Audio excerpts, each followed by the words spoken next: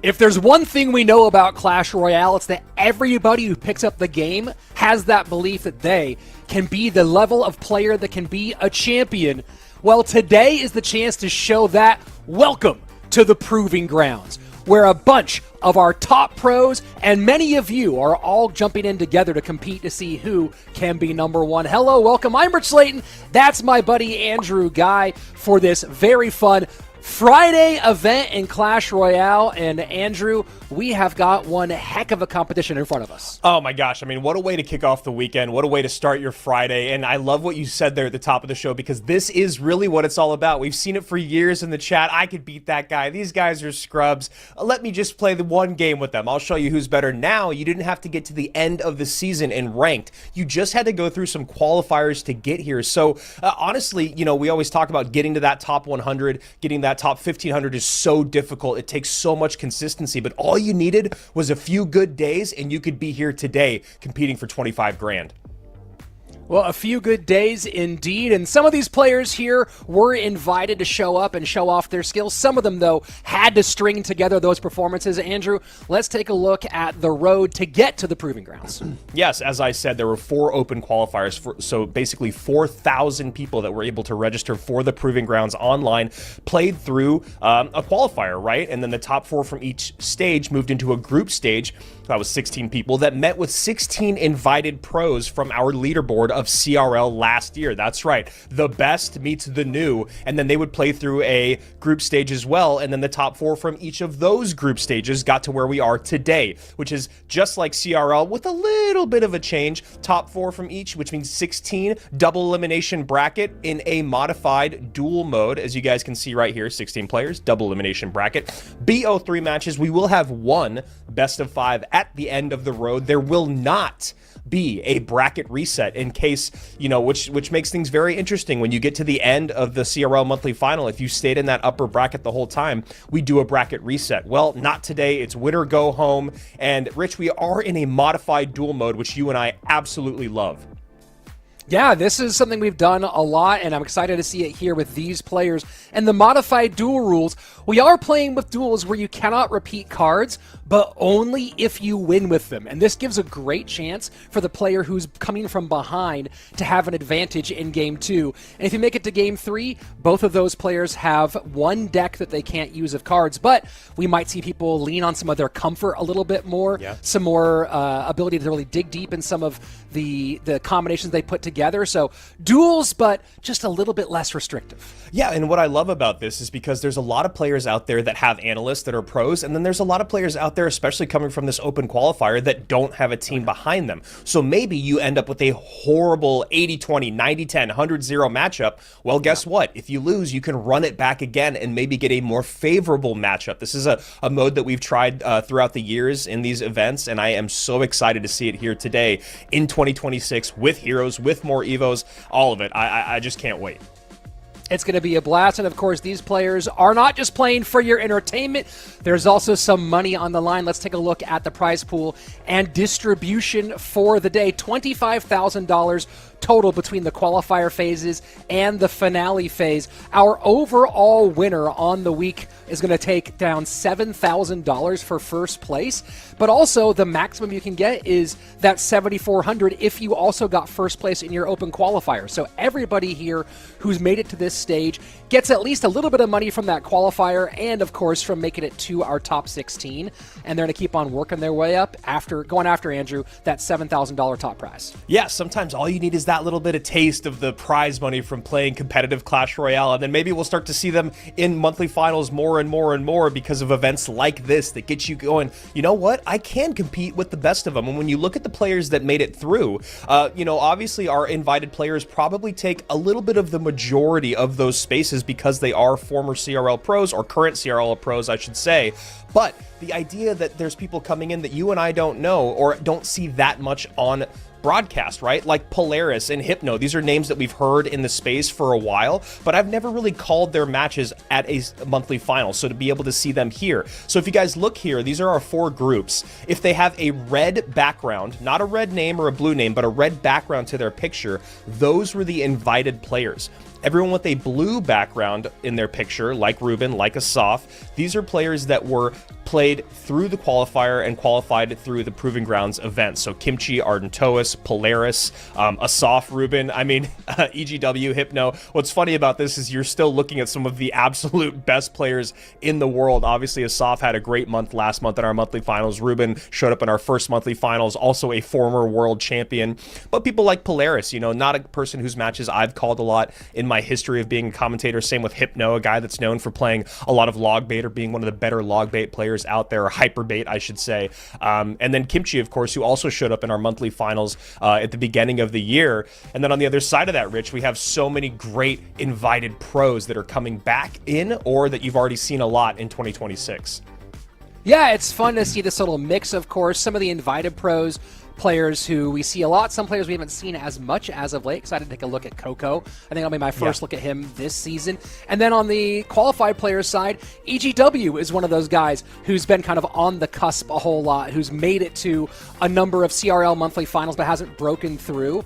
And he already made it to our first monthly final back to start off this season. Here he is in this competition going late. Maybe this is the year EGW with 16 qualifiers can make it to CRL Worlds. So lots of fun stuff happening today, and we're going to be here with you the entire time as we go through this double elimination 16-player bracket. Now, important, Andrew, for everyone watching at home, not every single match is going to be on screen as you've seen before in CRL. We take 2 days to do this sort of thing. It's only a one-day tournament here as we look at our bracket. We're going to be seeing one matchup from some of these earlier rounds. So we'll be taking a look at one featured match from this round of 16. We're going to see 10 matches overall today, including as we get towards the finale and towards those last matches. We'll be watching all of those critical ones near the end stages. Yeah, absolutely. I mean, as much as we'd love a 12-hour broadcast, I think it might be better for everyone. We got a Friday night ahead of us. You know, let's make sure we get, you know, to do more than just watch CR matches. But like you said, we're going to be watching a lot of them today. This is our first round lineup here. And we're going to start with Ruben and Sub at the very bottom of the list there. Really excited to see how that one goes. A former world champion, our current defending world #2 from World Finals last year. But as you guys can see, there's incredible matches there as well. SandBox and Ardentoas is great. Lucas and Asaf is great. Obviously, Mohamed Light has won both of our monthly finals so far this year, going to be going up against Hypno. That'll be a fun one. And then the battle of the 77s. I don't really know how that happened, but I'm okay with it. And then as you were talking about, EGW, a guy that's been showing up more and more in 26, going up against Ryley, a former world #2 as well. So as you guys can see, an absolutely stacked lineup. And also, as you mentioned, just to reiterate, don't worry, we will be seeing most of these players throughout the day, as long as they don't somehow get unlucky and get eliminated early on and we miss their matches. But for the most part, you'll be seeing basically all your favorites. Oh, yeah. And, of course, you can see as the bracket tightens up, some of the matchups we have potentially in front of us, assuming that people take care of business. It'll be very exciting. And, again, make sure you stick around with us the entire day today. And if you haven't already, subscribe to this channel, turn on notifications. This is Clash Royale's official page. You can find all the important stuff about Clash Royale right here when they do releases on new videos, when we see some TV Royales coming through. So make sure you don't miss a moment and stick around with us for this entire day. Andrew, you know, I'm gonna take a step away from the easiest of our prediction. Outside of Mohamed Light, who do you think is going to be? Let's talk about 3 other people who might be in the top 4. Yeah, I mean, taking a look at our bracket again, just thinking about what we have for us on the day. It'd be really interesting to see how obviously Ryley and Ian do. Ryley and Ian do, because they're 2 fan favorites. They've been playing well this year. Ruben's been showing up a lot. I'm gonna go though with Adriel. Adriel is just a stone cold killer. In month 1, it looked like he might just do the whole thing. He didn't quite land there. I think Sub is another great kind of. It's so funny we say dark horse pick. It's not a dark horse pick. He's again world #2, but he's just a guy that's kind of always under celebrated, and whenever I see him play, I'm always reminded of just how excellent he really is. Like you said, Mohamed Light is the easy go-to. These are also relatively safe picks, but I think I'm probably going to land on Adriel. I think that he is a guy that I could really imagine seeing at the end of our day today as the champion. What about you? Who do you have? Well, he's also on the other side of the bracket, and that's a big one for me, right? When I look at the brackets, Ian and Ryley are both on the same side of the bracket as Mohamed Light. Obviously, he might go down early, right? He likes to go down on the lower bracket, so maybe they both go. Doesn't matter. I like Adriel a lot here. I like Sub a lot here in the lower side of the bracket.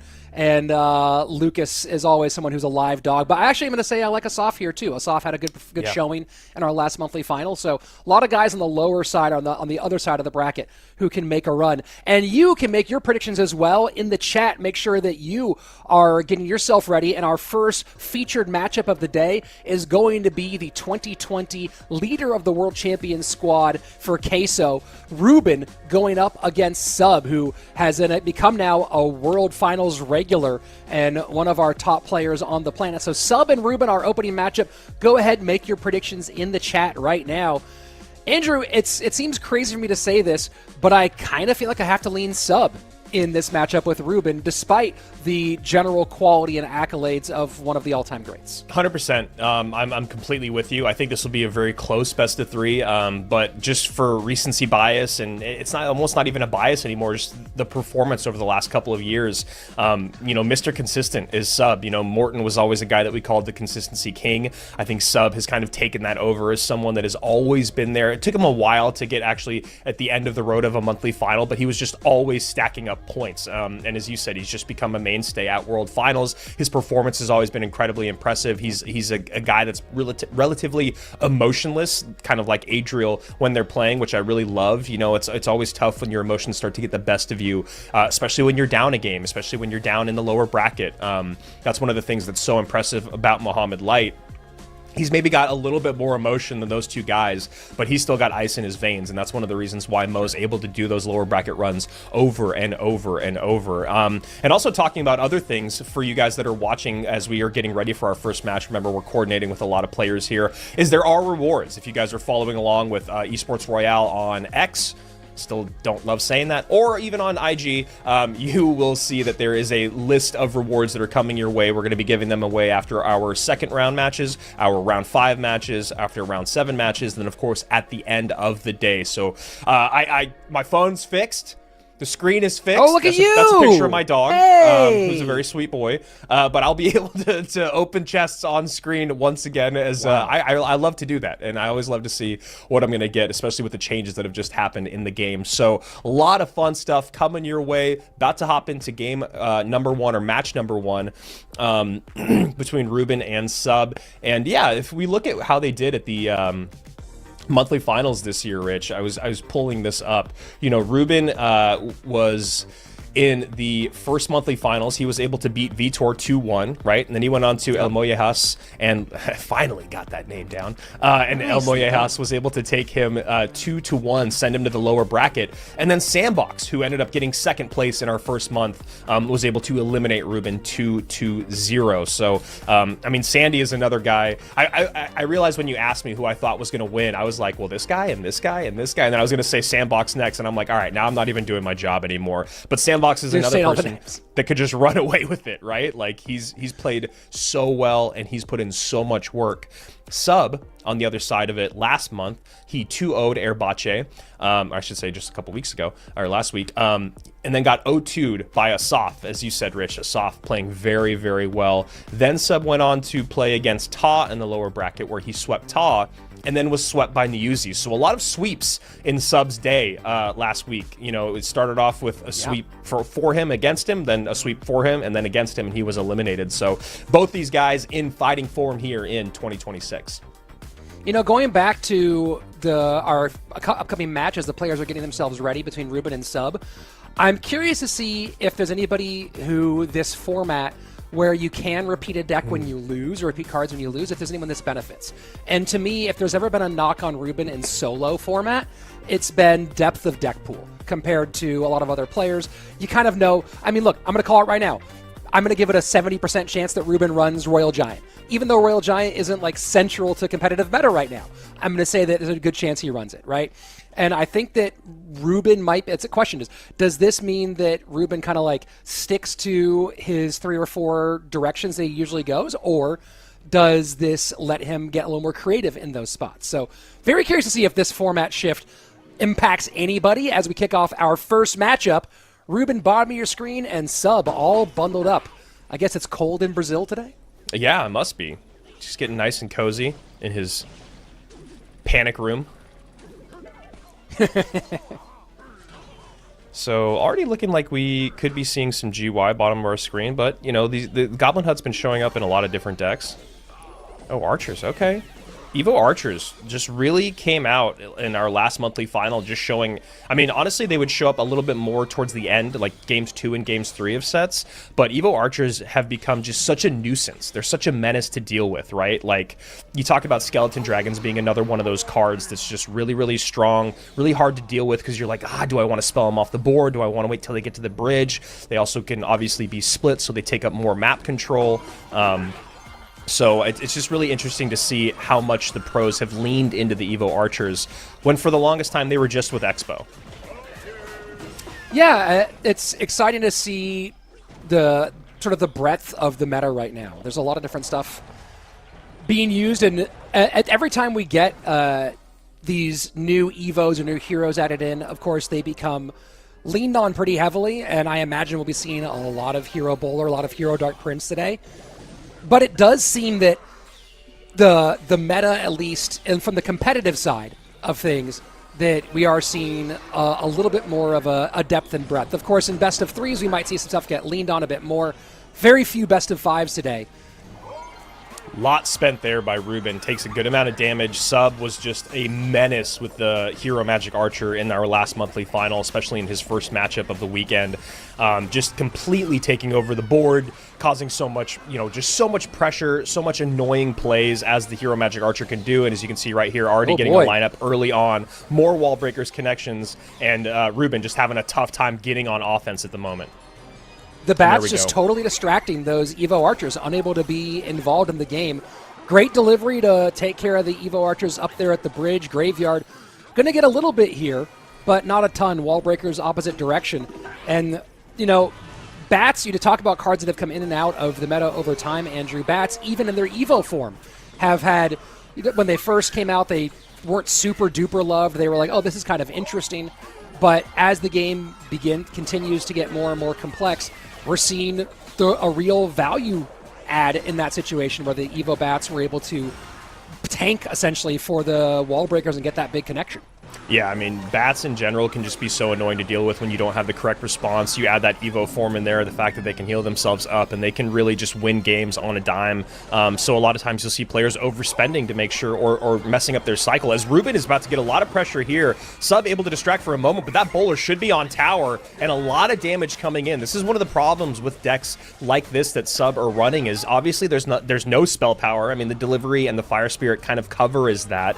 And then also, as the game goes on, especially against heavier decks, it can be really, really difficult to win those bridge battles. So, Sub obviously with a very, very strong lead at the moment, but Ruben is definitely gaining on him as only 90 seconds remain in this first game of the day. The world champ finally able to cover some wall breakers after giving a lot of connections or having to overspend a fair bit. Final 75 seconds, and Ruben is just fully committing to this right-hand side in every single way, not even worried about anything in the left. And he has time to get at least 3 more graveyards down, depending on how much pressure Sub can put in his direction. Yeah, it's just so tough for Sub at this point, in the sense of, you can't really go opposite lane. With the way that damage is going to come in, it's just not enough.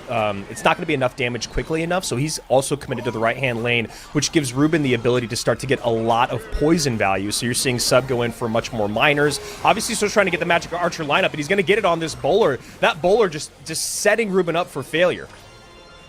And that's happened throughout this game, Andrew. Ruben has not been doing a great job of controlling the Magic Archer at the bridge. He's going to need to get a really serious couple of hits here. He has to defend one more push and not give up Magic Archer damage right here and get this graveyard in. That miner catch could be the saver for Ruben. Needs to catch it again. Goes to the inside, and he does. Ruben might be able to steal this, Rich. 181 has to get damage on tower. Magic Archer going for the lineup, not going to get it. Magic Archer goes back for the full shot. Poison ticking. Will it do enough? And it does! 89 to 114. Ruben narrowly avoids falling game number 1 and steals it in the final seconds. I just love what Ruben did in that game. I mean, he knows exactly how he can lose, right? It's miners getting on tower, and it's obviously the Magic Archer lineups. And there was a little bit of sloppy Magic Archer play or defense play earlier in that game. Problem is it's really, really hard to always be on top of the Magic Archer. With the hero ability, with the fast cycle, with the aggression from sub, thinking about the miners and wall breakers as well. There's just so many layers to it. But as the elixir starts to flow more quickly, that's when Ruben can start to kind of slow the game down or be played at his pace. As you mentioned, they're stuck in the same lane, so he's going to get poison value throughout. The thing is that at the end of the game, Ruben was so good at catching the miners. I think he caught 3 in a row at the end of the game. He goes to the back, he goes to the inside spot, which is notoriously the most famous spot when kind of the game is on the line or as the clock ticks down, because it's the most dangerous spot throughout the regular part of the game. So he catches those two. The very end, he makes sure he doesn't give another Magic Archer lineup, and he just goes, as long as I can get another poison on tower and not get another shot in, I will take this game. Beautifully played by our former world champion. Well, and I think that it's one of those moments where we talk about the beautiful play there on the end, and anytime you have a buzzer beater, it's because you had a path to get there, right? Sometimes it's two sides battling it out. Sometimes it's because someone let it get that close, right? The legend of, you talk about the Michael Jordans, the LeBron James, the Kobe Bryants, the guys who make those big shots in the NBA.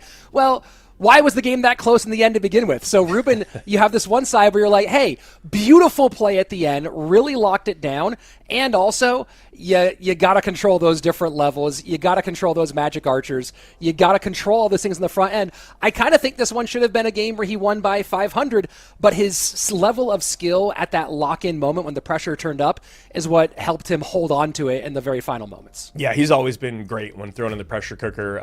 It's just to give credit to Sub, it's just so difficult to be completely in control of a game like that. That's the point of that deck, right? That Sub's playing, is to make you make mistakes, to make you feel a little flustered, and then you start to place things in bad spots that then allow those Magic Archer lineups. We've always talked about over the years decks that rely heavily on control, especially ones without big spells, are really, really difficult. And so obviously this is a deck that isn't quite like Miner Control, where it's very, very difficult to get damage throughout if the only way to get on tower is, your Miner plus a spell. But similarly, this deck creates a lot of aggression in single elixir, but as the game goes on, it becomes really hard to make up damage. And so when Ruben starts to take these huge swings and you're still chipping away, that's when decks like that are really, really tough, because your defense has to be absolutely perfect because your opponent's coming with more firepower, and then you still have to figure out ways to slip in those little bit of chips. And Sub did a great job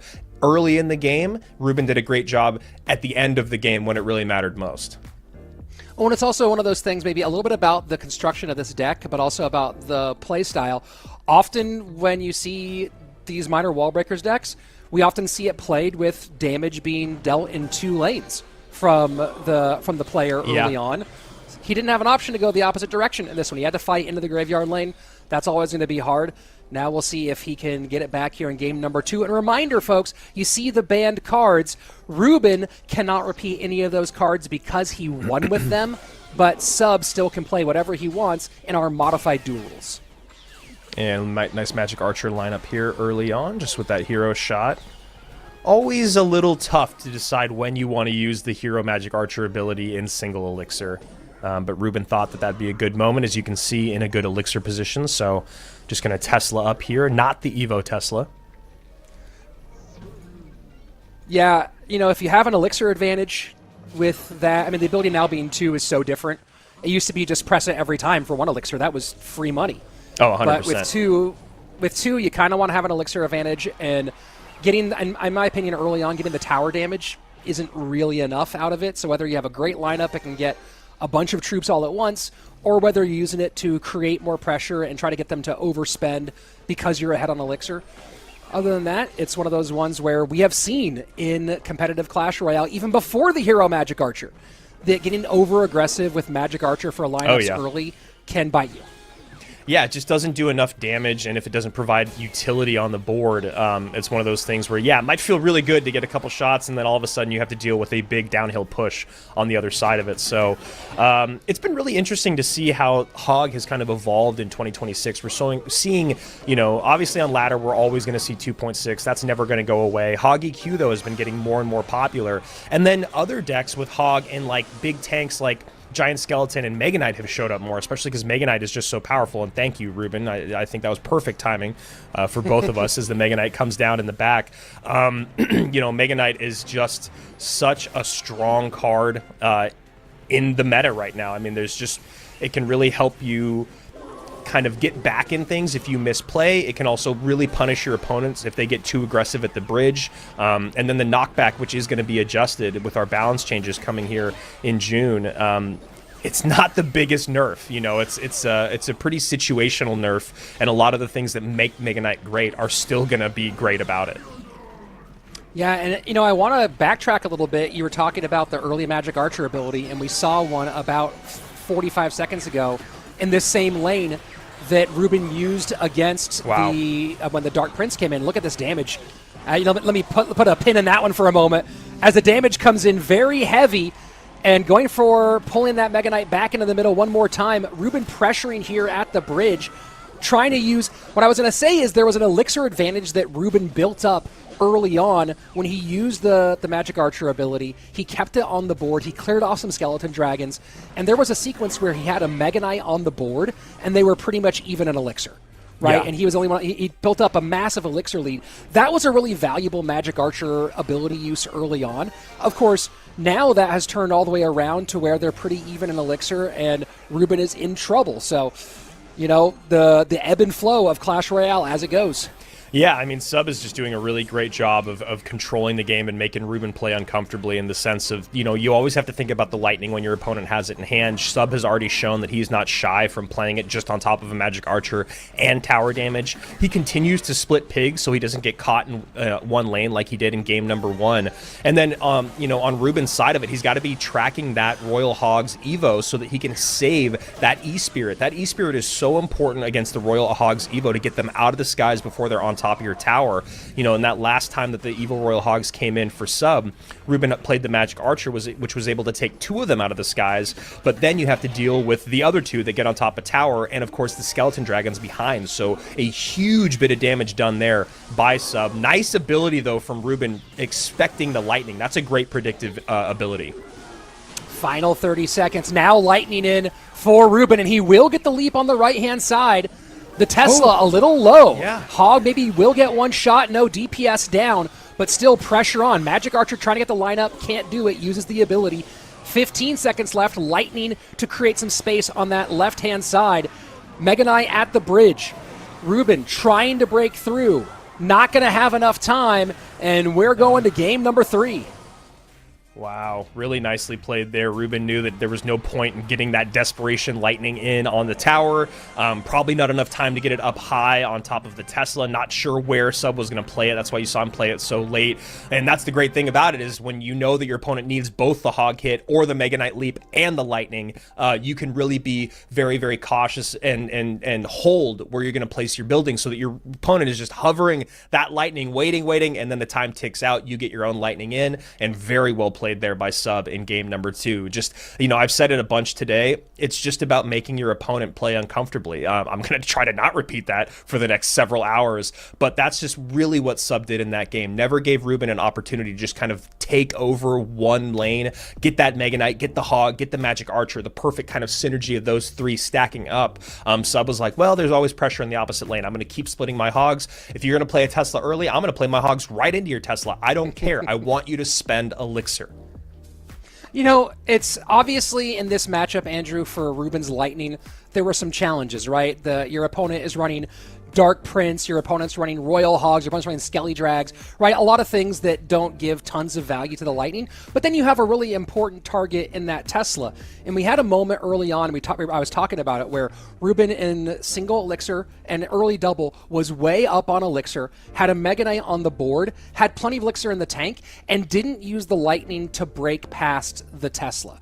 Are you surprised by that at all, or do you think he was more anticipating the MK being controlled anyway with the cycle cards? Yeah, I mean, that's the thing is the whole point of putting aggression out there to make it so the MK can't be supported. And then if you do end up spending an arm and a leg, all of a sudden, especially against Royal Hogs, your opponent can really punish you really, really quickly. I think the biggest thing for Ruben was just maybe not tracking those Evo Royal Hogs early on, because once that big bit of damage was done, then Sub gets to play much more passively, much more responsively, as opposed to trying to create space and try to avoid the Mega Knight. Once that Mega Knight was cycled early and the E-Spirit was played, I think Sub knew it's like, all right, I'm going to just send here full. I mean, because for the most part, we did see him split the Hogs over the bridge. That was one of the few times where he just went all in one lane, and that was basically what won him the game. And, you know, looking at some of the replay stuff here, and Ruben didn't get the Mega Knight out until we were in double elixir, so was holding on to it nicely. And now I'm looking back, he had played the Lightning just before he got that Mega Knight on the board. So Lightning wasn't available at that moment, and that you know, can give you some explanation. Oh, no, never mind. He had not played the Lightning yet. Lightning came at the end. So yeah, the Lightning of Sub was out. MK was on the board, and I guess he was worried about Royal Hogs being in the pocket, or being in the hand of his opponent. But, you know, now he has to go to game number 3, and now we get that real question, right? We've seen Ruben run. If we talk about the Ruben decks, Andrew, we talked about beforehand, Graveyard, Hog Rider, Royal Giant. Like, those are the 3 things that make up the Ruben deck pool, essentially. Does he have more things than that? Obviously. But 2 out of 3 things that we know Ruben for running he's played so far. Do you anticipate that he goes back to Hog? Do you anticipate he goes Royal Giant? Or do you think that we're going to see some other wrinkle from the 2020 World Champ? I'd love to see him go Mortar. I really would. Mortar's pretty good in the meta right now. Ruben's a great Mortar player, but a lot of Mortar decks out there. You know, Rascals, people are talking about a lot. Rascals and Cannon Cart, that combo with Mortar is still very, very strong. And again, with the modified duel mode, you know, he can't play the Bowler, which is Hero Bowler, which has been really popular with Mortar right now. I wouldn't love to see him go RG. I just think it's a little, you know, it's just a little too quote unquote obvious. I mean, the deck pool is so big these days that, you know, it could still kind of surprise you. Going back to Hog would be really interesting, just because these guys are so set in the regular CRL rules that Sub obviously will know that it's there, but will he expect him to do it? I love that pick. And as we are waiting for this next match to start, remember guys, we are always getting to matches as soon as they start. I do have some updates just because we have our bracket here. Mo Light was able to 2-0 Hypno, so him and Ian will face off against each other because Ian 2-0'd Kimchi, so that could be a great match for us to watch in round number 2, Mo and Ian. Coco 2-0 over Pedro, which I think, as you said, Rich, at the top of the show, you were excited to see what Coco's going to do here in 2026. Well, he played pretty dang well. Ryley 2-0 over EGW. Lucas and Asaf are in a 1-1 staring match at the moment. Their match, I don't think their next match or game has started yet. Ardentoas fell to SandBox. SandBox goes 2-1 over Ardentoas. Adriel 2-0's Polaris, and then obviously where we are right now with Ruben and Sub. So a lot of great matches so far.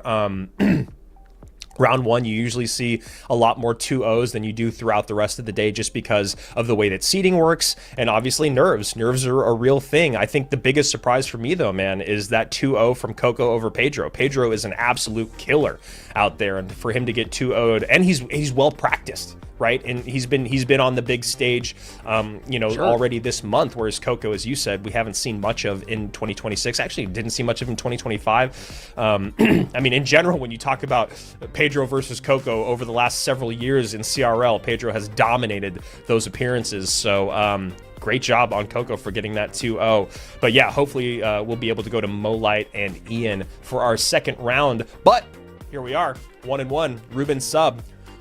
Winner obviously is going to stay in the upper bracket. Loser will be moving on to the elimination bracket where their life will be on the line. But, you know, I think these guys have played really, really well, both of them, with what they were given. So I'm curious to see. I think Ruben maybe got a little ahead of himself in game number 2. I would have liked to see him play just a little more passively, knowing that, you know, those piggies could punish him the way that he did, or be thinking about that Royal Hog Evo.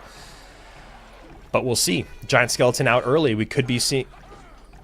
Oh, yeah, I was like, Maybe a balloon for Ruben. Yeah, could be Loon for Ruben. I was like, sub one game? Oh, no, never mind. He was just in the lead for most of game one and then lost. So as you can see, he's going back to some of those mainstays from that first deck that he ran. Remember, this is Modified Duel mode, guys. They can repeat cards that they lost with.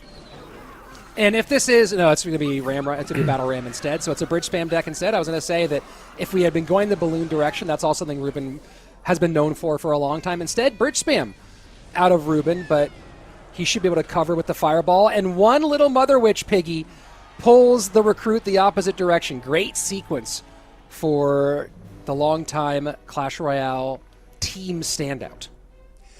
Yeah, that could have been a lot worse for Sub. Luckily, he does a great job getting that Berserker in front of those bats with the aggressive Mother Witch at the bridge. Feeding a Mother Witch 5-6 targets in single elixir, especially when you've just gone aggressive, is one of the most brutal ways to just kind of be losing the game for the next little bit. Sub was able to put a pin in that pretty quickly with that Berserker. An early Lumberjack in the back, used the Hero Wizard up top. So Lumberjack takes care of the Miner, and now we'll have some counterplay out of Ruben. Only at 5 elixir, not going to get super aggressive here. Instead, just going to let Sub respond. I want to see Ruben just sit back and chill until we are deep in double elixir, honestly. When he gets that big beatdown push with the Giant Skeleton in front, with the Battle Ram behind, and then with the Wizard tornadoing everything together, that's going to be a really tough thing to deal with for Sub. As you can see, there is a lot of cannon fodder for that for that Hero Wizard. Oh, and it looks like he's preparing Fireball to clear the Magic Archer, preparing to have both the Evo Lumberjack and Evo Battle Ram for the same push, which of course makes that so much more difficult to deal with. Hero Wizard Giant Skeleton? Okay. pulling all that together. Giant Skeleton, still scary. Even with the nerf to the death damage bomb, it is still just absolutely horrifying. Part of it's just PTSD from the last, forever that Giant Skeletons felt like you just lost the game immediately, but still, that damage comes in and you are in a lot of trouble. Smart play from Sub to load up the opposite lane when he sees the Evo Lumberjack come down, not let Ruben put pressure on that side. Miner to try to control in front of the Magic Archer. Bomb Tower, Magic Archer, both working on defense. Fireball Evo Ram looking to clear. Lots of pigs on there. Oh, wow. Doesn't have it. Doesn't have the elixir for it. Decides to go with a Lumberjack instead. But that was almost just devastating for Sub. Still an excellent amount of damage. Now under 2,000 HP on that left-hand side. Ruben's going to eat this, it looks like. Yeah. Just going to eat that very, very low on elixir. Has to save to get himself back up to close to even, but gives up the lead. Yeah, and this is a game where Sub has to be very okay with switching lanes. You do not want to get caught in triple elixir going in the same lane as your opponent with this type of deck. It is just, he's got the spell power, he's got the tankage, he's got so many ways to make your life really, really uncomfortable. And then Ruben on the other side of it is in a great spot where he can still pressure both lanes. He can still decide when he wants to go, where he wants to go, because of how quickly this deck adds up damage. Final minute, triple elixir flowing. Lead right now for Sub. Ruben needs to find out how to get on offense and how to prevent this connection. Holds on for the moment. Yeah, now that he's in triple, this is where we really have to see him playing aggressive, and it looks like he's going to go, all right, I'm going to try to build this game-winning push right now, and Sub can see it coming from a mile away, so how's he going to respond? Early bomb tower on the board so he can get around to the second bomb tower when that Evo Ram comes down. Both lanes right now for Ruben, giving himself options. Giant Skeleton behind the Evo Lumberjack. And there it is. And here we go. This is the push. And that Battle Ram, beautiful, beautiful defense, honestly. That was so cleanly played. Mother Witch trying to create enough pressure. Left-hand side is in trouble. 11:54. Keep an eye on that one. Fireball that direction should be the play for Ruben. Can he get it off in time? And it's not going to get there in time! By 30 HP, Sub survives to win the best of 3. Oh, man, that was just so well played by Sub. Able to keep up just enough offensive pressure to make it so his opponent didn't have the elixir he needed. A beautiful defense came in because, Ruben cycles that Giant Skeleton in the back on the left side with 50 seconds remaining in the game. And Sub's going to think, all right, is he going to go sell out in the left-hand lane? Or is that kind of a distraction? Like when you see like an RG cycled in the back, sometimes it's really about the RG or the Evo RG going in the opposite lane. So it starts to pull elixir out of your opponent because they're thinking long game and defense there. So Ruben cycles that Giant Skelly in the back. I think Sub just played a Magic Archer and he's like, all right, I'm going to see how this unfolds. I'm going to make sure a bomb tower is on the board already so I can get to another bomb tower. And then we see Ruben goes full aggression right-hand side. Sub has all the answers. He has the second bomb tower. He has the delivery. He's got another Magic Archer. And then again, just enough aggression to make sure that Ruben cannot get that fireball out a second earlier. Masterfully played by both these guys. Sub walks away with the dub. Yeah, I mean, that one was razor thin there at the end. And, you know, Andrew, when you look at the deck that Ruben ran in that last one, he had a choice to make. He had both the Wizard and the Dark Prince in that deck, and went with the Hero Wizard over the Hero Dark Prince. Going to have a little more defensive utility, a little more control out of that one, and not going to have the mount for that extra dual lane pressure, for that extra, hey, you got a Battle Ram to deal with and a Giant Skeleton to deal with. Oh, now here's a Giant Rhino running down the hallway. He didn't have that for him in those last moments of pressure. Obviously, you need the Hero Wizard is critical for the defensive side of things. So we talk about the complexity of the modern game, and little decisions like that, they can change certain moments as the game flows. Yeah, and then you talk about just, you know, Ruben, he goes Vines instead of Fireball. I think he was thinking that if the Vines came down, he could maybe create space for that Dark Prince and still get the Fireball off. Just a bit of a miscalculation there by our former world champion. It's just one of those things where he could have just Fireballed, but he went for just that little extra oomph to make sure he could take the dub, and then instead just ends up putting himself in a, he takes the L. So really well played by both these guys. Maybe a couple miscalculations by Ruben. But that all comes at the behest of, it comes from Sub, right? Just creating those mistakes. That's so much about those very, very fast cycle decks, especially the Wall Breakers and the Magic Archer. They make you take your focus off of the prize for a moment because you have to defend, and then you're kind of out of sorts. Maybe you're out of cycle. So really, really well played there. I'd love to go back and be able to see exactly, like, from Ruben's point of view, what was in his hand and when it was in his hand. Like, did he have to play the Vines as the cheapest card so that then he could get to the Fireball? You know what I mean? Well, and also when you think about this is Sub running the same deck back from game number 1. Right, and that's the exact same construction, and you kind of had not the exact same flow, but a similar situation where Ruben found himself maybe not having the right elixir. In this case, it was having less elixir rather than not having the right responses in hand. But it was just like in the first game where it was one big push that really blew up that right-hand tower. Same thing here. It was one minor wall breakers that really opened the game up and gave Sub his big lead and gave him a lead to defend, and he did it well enough to pull off the victory. Once again, very, very tight. So maybe we're seeing this deck as a bit of a kryptonite for Ruben as he starts off his day at Proving Grounds. Yeah, and I love to see the matchup, on paper there, because we've talked for years about, well, the matchup for the general public is not always the same as the matchup for the top 1%.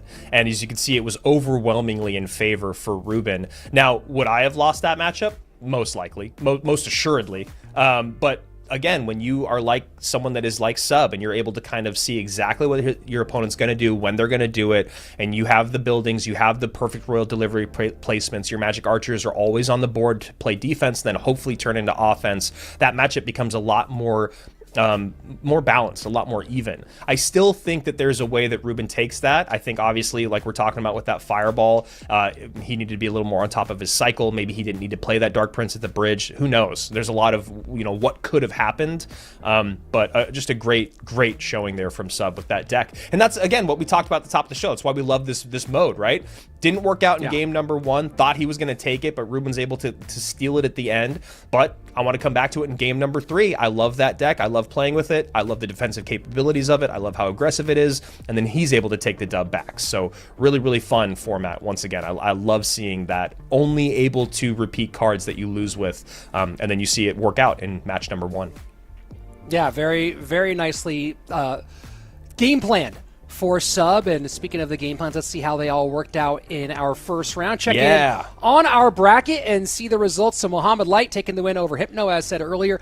Ian and Mo coming up here in our second round. Lots of fun to watch. Coco and Ryley both moving on to that next round. Lucas taking the game 3 against Asaf will face off against his longtime friend SandBox, and then Adriel and Sub. I mean, this basically, Andrew, looks like it could be the second round at World Finals with the players we have there. And then you can see down in our lower bracket, a lot of guys facing elimination. We'll be checking in on those results here as well. But nice win for Lucas, who we haven't seen as much this season. Yes. Seeing him here today. Let's take a look at our predictions, and we have a great match coming your way. You guys are all asking for it in the chat. Where's Mo? Everyone loves Ian. Well, guess what? We were all 1-0 in our predictions in round 1. Me, you, and the chat. Look at us rocking our glasses. Yours are a little bit cooler than mine. And then we're going to go into our second round of predictions. So again, make sure you guys are getting those votes in. I believe they are over on Twitch. If you want to make sure that your vote counts, that's where you can vote for Mohamed Light versus Ian. That is going to be such a fun matchup. I mean, that's exactly what you want to see. 2 world finalists in 2025. Obviously, one of them had a little bit more success at those world finals. But, you know, if I'm Ian, I feel pretty dang good about how my world finals went. You know, we saw him in Finland in 2024, and he said it to us, to our face. I'm going to be at World Finals in 2025. He was. We had it here in the States, in Atlanta, at DreamHack, and man, that must have just been so fun for Ian to see all the fans come out. I mean, when he got eliminated, he had a line of like 50 plus people just waiting to get signatures and to talk to him. So, you know, you don't always win the tournament, but sometimes you win the day. And I feel like that's exactly how Ian felt at our World Finals last year. And now we get just a phenomenal round 2 matchup here at the Proving Grounds. Yeah, and I was thinking the exact same thing. And in that line, he was there for a long time, signing every single autograph, talking to every single person, taking every single picture. So it was definitely a great homecoming for Ian. And now he has a matchup here as I think he's the home team, technically speaking. Let's go ahead. We're getting our matchup for Ian and Mo here in a moment. And let's talk predictions. Oh, no, we're going. Oh, well, those aren't their pictures, but we'll get them up there here in just a moment. But I mean, Andrew, I think I'm going Mo. I mean, it's just Yeah. impossible to vote against him. Yeah, me too. But and again, I want to talk about this. I saw someone on the CR subreddit talking about, hey, it was 90. I can't remember what matchup it was, but it was Mo against somebody this weekend, and they said it was 92-8 was the voting. And they said Mohamed's not going to beat him 92-8%, and that's not how the voting works. We're not saying you and I are both picking Mohamed Light, but I'm giving Mohamed like a 60-40 overall in my pick here. I'm not giving him a 90-10 or a 100-0. So, yes, I think we'll see what you're voting here at home, but y'all, that's how polls work. They don't tell you the likelihood; they tell you who's picking in a binary 1 or 0 conversation.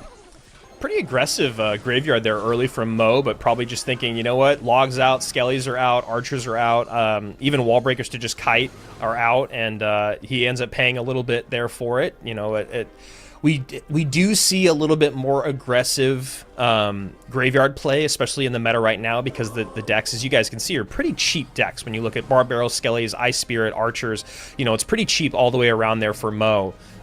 So he goes aggressive, but he ends up taking a shot there from that Hero Dark Prince Rhino. Well, I wonder how much of that also is that with the change in graveyard, you now know you can get a certain amount of damage versus the former version of graveyard. So I wonder if that impacts the current more aggressive graveyard play at all.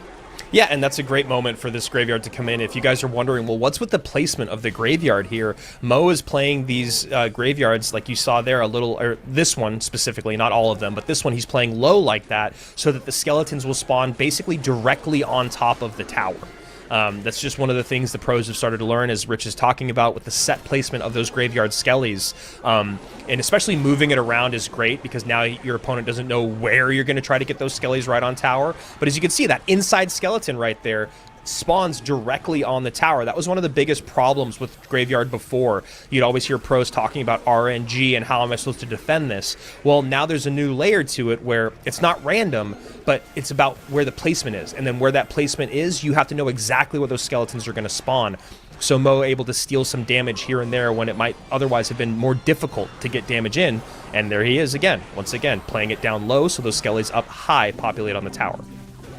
Sudden death overtime, and the lead gonna shift over to Mohamed Light as he gets just a little bit extra as Ian is thirsting for Elixir and forced to respond late. Yeah, I mean, this is a tough spot for Ian to be in. I mean, he's really relying on these hero Dark Princes and obviously the minor poisons, but going in the exact same lane can be tough. It's that get on tower? It does not. Minor poison, a lot of times you do want to go same lane, but going against a fast cycle graveyard poison deck, it can be really, really tough to keep up. Getting 100% coverage on those skellies every single time is going to be very, very difficult. 15:06 to 17:17, entering the final 80 seconds of play in game number 1. Miner going to go to the back, but Tesla will help cover. Still damage in with the poison, and now it's Mohamed's chance to reply. Yeah, just a straight naked graveyard there. Ian sets the line up high with the Tesla, but Mo just goes, all right, graveyard poison, and I'm in the lead. You need to get miners on tower and your poison. I'm going to get graveyards on tower and my poison. Ian needs something else to connect here, and that wall breaker almost does. Graveyard in again with the poison, 44 seconds left.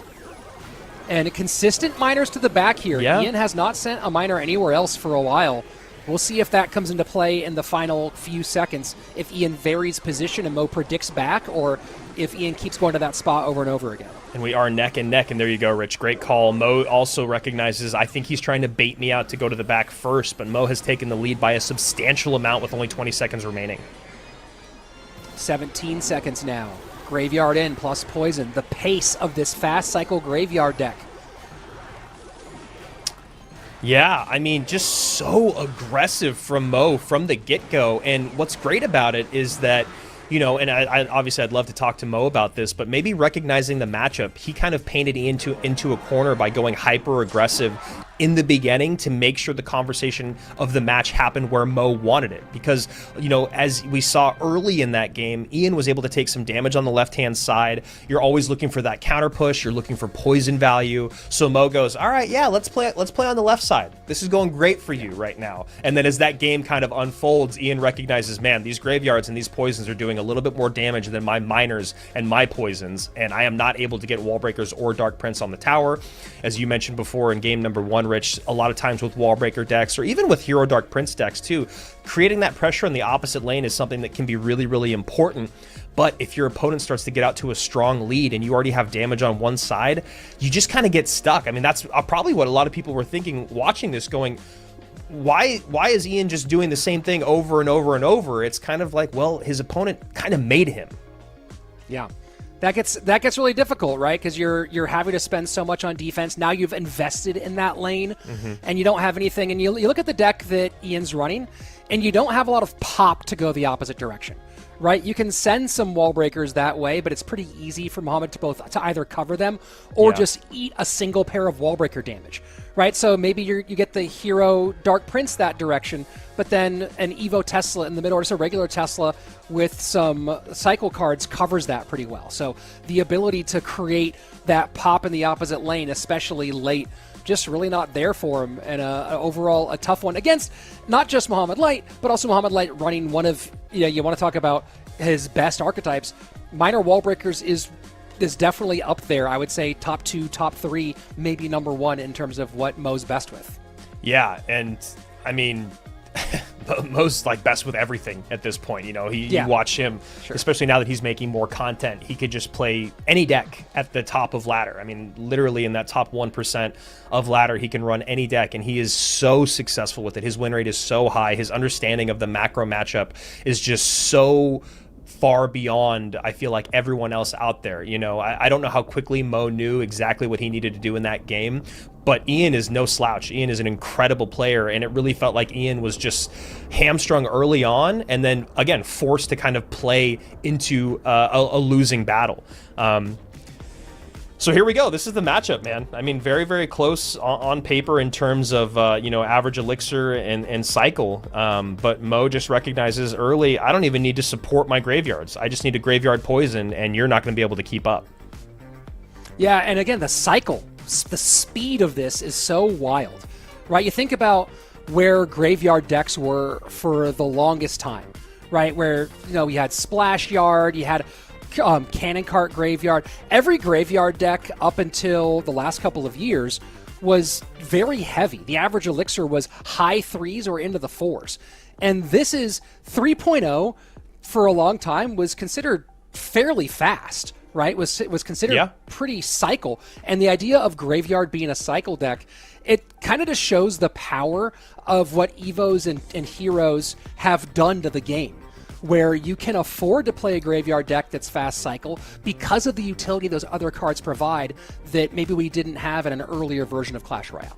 Yeah, and if you're a Graveyard player, I mean, that's a masterclass on how to be hyper-aggressive with a Graveyard deck that is this fast cycle, still be able to play defense. You know, we didn't see any Barb Barrel Graveyard combos, really, throughout that game, right? That's kind of like what a staple of Graveyard was. That's why Barb Barrel and Graveyard synergized so well together. But as you saw in this, Mo goes, all right, Graveyard Poison's probably going to get the job done. I need that Barb Barrel every now and then to play strong defense, especially against Evo wall breakers, recognizing his situation and just really just running home with it. Obviously, guys, we're going to hop into the match as soon as we can. We need to let them pick their decks. I'm sure that they're both thinking pretty hard, especially Ian, about what he's going to do next here. I saw people also asking, what is the Proving Grounds? Well, the Proving Grounds is a third-party tournament that we are in right now. It started off with 4,000 players from around the globe being able to compete to be in a group stage against 16 invited pros. So 4,000 players. Yeah, yes, thank you. Shout out to our producer Tasty Bacon, absolute beast here. Open stage, so there was 4 qualifiers. We'll get to that in a minute. The game is much more important. And here we go. So you can see Mohamed Light not able to repeat the pieces of that Graveyard deck. Ian still has everything available. You cannot use cards you've already played, but you can use cards. You can't use cards you've already won with, but you can use cards that you have not yet won a game with in that given match. So now Ian may be going, all right, Graveyard worked for you. Maybe it can work for me, if that's what we're going to see here. Evo Furnace still just so strong in the game.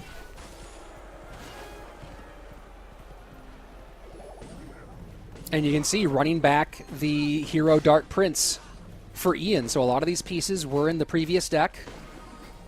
Yeah, and Mo looking like he's going to Royal Giant. And there you have it. Good call. A classic Royal Giant combination that we in 2019 for a content piece called Fish Go Boom, the Fisherman and the Hunter. I don't think that one caught on, Andrew. This setup of Mo's like faraway camera it's grand. I love it. It looks awesome. I'm trying to figure out what's happening on the right hand side. Are those just pillows, or is there like an extra chair leaning up against the side of that couch? Yeah, if those are pillows, I would like to feel how soft they are. But here we go. Mo goes. You know, we talk about Graveyard changing. Royal Giant obviously changed a lot when the Evo RG came in. Just a lot more aggressive RGs in single elixir, and you see Mo spending just a little bit extra there on that right hand side to make sure those fire spirits don't connect. Evo RG in, looking to clear the Tesla. Ice This is Spirit gonna get to a shot. slow. RG might get one, yeah. Wow! It Gets the two! second. Unbelievable. That's huge. Yeah, that is absolutely huge. I feel like Ian was just like, how much more do I need to spend on this RG to get it off the board? And there we go, the good game call. And I saw someone say, call out duplicate card in the chat. This is not traditional Clash Royale League duel mode. This is a modified duel mode where you cannot repeat cards that you've won with in the best of 3. So, as you can see, only Mohamed Light currently has banned cards.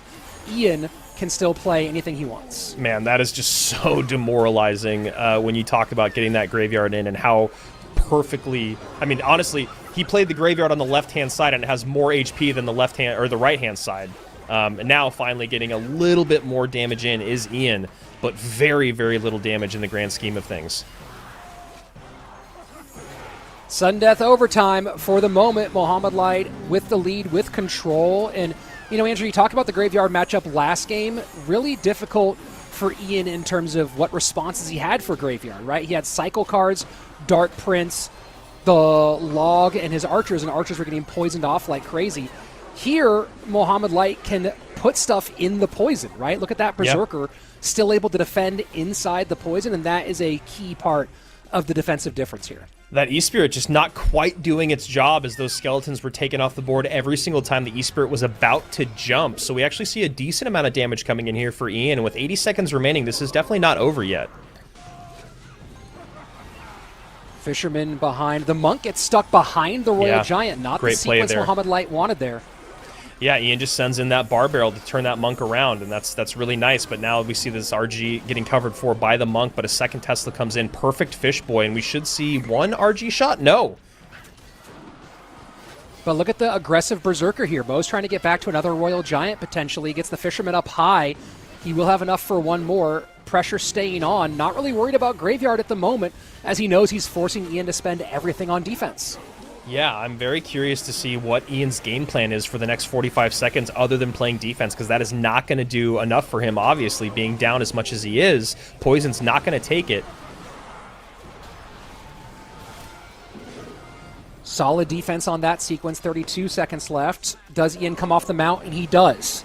Oof. Not going to be enough, though, easily cleared. Yeah, I honestly think that might be the end of the game right there. That extra little bit of elixir spent and the damage that he's down already, Mo Light can be pretty much in the driver's seat for the rest of this game. Sometimes the best defense is a good offense, and here we go. That Monk chip damage is going to be more than enough with the Fireball and the Log, as we see Mo Light defending. Ian taking a swing, hoping he can catch Mo flat-footed. Not going to happen. Fireball to pad the lead. Defense held nicely, and Mohamed Light takes a pretty clean 2-0 against his longtime friend and rival Ian. Yeah, man. I mean, that's just Mo Light doing Mo Light things. I mean, just so well played throughout the game. He was relying on some couple early RG shots. I actually really liked, you know, again, I always want to talk to Mo about what he's thinking, but you know, we saw him get pretty aggressive with those Royal Giants in single elixir, and then the rest of that game was really about spell damage and Monk reflection. If you get those RG shots early in single, then that idea of Graveyard overwhelming you late in the game isn't really a factor, because you're not having to get back on offense. You can kind of get on offense when you want, just to pull elixir out of your opponent so they can't get a big Graveyard push in. But otherwise, if you get that Monk across the bridge and reflect, and you're getting your spell damage, or as we saw there at the end of the game, he still had the Fireball Log. It's just one of those things where how is Ian ever going to catch up? Mo Light can defend, as you were talking about, with a Berserker, with an E-Spirit. As the game went on, we saw a little bit more spent in that poison, a little more freely by Mo. But just great stuff done by our world champion. It's really hard. You know, we saw how hard it was to pick. In game number one's always difficult to pick. You're picking based off of, at this point, especially at this level, you're picking more based off of you than them, and sometimes you might be trying to get really into it and go, okay, well, I think they like to do this in game number 2 and save this for game 3, but everyone's too good at this point, so you're trying to cover everything, and Ian got caught not having coverage for Graveyard in game 1, and then Mo had perfect coverage for Graveyard in game number 2, so Ian's still alive, going to go down to the lower bracket where we are starting to get some results, Andrew, in our lower bracket. And so some updates for you. Kimchi knocking out Hypno. So Hypno now done for the competition. EGW 2-0ing Pedro. Pedro is knocked out here early. Ardentoas 2-0ing Asaf. Asaf is done. And Ruben staying alive against Polaris. And now we're going into Sub versus Adriel, who are currently in game number 2. Yeah, this is a great one. Adriel in the lead so far, at least in this set. Down in this game, though. And we see, again, that Graveyard placement changing up. It's just so interesting. You see it for the first time, then you see it a lot more after that. You know, it's always fun to see how these pros kind of adapt to the changes that happen in the meta, but not just the meta. Same with balance changes. And that change of Graveyard placement has definitely evolved as Graveyard has been changed. Monk waits for a while to activate. Sub being very patient there and forcing Adriel to spend a mid-bridge poison to clear everything off, which is certainly not where he wants those poisons going as we get this close to triple elixir. 15-19, 17-63. Looks like this is going to be a left-hand conversation as we see some more Monk chip damage come in. I see Emmer1705 in the YouTube chat saying, is this live? Well, there's your proof right there, Emmer. This is live. We are happening right now. It might be on a slight few second delay going to you guys on YouTube. That fire spirit from the furnace just jumps. Furnace stays alive just long enough to spawn one more fire spirit. It jumps on all those piggies and takes them out of the sky. Just not what Sub wanted there. He needed to make sure that furnace was off the board first before sending in those piggies. They would have been a lot more threatening, and now we can see the game kind of slipping out of his control as Adriel has taken the lead, and Sub takes it right back with that lightning. 25 seconds left. Adriel does have Graveyard and Poison both available and just gets them both down early. Was he a little early with that Poison trying to predict the Archers as Sub counter-predicts to the inside? Yeah, Sub's been going to the back with the Archers every single time, or at least as much as we've seen, and there they are in the back once again. But he goes up high that time, and it works out pretty well. Now Sub trying to steal it with the Lightning, but Adriel going to push this... Oh, excuse me, Adriel's going to take this set 2-0. What a great work from Adriel at the end. And Sub, very smart move with the variation on the Archer placement to try to defend against that Graveyard. But we talk about offense, the best defense being a good offense, Andrew. We saw it here again. Yeah. The Graveyard Poison cycle happening late game, not letting Sub have enough elixir to both defend and get 2 Lightnings down or get any sort of real offense down at the end.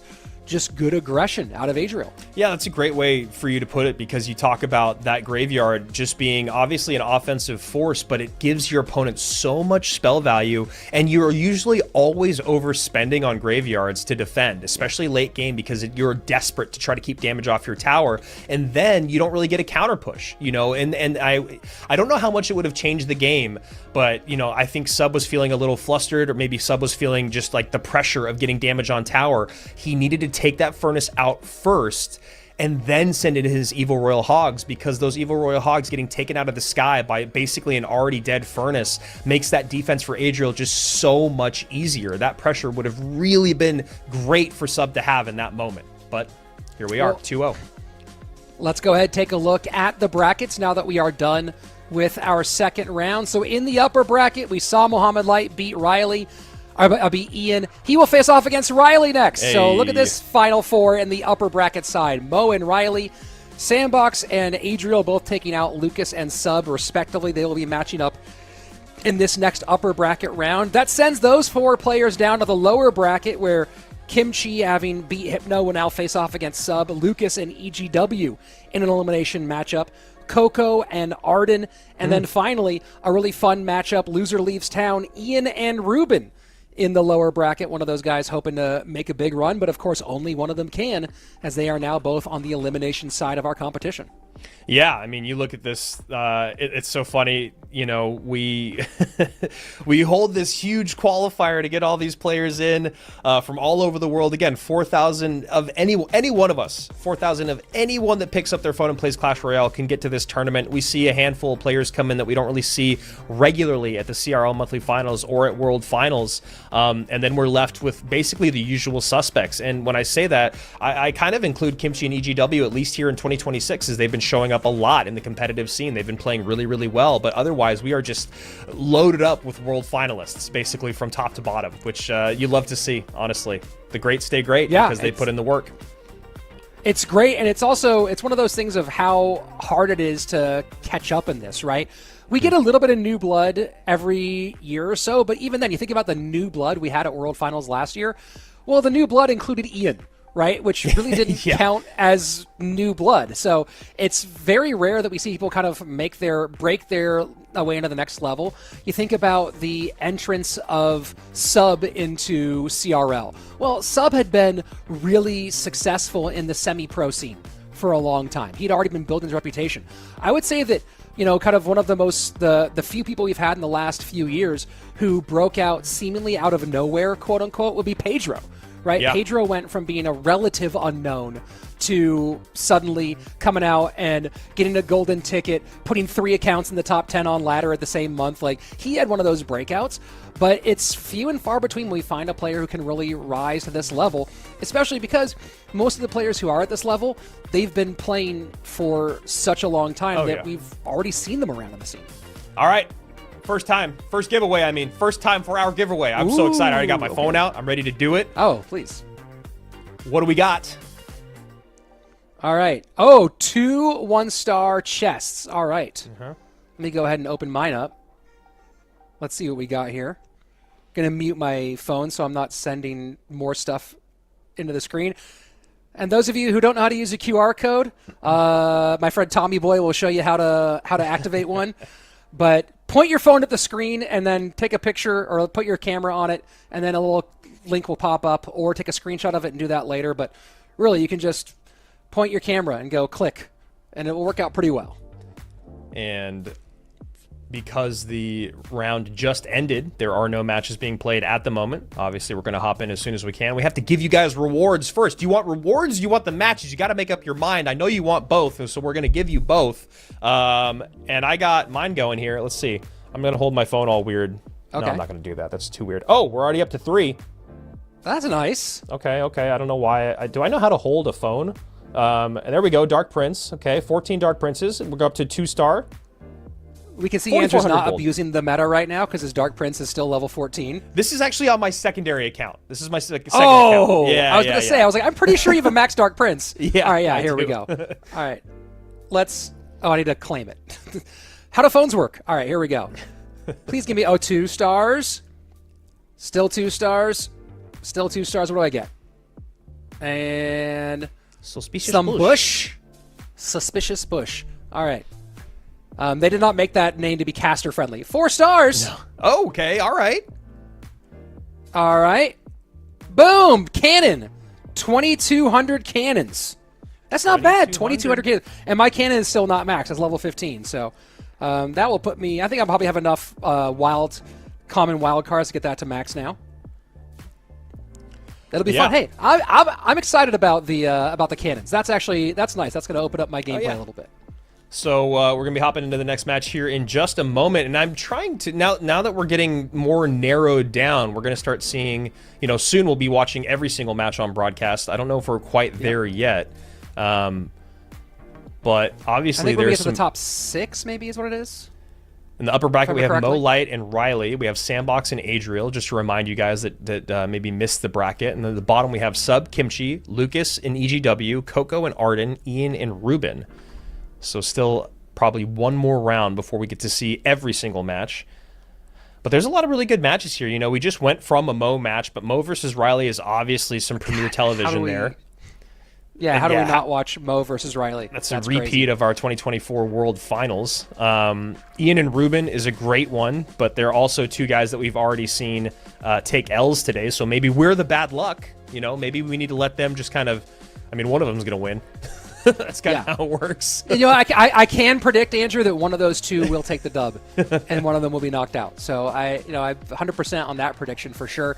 And a match will start as soon as our players are ready, everybody. We have to give them time to build decks. We can't make them press play. But as soon as they are ready to go, we will have our matches on screen. And yes, we are not showing every single match in these earlier stages, but as we get to the later stages, to the real serious, we're going for our Proving Grounds champion. We'll put those on. And yes, this is not Clash Royale League. CRL is the official Clash Royale professional competition, but this is another fun event that gives you a chance to see some great Clash Royale, opens up opportunities for players to compete more, and just gets us all together having a great time with our favorite game. So Proving Grounds, one of the many non-CRL events throughout the year here in Clash Royale, and we're excited to do it with you.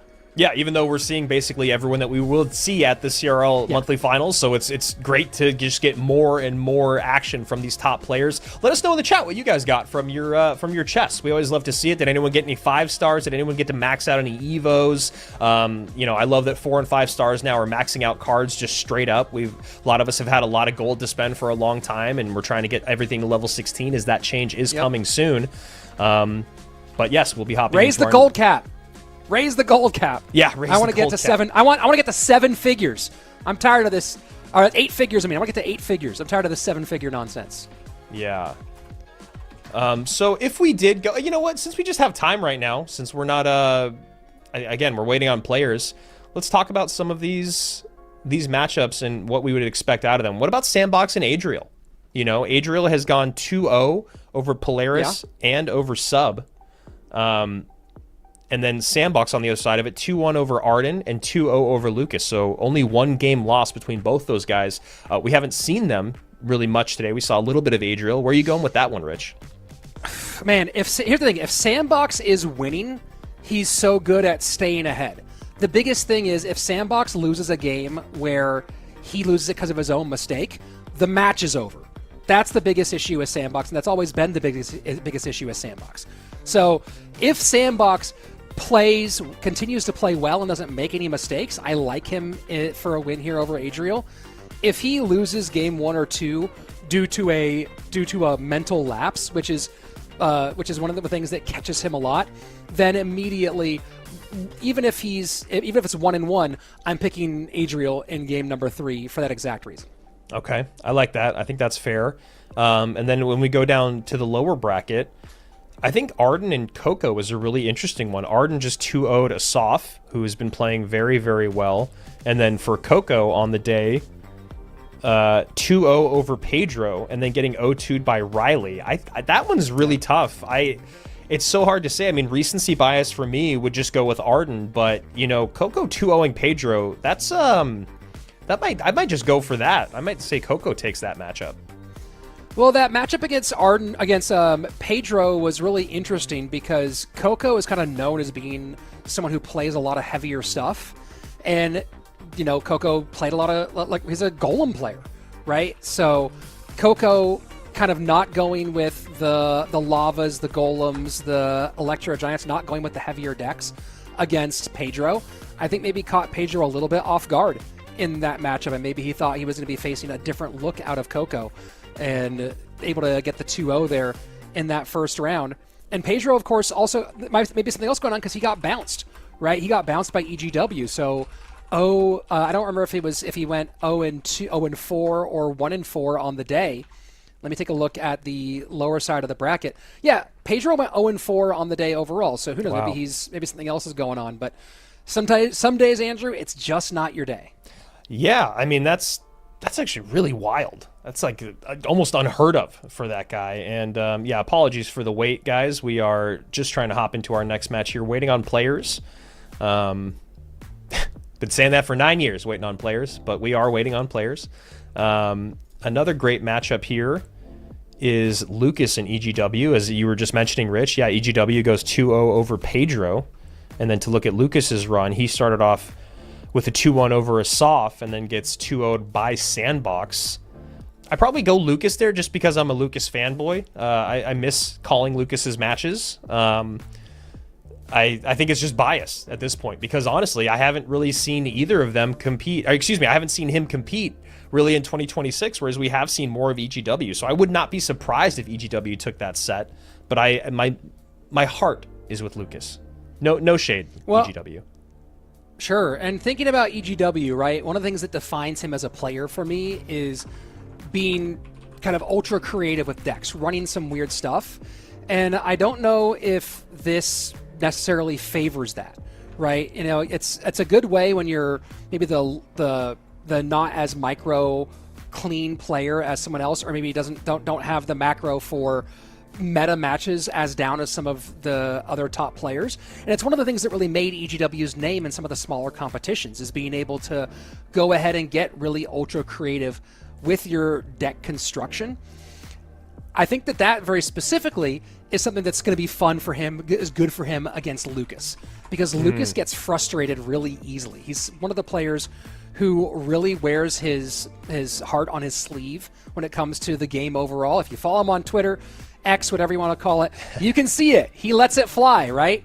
One of my favorite follows in all of the Clash Royale Maybe space. The best one. Maybe the number one follow. And Rich, we do have our next match confirmed. It will be Molite and Ryley, so the wait is definitely going to be worth it. This is going to be a very, very fun one. And that should be getting off here in just a couple of moments. So don't worry, Mo versus Ryley coming at you in just a second.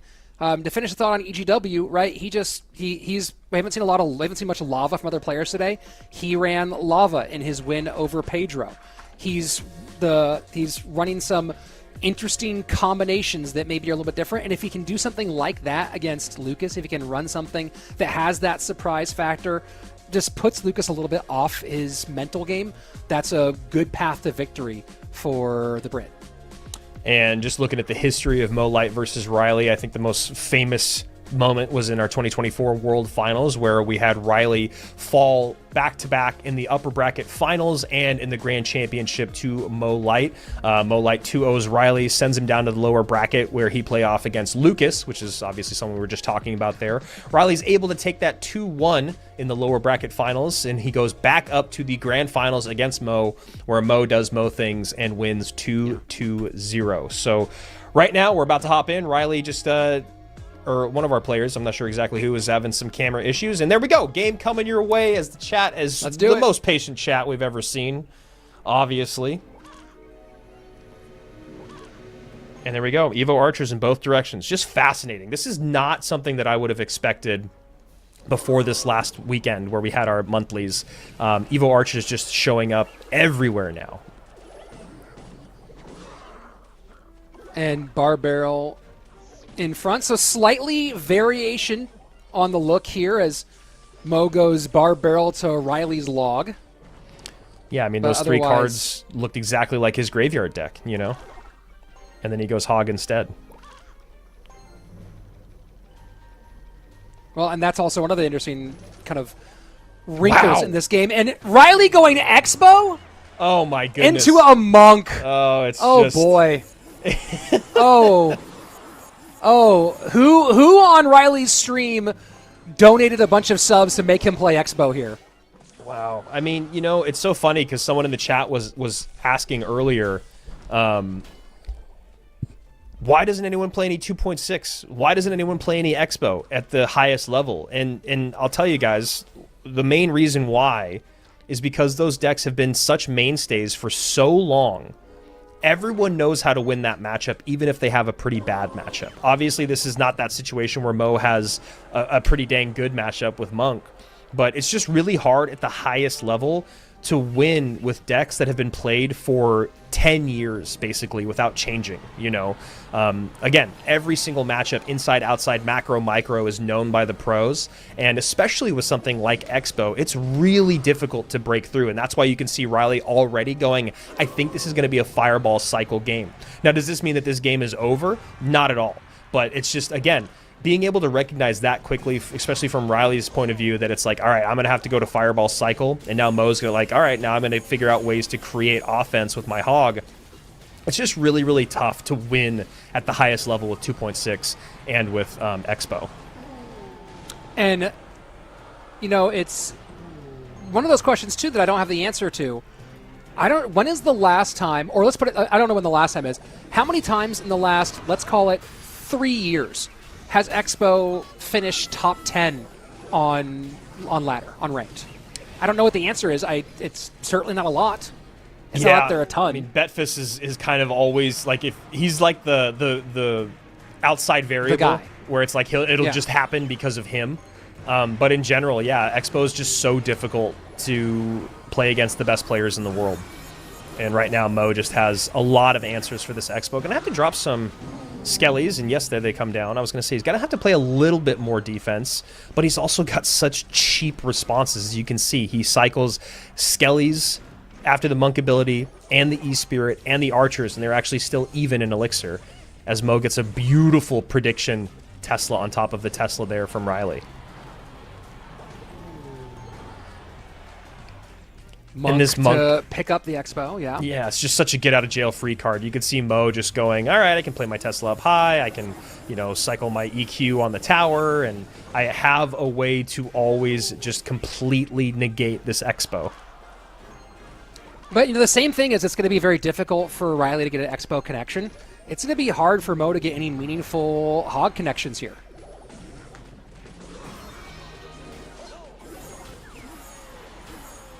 And we're seeing the damage right now for both players is, you know, mostly Fireball and Log for Ryley, mostly Reflections and Earthquakes for Mohamed. Late Tesla easily controls the Hog. Mo with the lead in the final minute of gameplay, 1933 to 21:42. I love that Ryley did start cycling Fireballs so early, and then also is still trying to get Expos on the board. And now we see Mo trying to predict that Tesla, Bar Barrel actually comes down a second too early. Prediction actually too early there to actually hit the Tesla, but now a second Hog Rider comes in and another Tesla out on the board by Ryley, 1774 to 1935. Fireball obviously more damage than the EQ.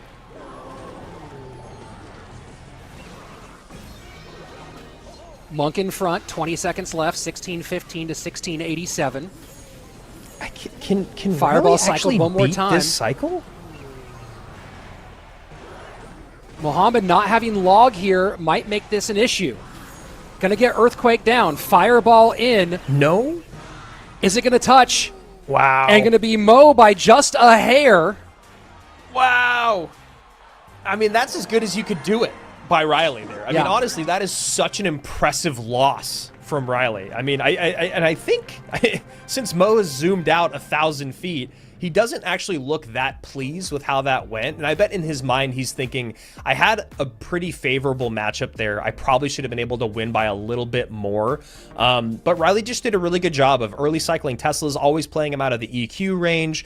There was that one time when Mo double cycled Hogs, Ryley double cycled his Teslas. And then I actually really liked that Ryley kept playing his Teslas up high over and over and over. And then Mo goes for the prediction. And then Ryley plays that Tesla a second later, a split second later. And so it actually misses the Bar Barrel and then still pulls the Hog, which is just really, really great stuff from both these guys. And, you know, I watch both their content. It's really fun to hear what they're thinking as they're doing it. And I imagine that's probably what Ryley really talks through his moves. I guarantee you he's like, well, Mo's going to predict my Tesla this time, so I'm going to play my Tesla a little bit late to avoid the Bar Barrel, and now I'm going to be back to my second Tesla when he gets to his second Hog. And that's exactly what we saw. So just a masterclass from both these guys, especially Ryley having to play through that Monk. Yeah, I mean, that was really well played on both sides. And you thought for a moment there that the Earthquake alone as the direct damage for Tower versus Ryley having Log and Fireball might balance those things out. But in the end, it's Mo able to hold on and get things done. And you talk about the difference between Expo on ladder and Expo in competitive, right? Yeah. Where Expo on ladder, and there's a couple guys, you know, you talk about Betfist getting in there, and Expo makes some appearances at the top end of ladder. You're talking about, like, when you look at Betfist, who, you know, massive one trick on that deck.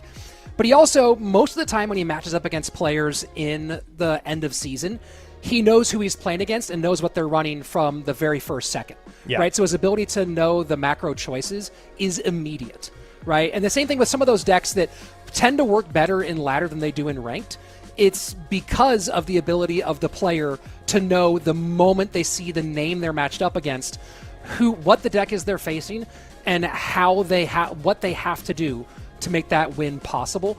Whereas in competitive, you might, you can call a deck sometimes from the first 2 or 3 cards.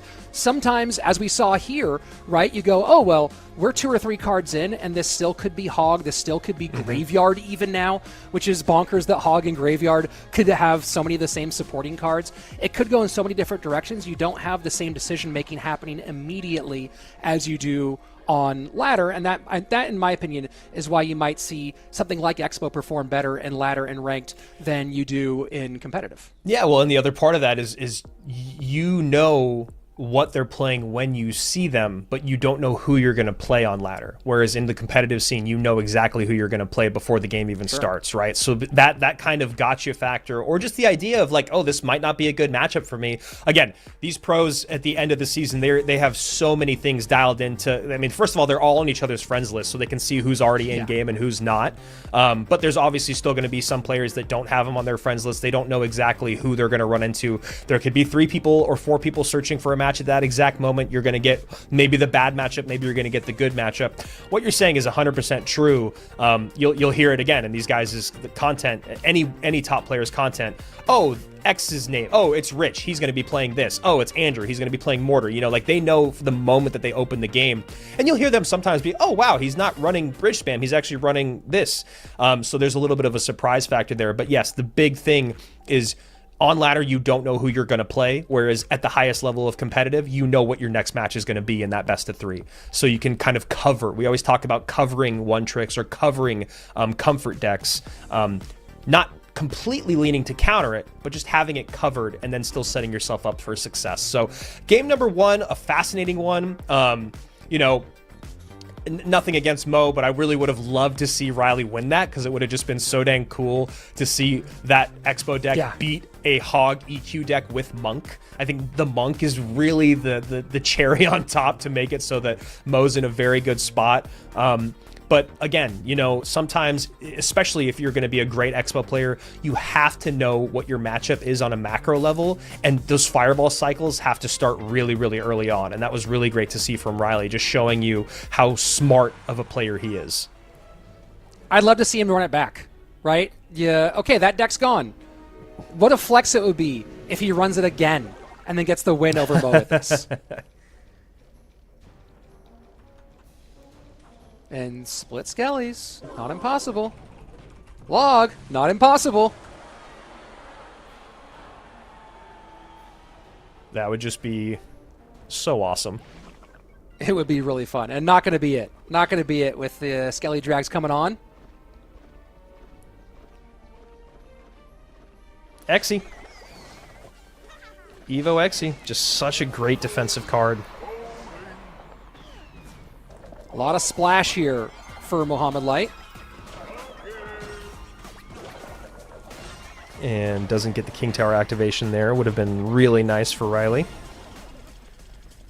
Good early damage for Mohamed. Bowler Exy Drill and a nice NATO lineup here. And Ryley not going to be able to do much about it other than just eat the damage.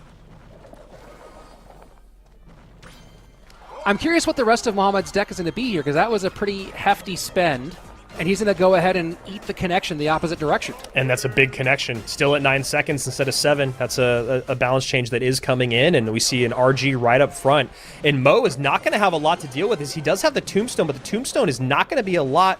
Wow, with the Snowball, though, makes it just one shot. Great pull there on the Giant Skelly from Ryley, but that Tombstone up high with the Skeletons coupled with the Snowball, and again, Mo's camera is so far away, but I think I see a bit of a smile there just going, all right, that was probably the worst of it. Now I know exactly what I'm running up against. Probably not going to let that happen again. And a reminder to everyone watching at home, in this version, this is not Clash Royale League. This is the Proving Grounds, a completely separate competition. It's a modified version of Duel Rules. So with Mo winning game number 1, he may not repeat the cards that you see on screen on his half of the screen, but Ryley may play whatever he wants. You only lose access to cards you win with in this version of Clash Royale competition. And I love this play by Mo here. He's just going to eat those RG shots on the left-hand side instead of playing Tornado, instead of playing his Tombstone, so that he can build this big counter push and then maybe use the Tornado here to create more offense, and instead just decides to go Snowball. But he's obviously created a lot of pressure on the left-hand side, and now that bowler goes Evo, or excuse me, the hero bowler goes on the right as the Evo Exy connects on the left. So just Mo just creating a lot of uncomfortable moments here for Ryley. Both guys getting good damage in both lanes, and now Mohamed will use the NATO to pull back the Royal Giant after one shot. Currently leading in the right-hand lane is Mohamed, 1044 to 1478. But Ryley leading ever so slightly in the left-hand side. We'll see if they continue to operate on both sides. I was going to say, it feels like Ryley needs to be abusing his Skelly Drags and his Firecracker just a little bit more, as there's not a great way to take them off the board other than with the Executioner. So then Ryley starts to cycle these Skelly Drags right-hand side in the back. Firecracker is just not really showing up as much as I would maybe think, but you know, one NATO with that Exy or Bowler, and the Firecracker doesn't do a whole lot. But here we go. Wow, another connection on the right-hand side. 2! Huge. My goodness. Wow. Drill in. Fishboy to pick up the Goblins. 580. Ryley in a lot of trouble. He's got a good connection here on the left-hand side with that Bowler, though, at a sliver HP. He should get a full send here, 713, 555. A double-duty Royal Giant pulling the Giant Skeleton away from the danger zone. 55 seconds left. Still under 200 HP separating these two. Golden Knight has not been able to do much in these matchups. Evo Firecracker trying to control on the right-hand side. Snowball a half step early. No significant damage. Big push in from Ryley on the left. And no NATO, but the Golden Knight connects. Oh! But Ryley should be able to take this on the left side. He does. And my goodness! Wow! Mo like What a sellout play of the Golden Knight connection and barely doesn't take that tower. And it really looked like Mo might pull off an absolute goofy move in the end. Wow. But able to hold on as Ryley. And when you saw that NATO go on the right-hand side, Andrew, it was this clear indication of, like, it's all gas, no brakes from Mohamed Light in that moment. And then you're sitting there going, there's a Royal Giant on the other side. You need to not let that do a thing. And then, of course, the Royal Giant connects. Ryley steals it, and here we are going to game number 3. And I got to say, Andrew, this has been – we haven't seen a lot of blowouts today. This has been a day of exciting photo finishes. Yeah, and this was just such a fascinating matchup. You know, it's like both of them had great pieces that were very difficult for their opponent to cover. You know, as we were talking about that Firecracker maybe not showing up enough, we started seeing the Firecracker do a lot of great defense on Ryley's side of the board. It's just a really frustrating card to deal with. But then at the same time, you talk about that Firecracker and, you know, being able to be taken off the board with a NATO plus Xe or NATO plus Dark or Golden Knight, and that's exactly what happened at the very end of that game. Mo Light actually used the Firecracker of Ryley to get that Golden Knight on tower. But then the other side of it, when you talk about Ryley and being able to break through, there's not tons of great Royal Giant defense. Yes, there's the Tombstone. Yes, there's the NATO, but that NATO and the Snowball were used a lot on offense. And it's one of the very few times where we saw Mo just get a little bit ahead of himself. It's so hard to criticize because literally one more swing from that Golden Knight and the game's over. But as we said, as soon as that NATO came down, the dash came in and Ryley goes, I'm either going to lose the game or I'm going to win the game. And I got to figure that out. I don't know yet. But some really great defenses on the drills as well. Just both these guys. I mean, this is what you expect from Mo Light versus Ryley. That's why them at the end of the year at 2024 was such a fun showing. That's why they train together. That's why they're good friends. Is we get games like this. You know, both of these games have been nail biters with very interesting decks. Yeah, and you know, you think about the matchup there. Mohamed played that whole thing really aggressive. From the very beginning, you had the NATO bowler lineup, which got him some good damage, but then also led to the massive counterplay and big damage in the opposite direction for Ryley. And he was being really aggressive the entire time, and we saw some NATO Golden Knight plays where maybe he was anticipating Ryley putting more stuff down on defense, and the Golden Knight really didn't get super involved on the tower. I'm trying to remember back for sure, but didn't get a ton of connections that chained to the tower until the very end of that matchup. And as we saw, a really tight finish between the two. One more of those connects early on, and we're singing a different tune. Yeah, it's so funny because like Mo will do that where it's like, you know it can happen. You know it's coming. You know I'm going to try it, but I'm not going to do it until I can win the game with it. Yeah. And it was just one of those times when just a slight miscalculation or a slight great defense there from Ryley made it so that, again, he just needed one more Golden Knight swing, and it was a sellout. Honestly, Mo doing sellout pushes that are kind of dangerous is not really characteristic of him. He's always a guy that plays safe. I mean, even in the CRL Monthly, we saw like those little player interviews, and he's a guy that's always going tiebreaker. He's always going defensive. He's never going predictions. He's always going safe play. I think I just said that. But you know what I mean? Like, he's just a guy, and that's why he's so good, is because he's just always doing the, you know, when Eric Benamou used to be a commentator here, you know, former coach of world champion Team Liquid, he would always say, I would always tell my guys, you go for the sure thing. You don't go for the hope, like, I hope I can pull off this crazy play. This prediction would be so cool. Go for the sure thing. Go for the safe thing. And that's how Mo always is. I feel like he probably thought that was the sure thing to win the game right there, especially because the other part of it is the hero bowlers in both directions. That hero bowler did so much damage on the right side for Mo and so much for the left side for Ryley. It's fascinating because I really like the hero bowler. I do think that the adjustment is necessary to go from 9 seconds to 7 seconds. But even with that change, the amount of damage that came in, that card has become such a fascinating win condition. Well, and you know, I'm looking back at the sequence that changed the game with about 1 minute and 15 seconds left in, and Mohamed was up 580 to 1481. And you talk about those big plays, the ones that changed the game. This is one where it's really interesting. Ryley played a fisherman to defend against a drill. And Mo had plenty of elixir in that moment. I don't know what was in his hand for sure, but there's a 1 HP hero bowler in the opposite lane for Ryley. And rather than pick up the hero bowler aggro, Mo plays a giant skeleton at the bridge, looking to get pulled by the fisherman for that game-ending moment. But instead, what happens is the fisherman walks up just enough. The pull happens, and when the fisherman dies, that's when Ryley played the high skeletons and then the royal giant to walk it back the opposite direction. And that's the sequence that I think lost Mo game number 2. And great recognition of Ryley to see that Mo had made that opening, and that's why we find ourselves where we are right now. Wow, that Berserker getting through that early, very aggressive play. As you guys can see, 4 cards played by Mo, and already a Graveyard is one of those cards, but the Berserker is the story there, getting on top of tower. Mo decides to defend early on with Berserker, Dark Prince, and Ice Spirit against the first hog from Ryley, but man, that is a lot of damage to take that early on from a Berserker.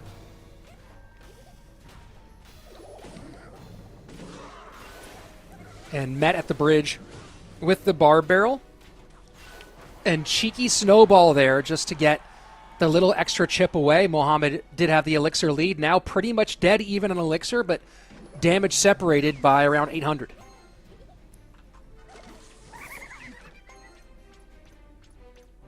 So a little bit of a stop and stare here as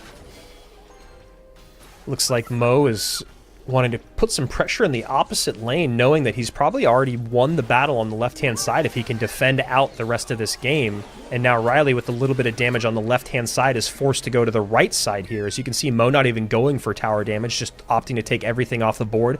As we just said, sure thing, safe play as opposed to playing aggressive. And that's really interesting. I think that's exactly what we're seeing. Mo already knows he has enough of a lead that he can kind of just, snowball, Ice Spirit, and then just move the conversation around the board where he wants. Sets up Hero Dark Prince in the back. Evo Mega Knight in reply for Ryley. Or in its regular form for now, but that's his Evo slot. And with the MK cycled in the back, Mo knows he can go super aggressive here at the bridge, and a lot of damage in, those skellies staying on the tower. And now this is the last place you want to be in against Mo Light, which is down. Oh my goodness! He just does things over and over. What a great prediction with the Dark Prince on that Magic Archer. Magic Archer completely taken out of the conversation. It'll get some work done on the Goblin Hut, but we'll do... Mo might even just ignore it on the right-hand side. Goes low hut instead. Happy to spawn those after a couple of shots. Man, it's just crazy. We've been talking about this guy for years, and he still is just always pulling off impressive stuff.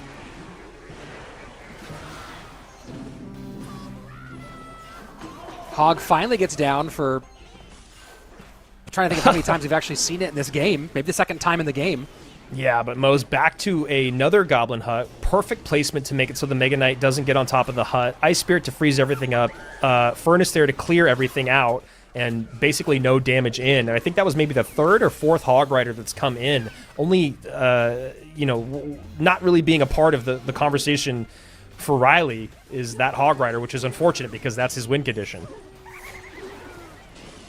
And Mohamed, we often see Graveyard switching lanes back and forth. Mohamed has not had to at all. Has a significant lead and can just cleanly defend here. Yeah, well, he has such a lead in the left-hand side that if I think if Ryley saw that Graveyard on the right-hand side, he might just straight ignore it and then just go for a full send on the left, and then Mo might actually find himself in a tough spot. So I really like, again, when you've got this much of a lead, there's no reason to be that aggressive. Mo going with the pre-poison on where he thought the Magic Archer would be. Now the Hog Rider goes through, gonna get on top of tower, but that Evo Snowball ready to go, and another Goblin Hut. The control... tremendous. Man. 45 seconds left and has not been out of the driver's seat for even a moment. Yeah, sometimes it feels like he might be, right? It looks like, oh, wow, this is actually a pretty good push. Oh, a second Hog Rider's coming in, but Mo just has every answer ready to go. And I think because of the way that he's defending, the Lightning has become a non-factor as well. Final 22. Lots on the board right now. This is a pretty big downhill push. Evo Snowball pulls all that back together. Can Ryley break through? Hog gets picked close. up by a Goblin Hut, but there's so much on the board here. Dark Prince trying to hold, Snowball trying to slow, Lightning trying to clear, Hog, will it hit? It doesn't, and Mohamed Light holds on against the onslaught to win this 1 in 3. Man, that was just almost flashbacks of that first game against Asaf at our monthly finals last week, where Mo was completely in the driver's seat for 4 minutes and 50 seconds of the game, and then Asaf was able to get a big downhill push at the end of it. But Mo Light just has the clock on his side because of how well he played that. Yeah, absolutely played brilliantly. And, you know, you talked about that, Andrew, the big difference in game number 2. And I'm curious to get a chance to ask him about some of those. This whole match was fascinating from bell to bell. But in game 2, going for some of the big plays. In game 3, going for the sure plays. An absolute lockdown gameplay the entire way through. Yeah, I mean, I've heard you say it before as, you know, Mo's ability to understand the macro situation. And again, this is why these matchup, you know, this is obviously a WinCon +3, so there's a lot more cards involved, and this sample size is only 12 matches, or games, I should say. So that matchup conversation is probably a little bit different, especially at the highest level. But, you know, I've heard you talk about this before with Mo, of his ability to understand the macro situation that he's in on the fly, adjust, and win games is unlike anything we've ever seen before. And, you know, this wasn't only that. This was a lot of, I got good damage early on, and now obviously I want to play in the same lane. I want to spread my units out so you can't get lightning value. You know, when we did see him switch lanes, it felt like it was just to waste a little bit of time on the clock. You know, if that one lane switch didn't happen, you wonder if that was focused on the left-hand side, would Ryley have gotten just a little bit of damage out of it, and then maybe he was able to take that game. But in general, it was just, I got damage early. I'm going to control this thing completely throughout. I'm going to do the safe plays, and it got a little dicey at the end, but the clock's on his side. The defense at the end was tremendous, and the be able to cycle the Goblin Huts back and forth, the use of the Evo Snowball, right? And we saw a lot of snowballs, the snowball getting very active to make sure that Evo got recycled again. And the number of times he cleaned up a very dangerous push. And you saw how much, there might have been 15, 20 elixir on the board for Ryley there in that final sequence, possibly more. There might have been 2 Mega Knights plus a Hog Rider, I mean, plus a few more things as well. It was starting to get really stacked up, really jammed up over there, and being able to use the Evo Snowball to gather everything up and push it back at that final dangerous moment. Then back to the Goblin Hut again, Dark Prince because of its beefiness, and using those 3 continuously in that final minute, just brilliantly to maintain that lead and get the win. Yeah, Mo's so good at making sure his Evos are always in cycle. He cycles Teslas and cannons and snowballs like it's part of the game, like to win the game, and it is. Like when you have the Evos, you got to use them. You know, obviously the Evo Furnace is one that is a lot easier to cycle, you know, but he's always finding map control with buildings, especially his Evo buildings. We see it all the time with his cannons and Teslas. And then with snowballs, he always had them in cycle for those pushes at the bridge, where it was poison at the bridge, things break through, Evo snowball it back into the poison, then there's the Dark Prince splash damage there. So when you're talking about how much DPS is coming in from his spells and from his splash damage to stop those big pushes at the bridge, it's second to none. It's something that he is very, very good at, and obviously all the pros know how important it is to get their Evos in cycle. That's why we see, you know, Evo cards being some of the first 4 cards played always, you know, RGs being played in single, but, you know, his ability to always have that get out of jail free card in the Evo Snowball with the poison on top of it for those big pushes at the bridge was really exceptional.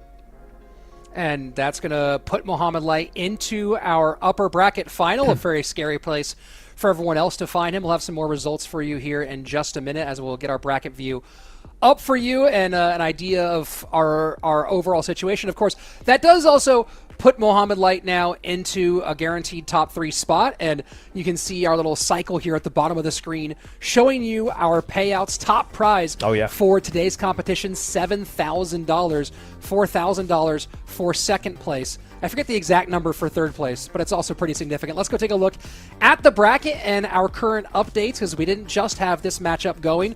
Mohamed Light will be facing off against Adriel in our upper bracket final. and one of them will be going on to our grand final as we are getting ready to go through our lower bracket runs. We have a few more players here in the mix. Kimchi, Lucas, Arden, and Ruben all fighting for their chances to go up against Ryley and SandBox as they have dropped down into the elimination side of things. So a lot of Clash Royale left to be played, but all eyes will be eventually turning to Mohamed Light and Adriel. But Andrew, we're going to go through some elimination matches before we get there. Yeah, absolutely. And these should be some really exciting ones. I'm excited to see what Lucas has to bring to the table. I'm excited to see what Arden has got. Looks like, like as you said, Ruben ends up taking that over Ian. So unfortunately, we won't be seeing any more of him today. But yeah, this is exactly, what we want to see. We're seeing Ryley, SandBox, Ruben, Arden, Lucas. Kimchi is really the only player here that is kind of the standout as the newcomer. We get through all those rounds of qualifiers, the tournaments, the group stage, and then we're left with the usual suspects plus one. But again, Kimchi has already shown up in our monthly finals this year in 2026. I believe it was our first monthly final. That he showed and he up made in the group stage in the second monthly final as right. well. So he has that. He has a global tournament win this year. He's had some good global tournament finishes in the past, and I don't know if he didn't play in CRL in the past because of an age thing or if just his level has reached there. But, he had a top 3 finish in a global tournament in 2023. He had a win in a global tournament last year, or in 2024. But this year, you have a global tournament win, a monthly finals appearance, and a top 32 appearance. Kind of a breakout year for Kimchi. And his performance in that monthly final was really great. Yeah. He goes 2-0 over Ta. He goes 2-1 over Adriel, which is very impressive, and that's a match that we might be able to see in a little bit. And then he gets 0-2'd by Mo. He gets sent down to the lower bracket, and then he goes from Mo to SandBox, I believe. Yeah, it's Mo to SandBox. Then SandBox takes the 2-1 win there. So, again, it's CRL is in Clash at the highest level, even in these tournaments. It's just so difficult to beat that top 1%. And it's a lot of the usual suspects. Again, excited to see where we're going to go for the rest of our day in terms of who's going to make it through that lower bracket to face off against either Mo or Adriel in that upper bracket. Adriel having a good day, 2-1 over SandBox, 2-0 over Sub, 2-0 over Polaris, and Mo Light on the other side of it. Similar in terms of record, where they've both only lost one game. And we actually have a treat for you guys at home.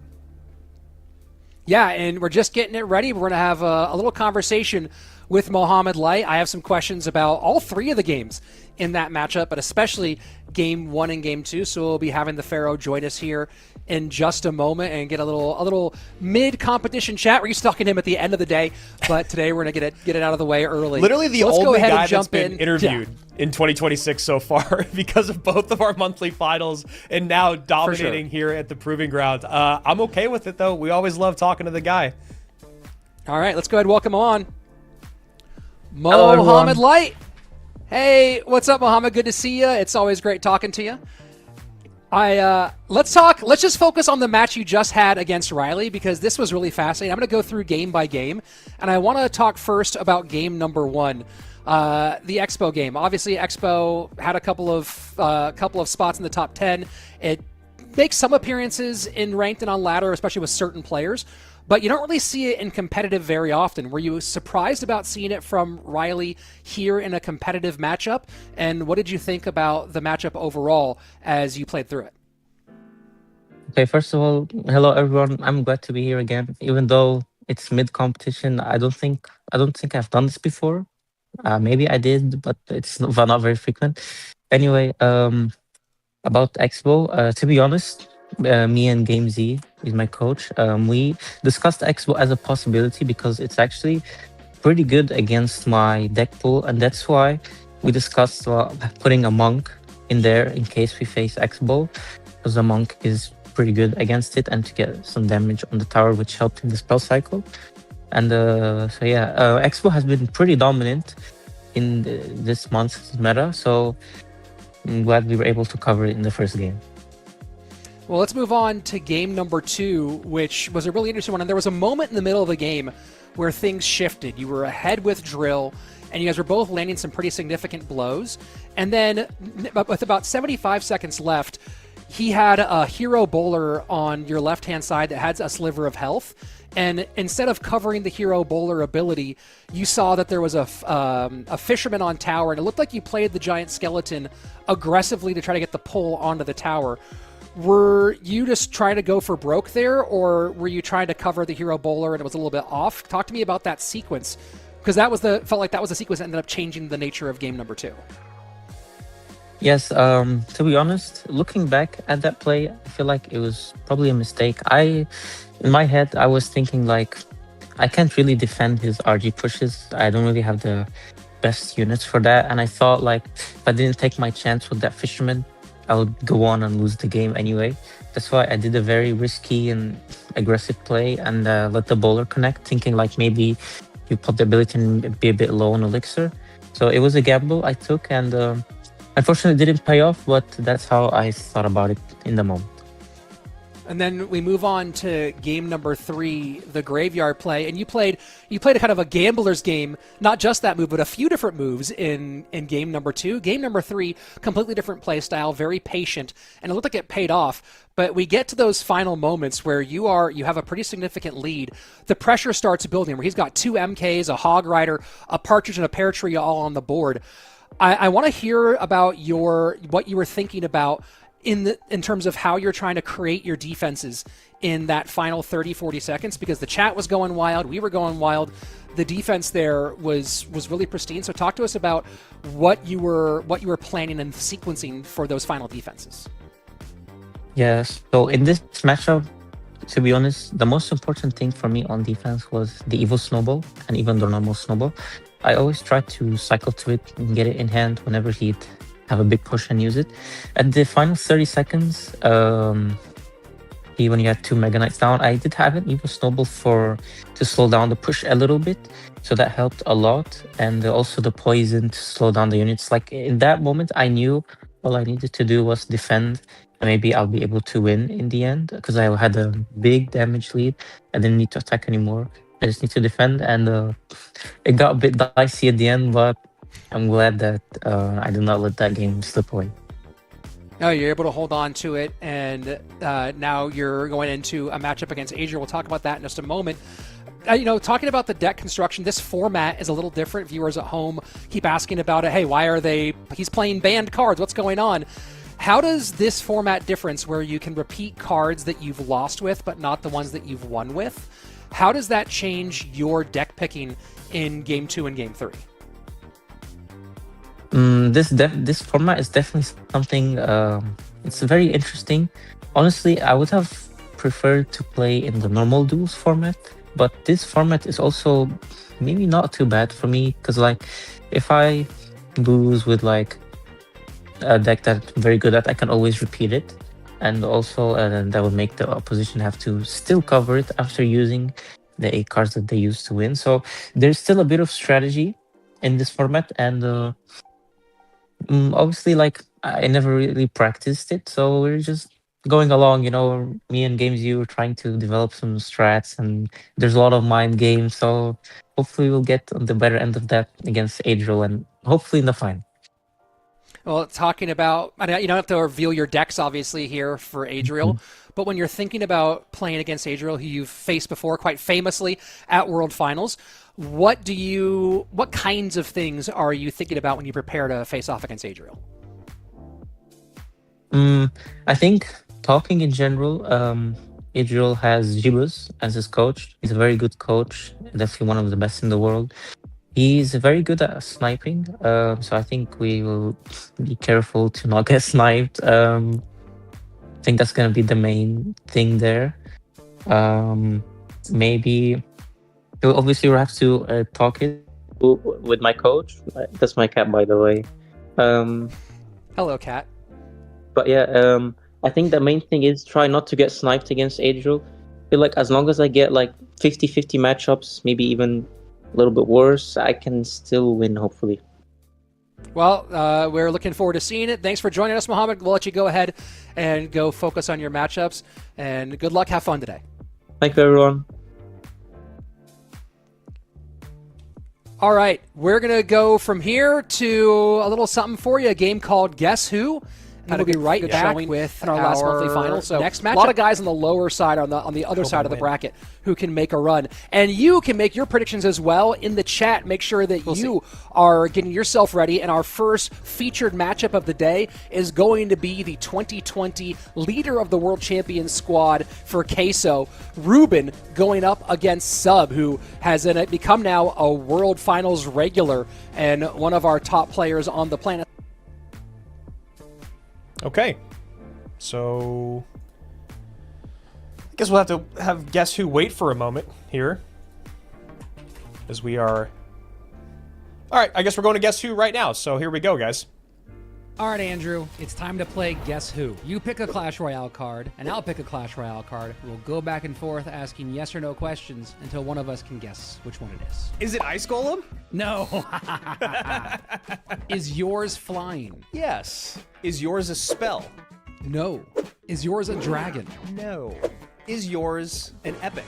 No. Ooh, that's a good question. I didn't even think of that's actually an excellent question. Is yours greater or equal to 4 elixir? No, it is not. Is yours greater or equal to 3 elixir? Yes. Is yours a single unit? Yes. Is yours a building? No. I feel like a building would have been a bad choice. Definitely would have been a bad choice. Is yours Mega Minion? No. Is yours a champion? No. Wait, yours is a flying unit that's 3 or less elixir that isn't like a squad of things. And then I was cagey about my response, if you think about that. I don't know why I'm giving you a hint. Oh yeah, it's your skeleton barrel. No! Why did I Yeah, say it? yeah, Why that did was- I give it to you? You know what's funny? I didn't even think of it as a flying unit because it doesn't have wings. Yeah, and then it's like not, you know, I feel like I answered my questions legitimately because it is 1 unit, but then it's not. What are you doing, Andrew? Do you want to try to finish out guessing mine? Is it Goblin Machine? No. Is it a trash can on wheels? No. It's all the question. You guys have all the cards. Is it a tank? No.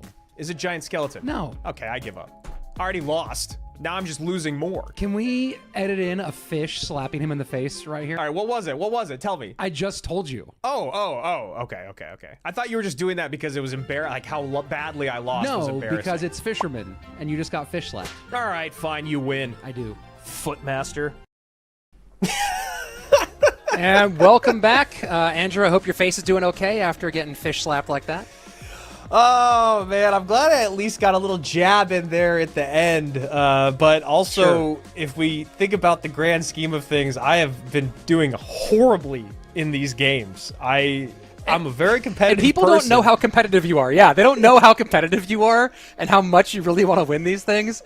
So it's they don't know why. I'm so tickled by it. I mean, yeah. You're a gamer, bro. I think people don't know that. I mean, you definitely are, and I just keep losing these games. I feel like you're in cahoots with production. But anyway, that was a great interview with Mo. It was so cool to hear him break down all the things that kind of we were talking about as the matches went on.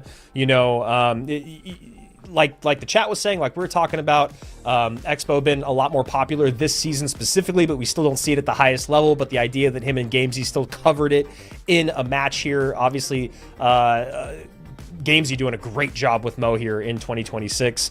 And yeah, I'm excited. I'm excited to get back into the matches. We're going to be hopping into them very soon, giving our players a break, giving us a moment to showcase how much better you are at games than me. Just painful stuff all the way around. Yeah, you know, I feel for you, and I feel more though for the guys who are to get this close and then fall out, because we are into our lower bracket portion of the broadcast, so we're going to start seeing some eliminations happen. Of course, a lot of players eliminated already. We are down to just 8 players at this stage, where we have a couple in the top upper bracket, a couple who are further on in the lower bracket. But we have 2 matchups coming up here in just a moment. Kimchi and Lucas. Currently, Lucas up by 1 against Kimchi. And then Arden and Ruben also in a battle that I think we're going to be peeking in on that one here in just a moment. So yeah, that's lots of eliminations coming up.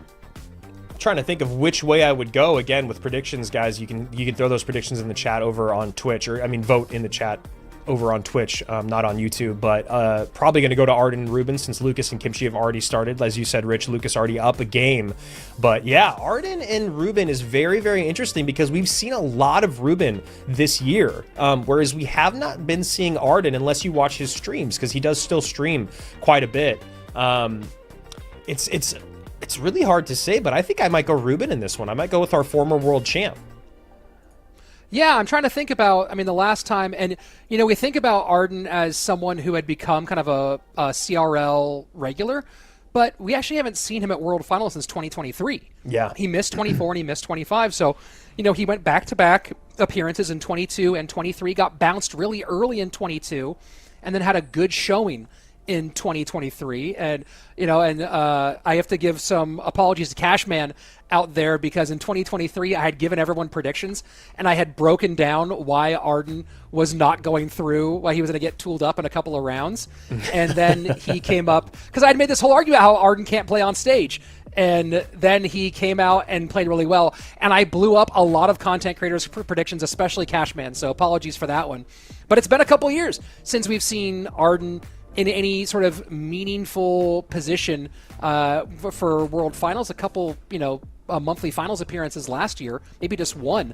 So, you know, we'll see if he can get back in the mix. But it does seem like we're seeing more and more of Ruben these days, which is very exciting for all the people who've been into the game for a long time. Yeah, 100%. And, it was one of those things we kind of wondered after 2021, you know, how much more we were going to see Ruben, obviously 2020 winning, but in 2021 showing up again. And then he was just kind of quiet on and off for a little bit. And now we're in a spot where he is going to, it seems, be a mainstay back in the CRL conversation, which is really exciting. Or in these third-party events, you know, this is, again, you look at the people that are in this competition, and obviously we just interviewed Mo, so he's playing with the best of them still. So I think that's why I've just got to go with Ruben. You know, sometimes momentum and meta is all you need to be back at the top when you've already got the skill.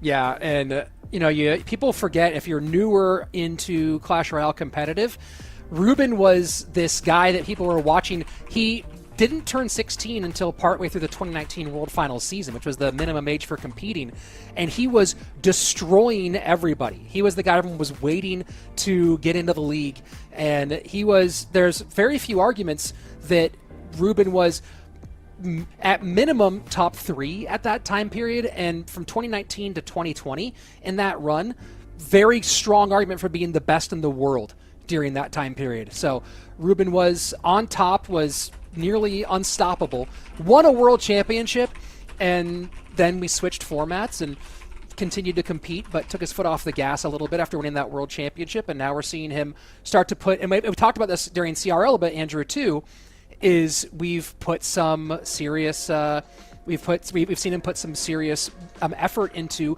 making a comeback alongside a lot of the old school CRL teams pros. Yeah, it's actually really great to see the Sams and the Mortons of the world with Ruben and, you know, all these guys that are showing up. Codigo, there was another player from Pain Gaming that showed up last month. I'm trying to remember exactly who it was. But we're just seeing more and more players just starting to kind of find their rhythm again as the game evolves, right? Vitor. And it looks like we're finally hopping into the game here. Ruben versus Ardentoas. Thank you guys so much for your patience.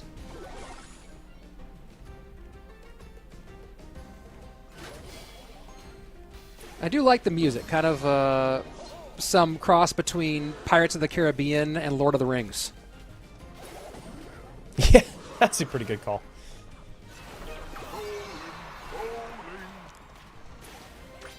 So a lot of hero bowler, and especially in this format, not surprised to see that we're going to see them get run a ton. Hero bowler and hero Dark Prince.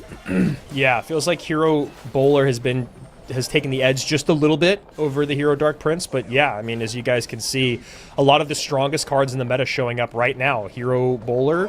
Obviously, you know, Tesla was the most used building, and it was actually the most used Evo in our CRL last month. And then Evo Furnace. Evo Furnace is just so freaking strong. It does so much damage. It's so good defensively. It's so good for map control. And obviously, you know, the offense speaks for itself. So a little throwing back and forth between these two bowlers. Skelly's to pick up the bar barrel, reaching past the midway point of regulation. So far, both guys untouched on all 4 towers, or all 4 princess towers. Well, they got the memo at least to only show us the top of their heads. Oh, isn't that policy? As the bowler does get a nice lineup there, so not really any damage done by the Skellies, but you know, that's the thing with defending against graveyards, and now the bowler is being coupled with it much more regularly. Is you got to think high, you got to think low, and then obviously as the game goes on, you have to also have to think about the bowler at the bridge as a mortar, which is, you know, something we've talked about when the hero bowler was released. Mortar and graveyard is one of those archetypes that just shows up from time to time. It's never been super dominant, but you understand the synergy. The era of 1 win condition is done, Andrew. You either have, you at minimum have 1.5 in pretty much every single deck. Sometimes we're talking 2, 2.5, 3 even, with all the different abilities of the heroes and of the evolutions. Yeah. It's just really changed the, like, again, I've used the word complexity so many times today, but it's maybe the most important change in the game, is that you have to think about so many more layers at once.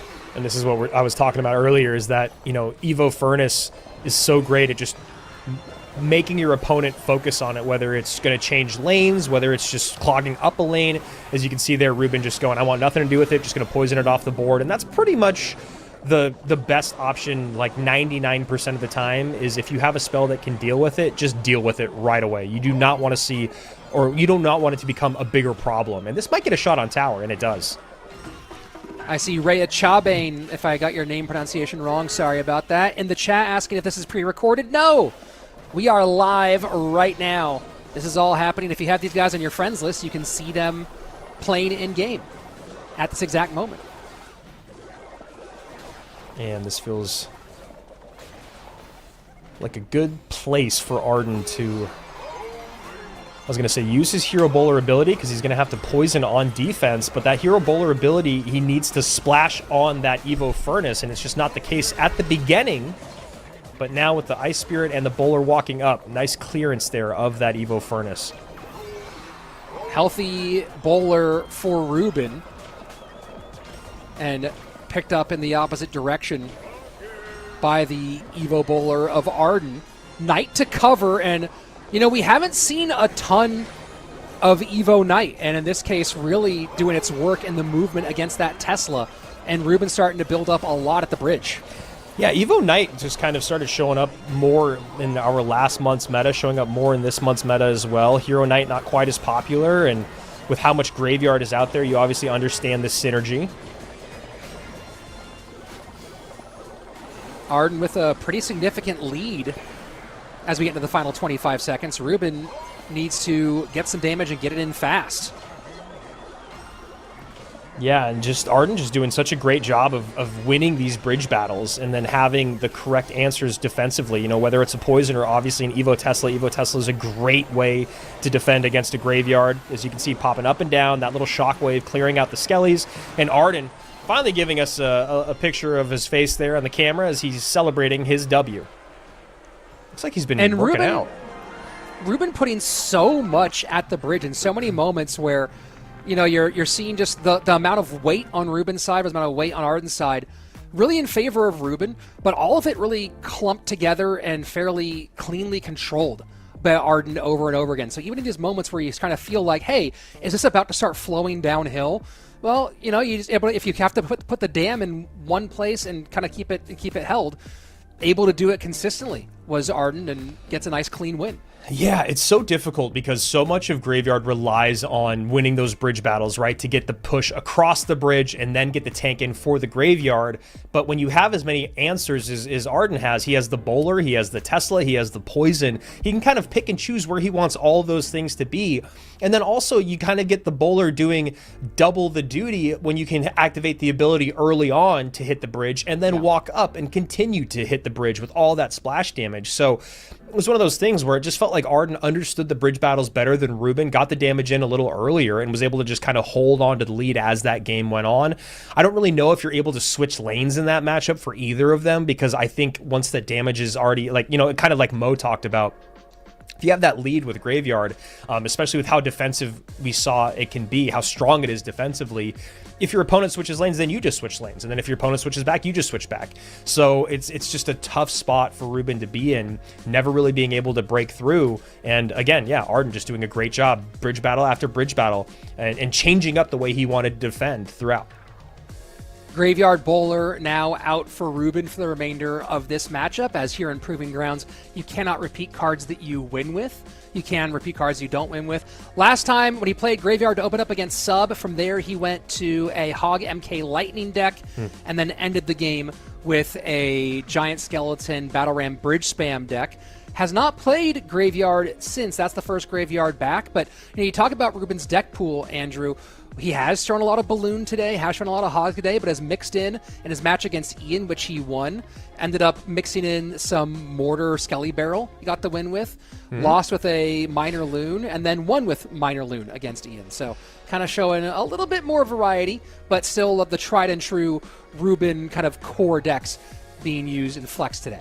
Yeah, he really likes to just play heavier decks out there, and you know, I don't want him to play things that he's not as good with, but I would just love to see him speed things up a little bit. You know, we always talk about the best players in the world playing decks with a ton of outplayability. The problem with having heavier decks is it's really hard to get a gotcha moment or to change up the conversation of that matchup once it's already been a couple minutes into the game. You know, we saw that especially in that match with Sub and Ruben, where, you know, Ruben had a huge chance to get big beatdown pushes with the Giant Skeleton and the Evil Battle Ram and the Mother Witch and, you know, all that, but you know, everything is just so heavy. It's so difficult for Ruben to change things up once your opponent has figured things out. And right now, Arden looking like I don't know, that lean back looked like he was not happy with something he's seeing. Berserker in front of the bowler. And going through Ruben's deck pool today. Has not played this combination yet in today's competition, as Arden gets the MK out, so looking kind of spammy for Ardentoas. And remember, guys, I saw a couple people asking, just another reminder, you can repeat cards that you have lost with. So Ruben, okay to replay everything that you're seeing on screen right now. He could play any card in the game because he lost game number 1. And Bowler with the connection, and the Furnace connects as well, plus the Spear on the right-hand side. And Ruben has opened this one pretty significantly in the opening 90 seconds. And Piggy's out on the right-hand side. Arden going to respond with a Dark Prince here. Going to definitely take a bit of damage.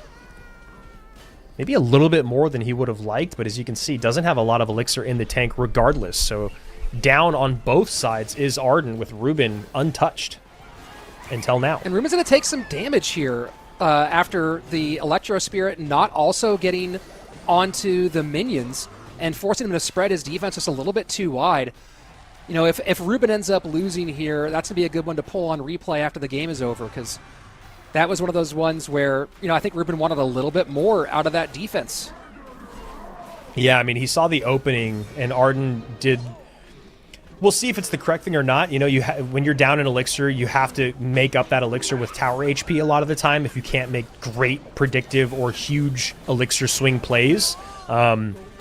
And so, you know, Arden able to punish for that, and he's going to get a great connection here. That's one of the few things that is bad about the Furnace, Evo or not. Evo obviously going to spawn more Fire Spirits, is when you're going up against the Golden Knight, it is just so easy to get a connection on all your units. And then again, when it's played by the Princess Tower as well. This is just big swings back and forth. Each side landing huge blows. The question is, who will land the knockout blow?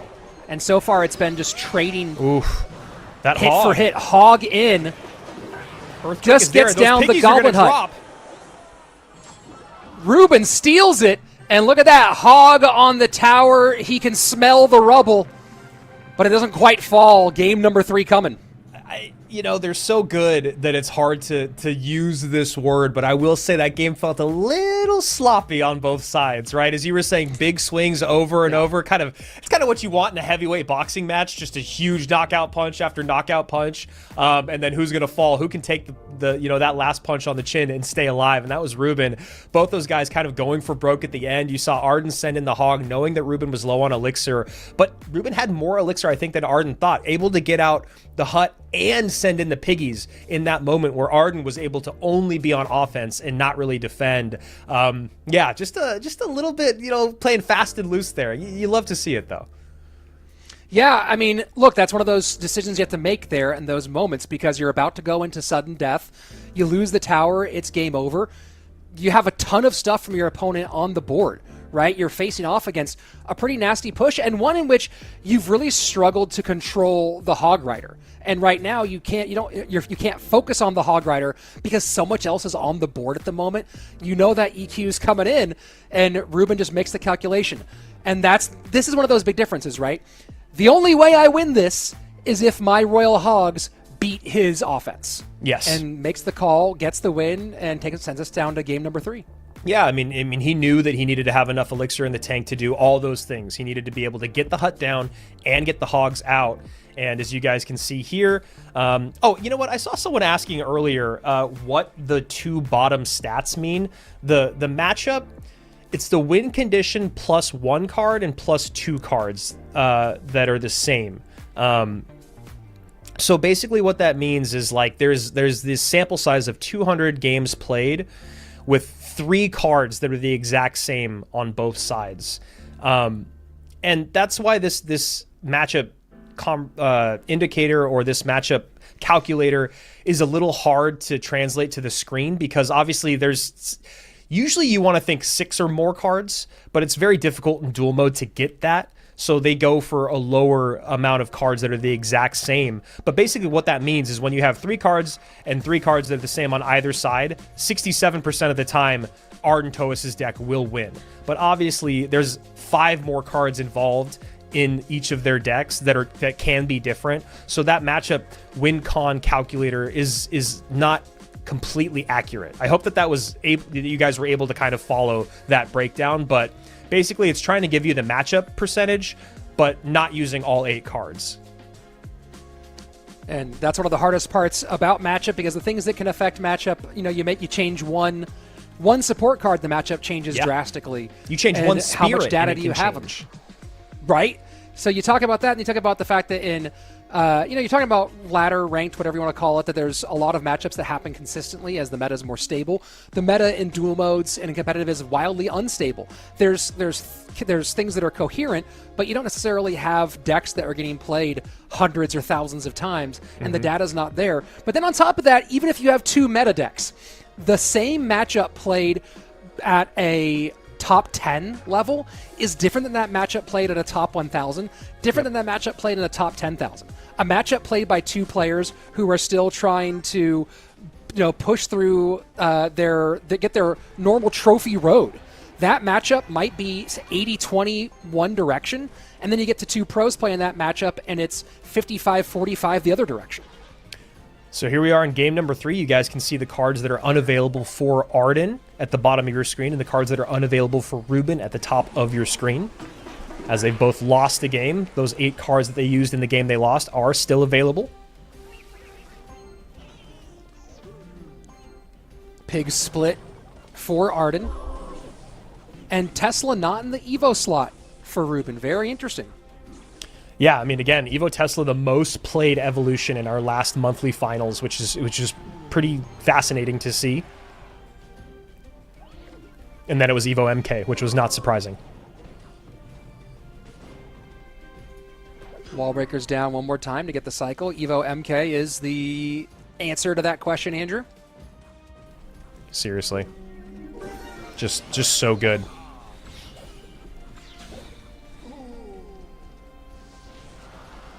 Yeah, and these like decks that are constructed at the top of your screen that Ruben's running, it's just so fascinating to see them now have Mega Knight in them, where in the past that would have just been something you would have only seen at mid-ladder. As you can see, a bit of a nod of the head there from Ruben, recognizing that King Tower activation was going to come in.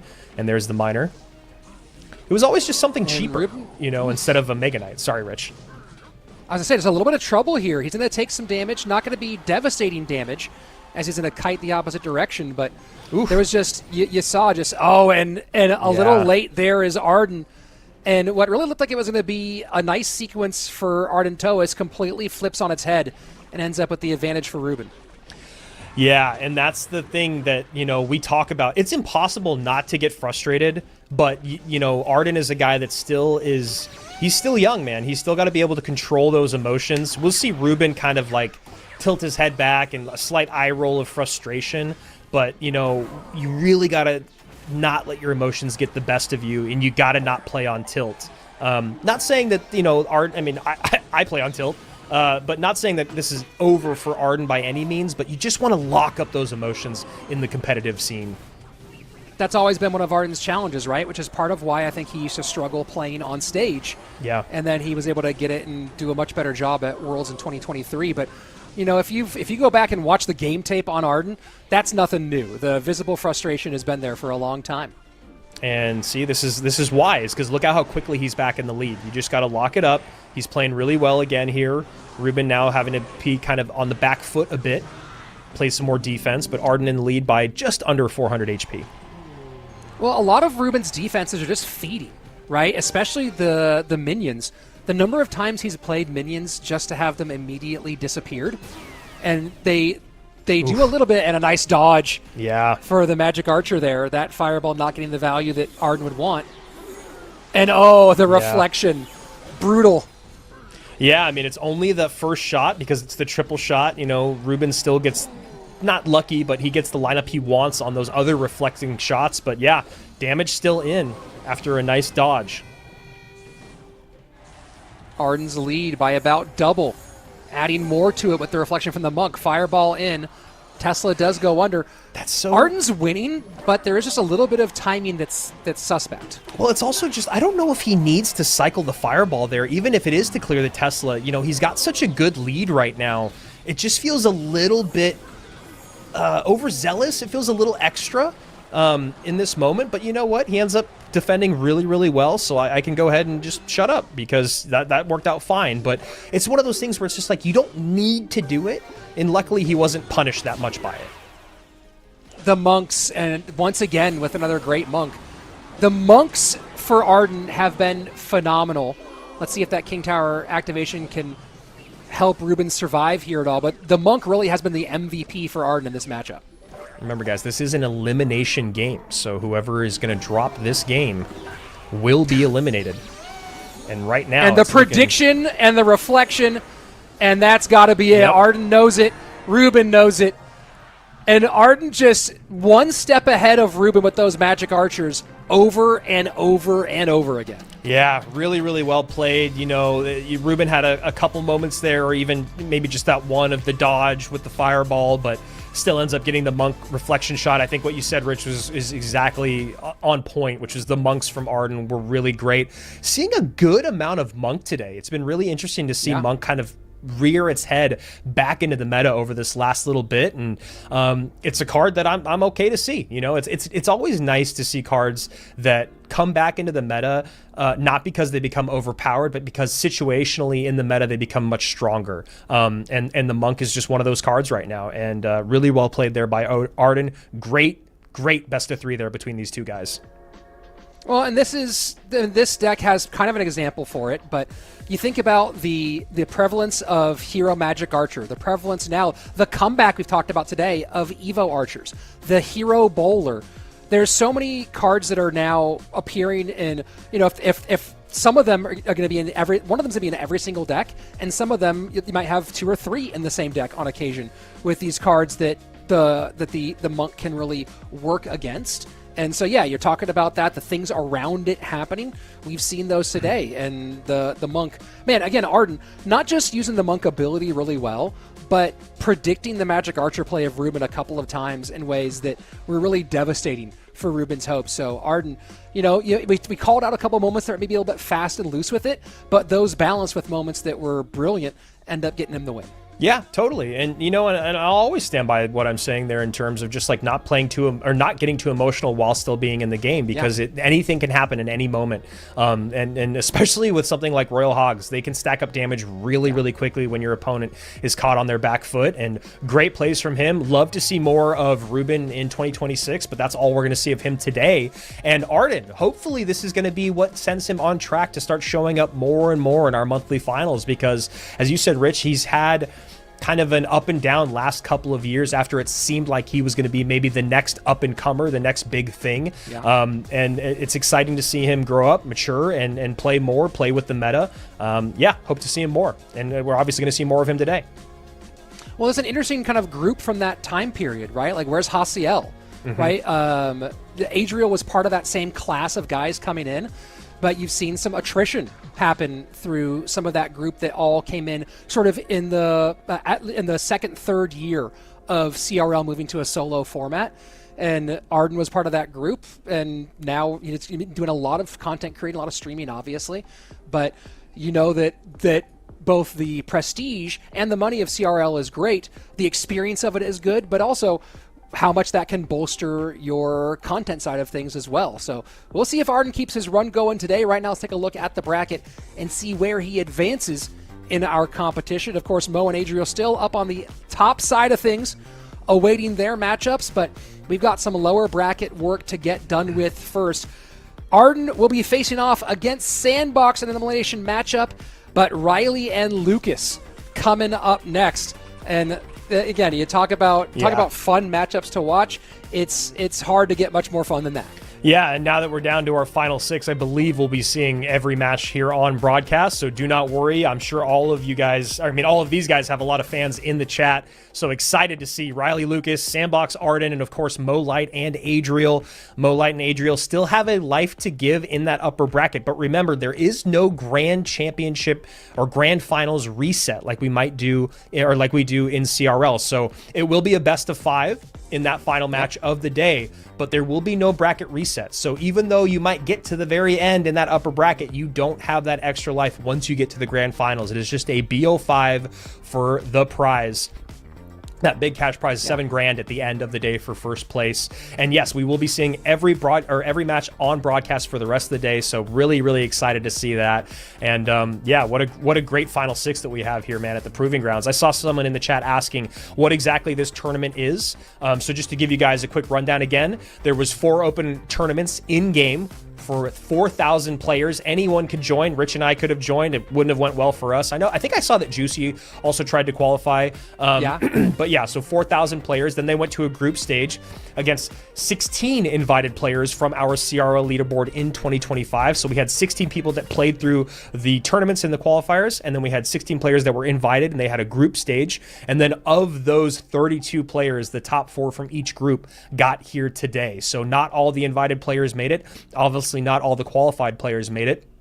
But this is how we got to the 16 players or competitors that we have here in the final day of the Proving Grounds. And again, guys, you got to make sure you're following on at Esports Royale on X, on Instagram, and all that, so you know when these tournaments are happening, because you could have played here. You didn't have to get to that top 1,500 on Ultimate Champion, in ladder, in ranked, to get even thought about or to even qualify. Anyone could have qualified if they played well in those tournaments in group stage. Lucas, as we kind of turn into our game now with Lucas and SandBox, he's had an interesting route to this point in the tournament. Beat Asaf in round number 1, lost to Sandy in round 2 of the upper bracket, and then had EGW and Kimchi as his back-to-back matchups in those next 2 phases. And, 2 guys who are certainly talented but don't have the same level of competitive experience that Lucas has. And now he finds himself back here against Ryley.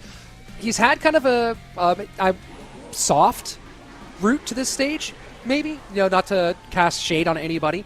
This is going to be his hardest matchup of the day. This music reminds me of like old school like Mega Man and stuff. I love it. And yeah, I was gonna say Lucas looking like he's coming out with Mortar. Rascals pretty much solely with Mortar. There's a couple other decks out there that Rascals are run with, but when you talk about what's the strongest or the most popular in the meta, you are seeing Mortar with Rascals. I believe this is the Skeleton Barrel version of this deck. There we go.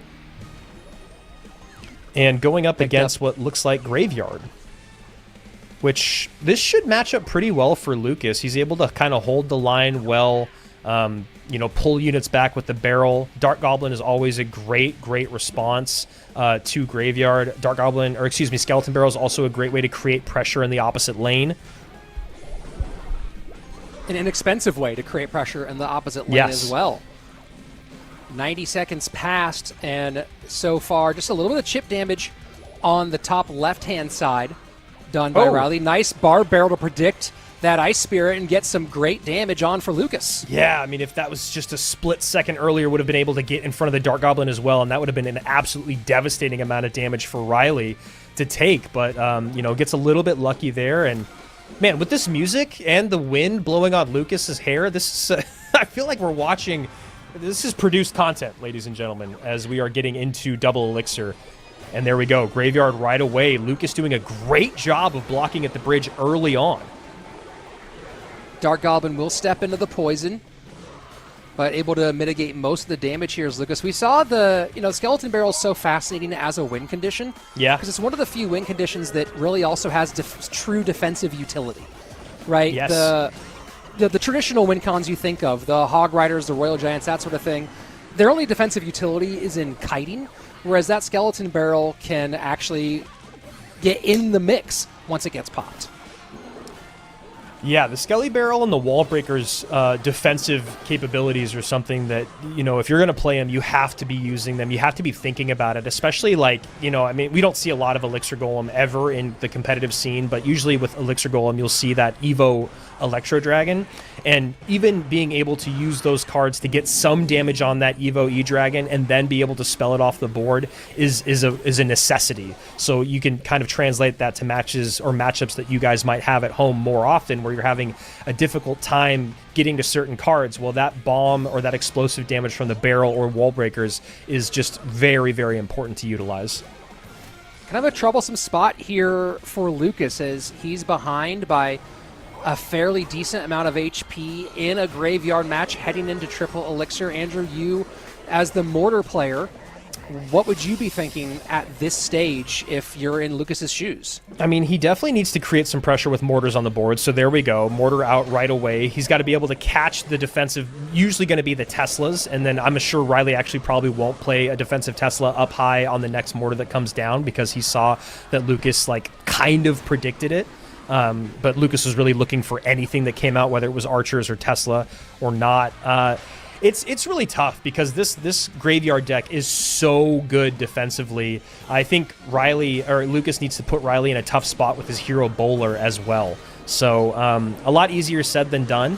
But we shall see this Mortar getting kited away, and there we go. Hero Bowler ability comes out, but again, there's just so many responses here from Ryley for Lucas's offense, and then the barrels they become kind of a non-factor at this point in the game.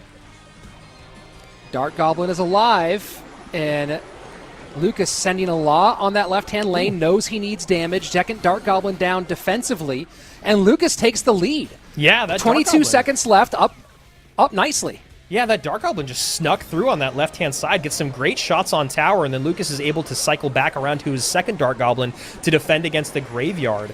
What's tough is these Rascals, they're just such good poison value, but Ryley is actually going to drop this game, and it really came off the back of a couple of Dark Goblin connections from Lucas. Really impressive stuff. Yeah, the bridge fight from Lucas, that he engaged in a couple. You have the prediction with the Goblin Barrel, or with the Bar Barrel early, they got a little bit of damage done from that Dark Goblin. But then on top of that, you saw some bridge battle sequences, in particular the one that broke things open, where he's able to control that Tesla and then just double down on the Dark Goblin with the Rascals in that left-hand lane. Yep. Really good job of not letting Ryley dictate where the fight took place.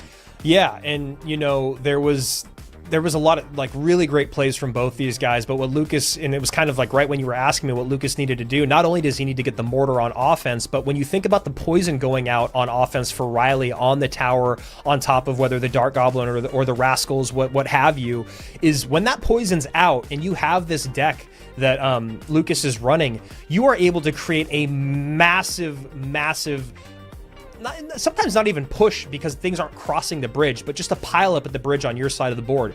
You get the Evo Mortar or the regular mortar, you get the Hero Bowler out, you get the Skeleton Barrel out, and then the Dark Goblin's hiding behind all that. It's so hard to deal with it when the poison's out of cycle, and so we kind of saw Lucas continuing to put those pileups at the bridge while Ryley was still trying to get damage on tower because he didn't have enough of a lead. And then, yeah, just a couple sneaky Dark Goblins here and there. And like I said earlier on, you know, that one Dark Goblin, it still gets shots on tower with the predictive bar barrel from Lucas on the Ice Spirit, but had that bar barrel snuck in front, things would have been a lot more difficult for Ryley earlier on. And let's go take a look at that big Dark Goblin that changed things up, right? You have everything playing defense, right? The Skelly Barrel is out here, and it tanks for the Dark Goblin. It makes the Tesla pop. The Dark Goblin gets on tower, and then now that one stays alive as the Ice Spirit not enough, gets on tower, and then just continually able to put in more pressure and take that lead. And more importantly, not just doing the damage, but forcing the expenditure in that lane away from the offense. And so a really great sequence there. We talk about the defensive capabilities of the Skeleton Barrel, Andrew, but also there we saw its tanking ability against that Tesla. Yeah, it's one of the more that's why I picked it in my Guess Who game, is because I actually really enjoy the Skeleton Barrel. I love how offensive and defensive it can be. It's also fascinating to see how, you know, Mortar used to be played with Miner most of the time, and ever since the Evo Barrel came into the game, the Evo Skelly Barrel, Mortar is very, very rarely played with a different win condition. Yes, it's still out there. Yes, there are, you know, Mortar Miner decks, there are Mortar Graveyard decks, but in general, it feels like that synergy is just one to stay. So Game 1 for Lucas, and a reminder, he cannot play the cards he won with. Ryley can still play whatever he wants, as they both split archers, filling up an Evo slot to open. And Ryley going pretty aggressive here out the gate, and he runs into a Dark Prince and a Mega Knight on the other side of the board from Lucas, so not the two cards you really want to see. And also the archers, which could be annoying for Ryley to get on top of as the game goes on. Oh boy. Oh, that's gonna be some trouble. Very low on elixir. Monk holding. Wow. Does it connect? And the Rhino does connect, being tanked for still by the Mega Knight, and that's a big opening blow landed by Lucas. And look at the difference in elixir right now. So little needs to be spent here. Perfect snowball, takes the Monk off before the ability, doesn't need to spend. So now up a lot of damage, up a couple of elixir is Lucas. Just a phenomenal sequence, and you talked about Ryley kind of going really aggressive early on, getting completely punished for that level of aggression. Royal Hogs are one of those ones where, you know, you play it early, maybe you catch the guy flat-footed, or maybe you run into this, and he runs into it again. Both of those cards in cycle, and yes, he has plenty of elixir, but he knew something we didn't. He knew that he had Goblin Hut as his building, and you can see he's having a bit of trouble controlling all these big troops here in the middle. Wow, and the MK gets there too. It just feels like Ryley's playing just a little bit on tilt at the moment. You know, I don't like to call that out that often, but sometimes that's what it looks like, at least right now. Just playing really, really aggressive and not getting a lot out of it. And Lucas just kind of, I mean, he has all the answers you need, right? In the archers being able to be split, the snowball, the Dark Prince, and the Mega Knight. So you understand why Ryley might be feeling the tilt. But, you know, there's still matchups you can play through. Your opponent can always make a mistake. And obviously this game's still not over with 16:42 remaining. But as of right now, Lucas is just playing a much cleaner game. So we'll see if, Ryley does have to split his pigs when he does, and now he's in the situation where Lucas can kind of sit on the MK and the Dark Prince. Now he's going to go into one lane. That's going to be a lot right on top of it, and he tries to get the sneak through on the right-hand side. Skeleton Dragons get pulled over into the middle. Yeah, those archers going to get a little reflecting shot, but then obviously going to be able to clean everything up as the MK still has the majority of its HP. And then the graveyard comes in here from Lucas. So, man, Mega Knight can just be with any win condition, any archetype now. And a huge connection from the mount. Wow. You know, that, I mean, you want to talk about how you can tell that and Ryley, little rage quit there, turns off the camera, fireballs the tower, and just absolutely frustrated. You understand why. Yep. Just a tough situation. And I was about to say, you can tell that a matchup is rough when you can get into sudden death overtime, have a massive lead, and you have not touched your win condition. Yeah, exactly. That's a great way to put it, Rich. You know, the secondary win condition was basically the story there so far. I mean, and the Mega Knight, you know, Juicy is notoriously just Mega Knight is not a win condition. And while I agree with you, when it becomes a win condition because of the counter push and the inability to defend, it is just insult to injury, going from bad to worse. And that was just a really good matchup for Lucas. I mean, you talk about having every answer in the book, the ability to split the archers, the snowball, the Mega Knight, the Dark Prince, the Goblin Hut. Like, there's just every piece of that deck is basically a counter, and Ryley just, you know, he did what he could for as long as he could, and then, you know, as we've said before, sometimes it's better to just throw in the towel than to play out the rest of the game for your own mental health. Yeah, Lucas making his way into our top 4. He's going to be in our lower bracket semifinal, awaiting the winner of SandBox and Ardentoas, which is our next matchup, and of course, then they will play that one, and then we will see the loser of our Adriel Mohamed light match drop down that direction. So we are starting to get really down to the wire here with our matchups, and now we shift our focus over to SandBox and Ardentoas. And it's interesting. I like this matchup a lot because you have two players who are both certainly talented, 2 multiple-time world finalists, and 2 players who we've known to go on tilt. Right, 2 players. Actually, you want to call it the rest of our lower bracket. You call it the head case bowl because you got SandBox, Arden, and Lucas all down there. All guys who definitely get some emotions going. We saw some emotions there with the camera getting swatted a moment ago as well. But I think that what I want to see is SandBox and Arden both play to the top of their game and both play to the top of their mental strength. I want to see them both come full out. It does feel like the first one to slip is going to be the one who ends up losing the full BO3. Yeah, SandBox has been doing a really, really good job at working on the parts of the game outside of what's on the board. It's something that he's talked about for years. You know, we are lucky enough to talk to SandBox basically at every World Finals.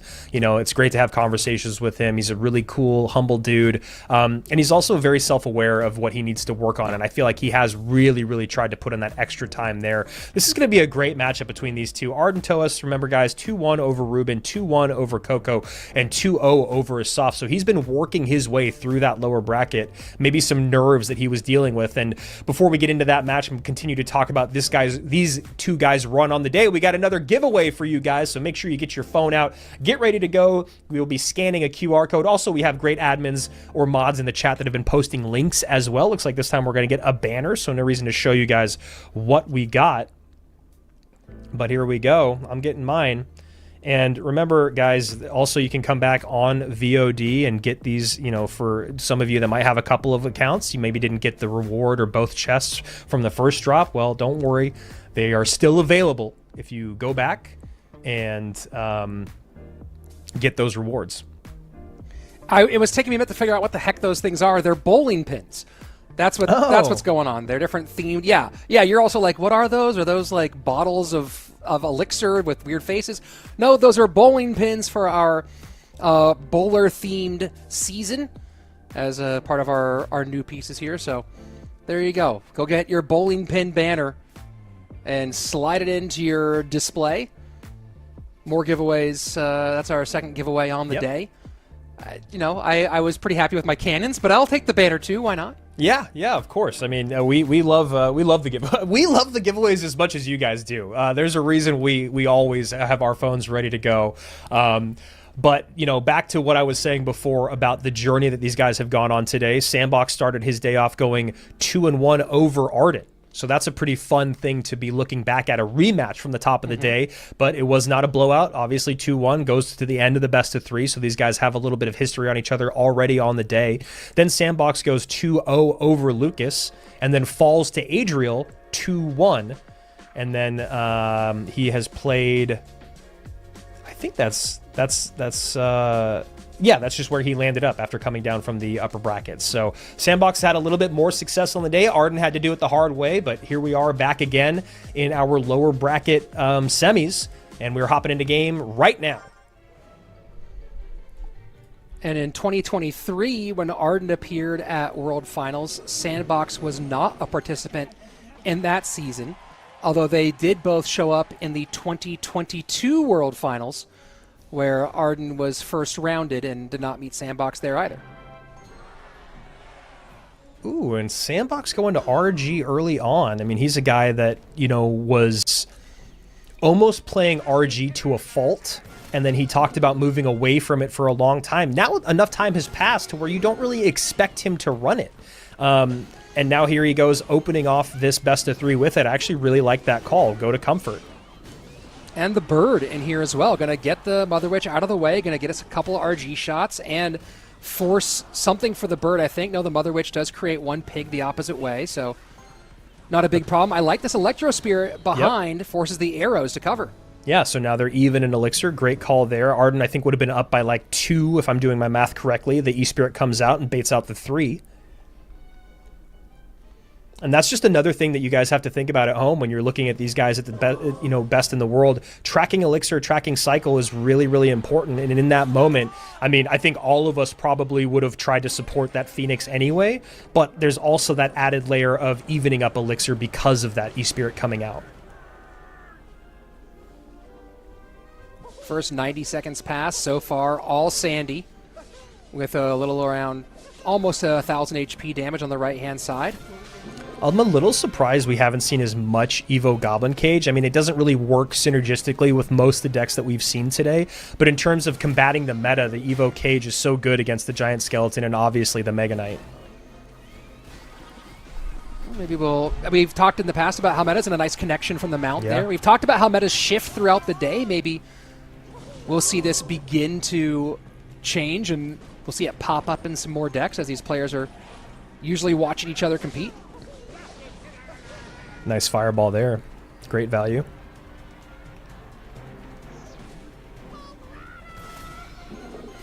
Hog, no cage, so going to just DPS it and try to create a counter push as Dark Prince sets up in the back. 34 seconds left in regulation.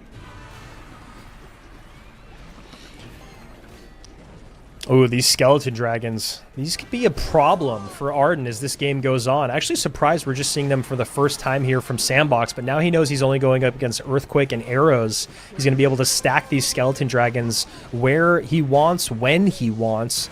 And, I talked a lot about skeleton dragons at this last month's monthly final, but they're just good enough to where they are very frustrating to deal with. Sometimes you think they don't do enough damage, they don't have enough HP, you can kind of just leave them on the board, but all of a sudden the damage stacks up, so then you find yourself spelling them off the board, but then you don't have the spell that you want later down the line. Just a phenomenal card in Clash Royale, one of my favorites. Mega Knight comes out on the ground to cover, leaving Arden with nothing elixir-wise to defend the right-hand side. Sandy going to get a lot from this RG and pretty easily cover the left, and Arden knows that he is in a world of hurt. Just such a beautiful play there by SandBox to bait out the Evo MK to get in the Evo Royal Giant. Both of them holding on to their Evo, knowing that Evo RG is going to be completely countered by the Evo Mega Knight. So what does SandBox do? He uses those Skeleton Dragons, he uses the Phoenix, he creates this big push on the left-hand side to where Arden is forced to get that Evo Mega Knight out, and then SandBox turns around and wins the game with the Evo RG. That is textbook RG play. Brilliant, brilliant work from SandBox. Beautifully done. And, also, when you and I first started talking about competitive Clash Royale, it seemed like every single player knew the exact amount of damage that every spell would do at any given time, right? We would say, hey, what's 2 fireballs on a log? And they could all rattle it off. Their coaches would make them do math problems, They'd be like, they would literally set them up with exactly what you're saying. Sorry to cut you off, but yeah. No, they'd have flashcards for it and be completely ready to go. Well, we got down to that final moment there, and I was starting to get a little bit nervous, Andrew, for SandBox. I'm not sure if you know why I was starting to get a little nervous on that one. Were you just... no, please tell me. Well, the damage for a level 11 fireball is 207. Yeah. So he had the winning blow ready to go, didn't pull the trigger on the winning blow, played the fireball up a little bit higher on the Mother Witch, and I was like, oh, please don't let that be the thing that ends up. That would be the most devastating thing in the world if that's what ended up throwing the match. It was fine, able to hold on to it, but I saw that and I was going, oh boy, that was almost the end right there. Yeah, and I saw someone in the chat say, could have ended earlier to echo your sentiment there, to echo your point. And it's tough because part of me is like, I'm glad he went for the smart play. But is the smarter play just to end the game? I think it is. So, SandBox didn't want to get got by making the incorrect decision. I agree. He should have definitely just taken it out. But here we go. This is what we were talking about. You see this big push on the left-hand side. Elixir-wise to defend the right-hand side. Never mind. We're hopping back into game. Love that, actually, even more, to hop into game number 2. But that was the moment we were talking about where SandBox was pulling all that Elixir and focus from Arden on the left-hand side and then baits out the Evo MK. And then as soon as that Evo MK comes down, SandBox goes Evo Royal Giant opposite lane and wins the game. So here we go, game number 2. Our lower bracket matchup, elimination matchup for this one. And it looks like Arden might just be going to Royal Giant as well with Monk and Fishboy.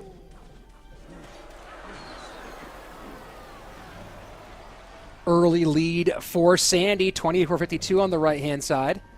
So taking some chunks out. And Fisherman's one of those weird ones where, you can counter hog with it. It's not a perfect hog, counter to the hog, right? You can activate King Tower, but you have to give up some damage typically to do so.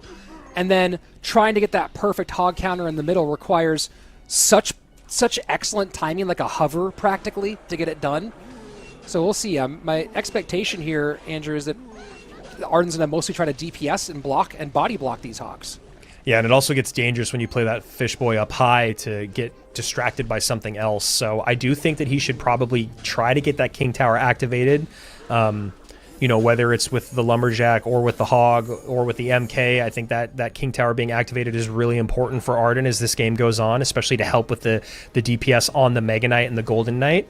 Because as of right now, if you're looking at Arden's deck, he doesn't actually have a lot of single target DPS.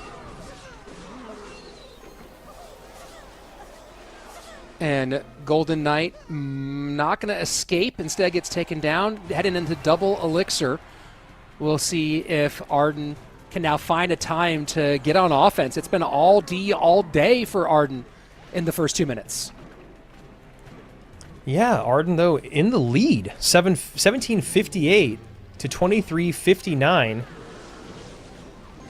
And just a fireball right on top of that Mother Witch, just wants nothing to do with it, and you completely understand why. Ooh, this is dangerous. Here we go, an opportunity. This is real dangerous.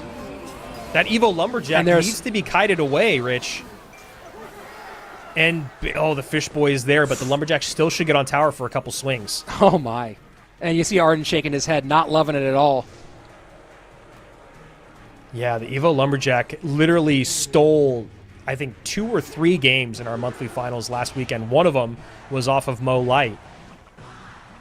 But that Evo Lumberjack is brutal to deal with, especially when you've already spent an arm and a leg on defense to deal with the big push, and then all of a sudden you have this ghost Lumberjack that must be responded to, which can really throw off your cycle. Final 2 minutes. Getting the Monk set up early is Arden. And now SandBox has the bit of the lead, just some Earthquake cycle.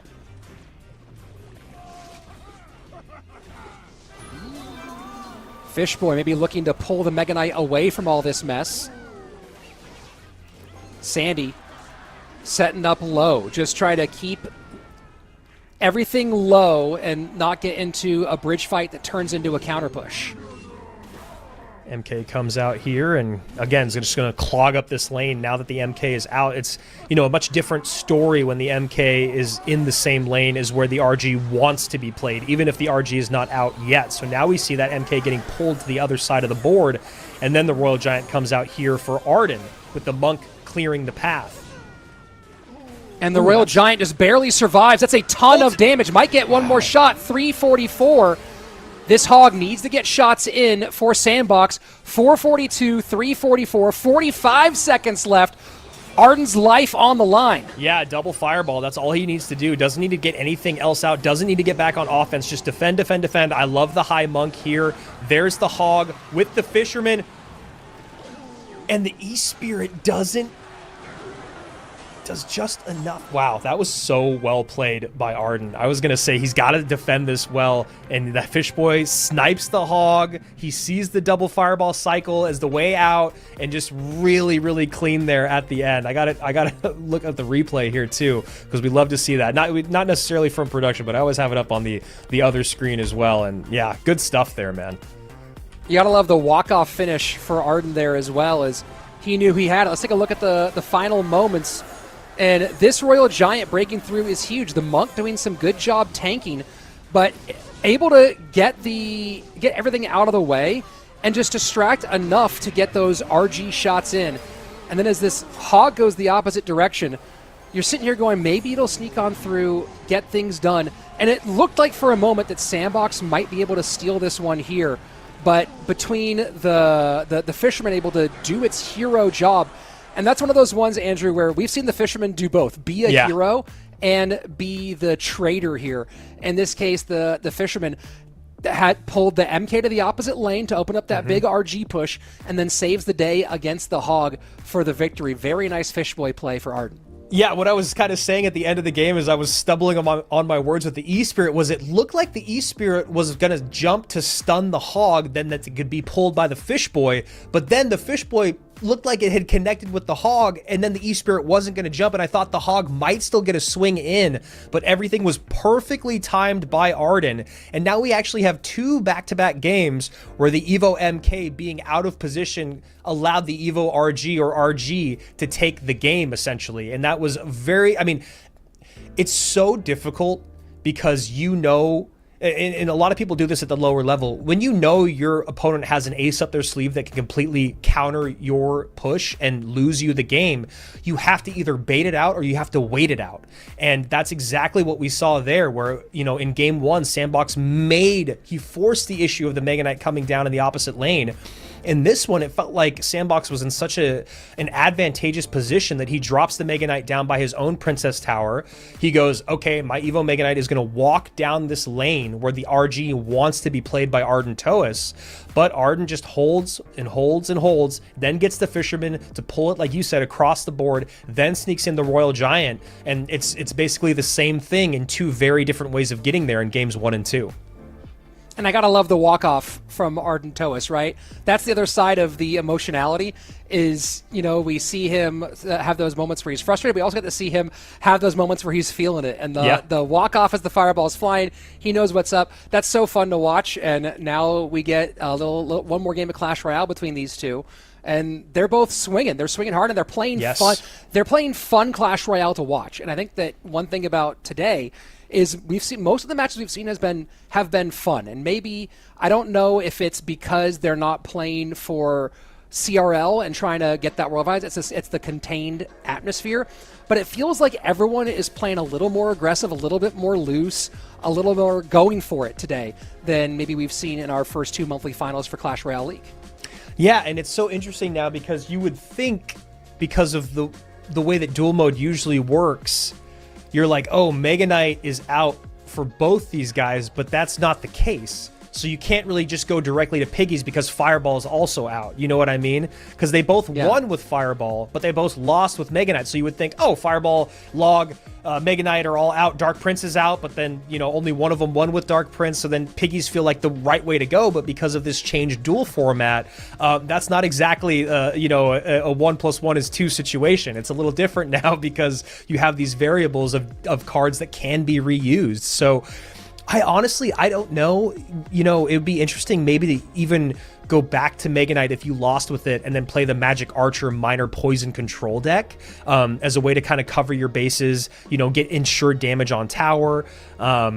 We haven't seen any bait at all today, which, I mean, well, on broadcast, I don't know if Hypno played it or not in his individual match, but there's just, again, you talk about how hard it is to be an analyst when you know cards are out, but now you have the fact that the cards aren't out that were already played, so where do you go? And, you know, this is why analysts and coaches, this is where they make their big bucks.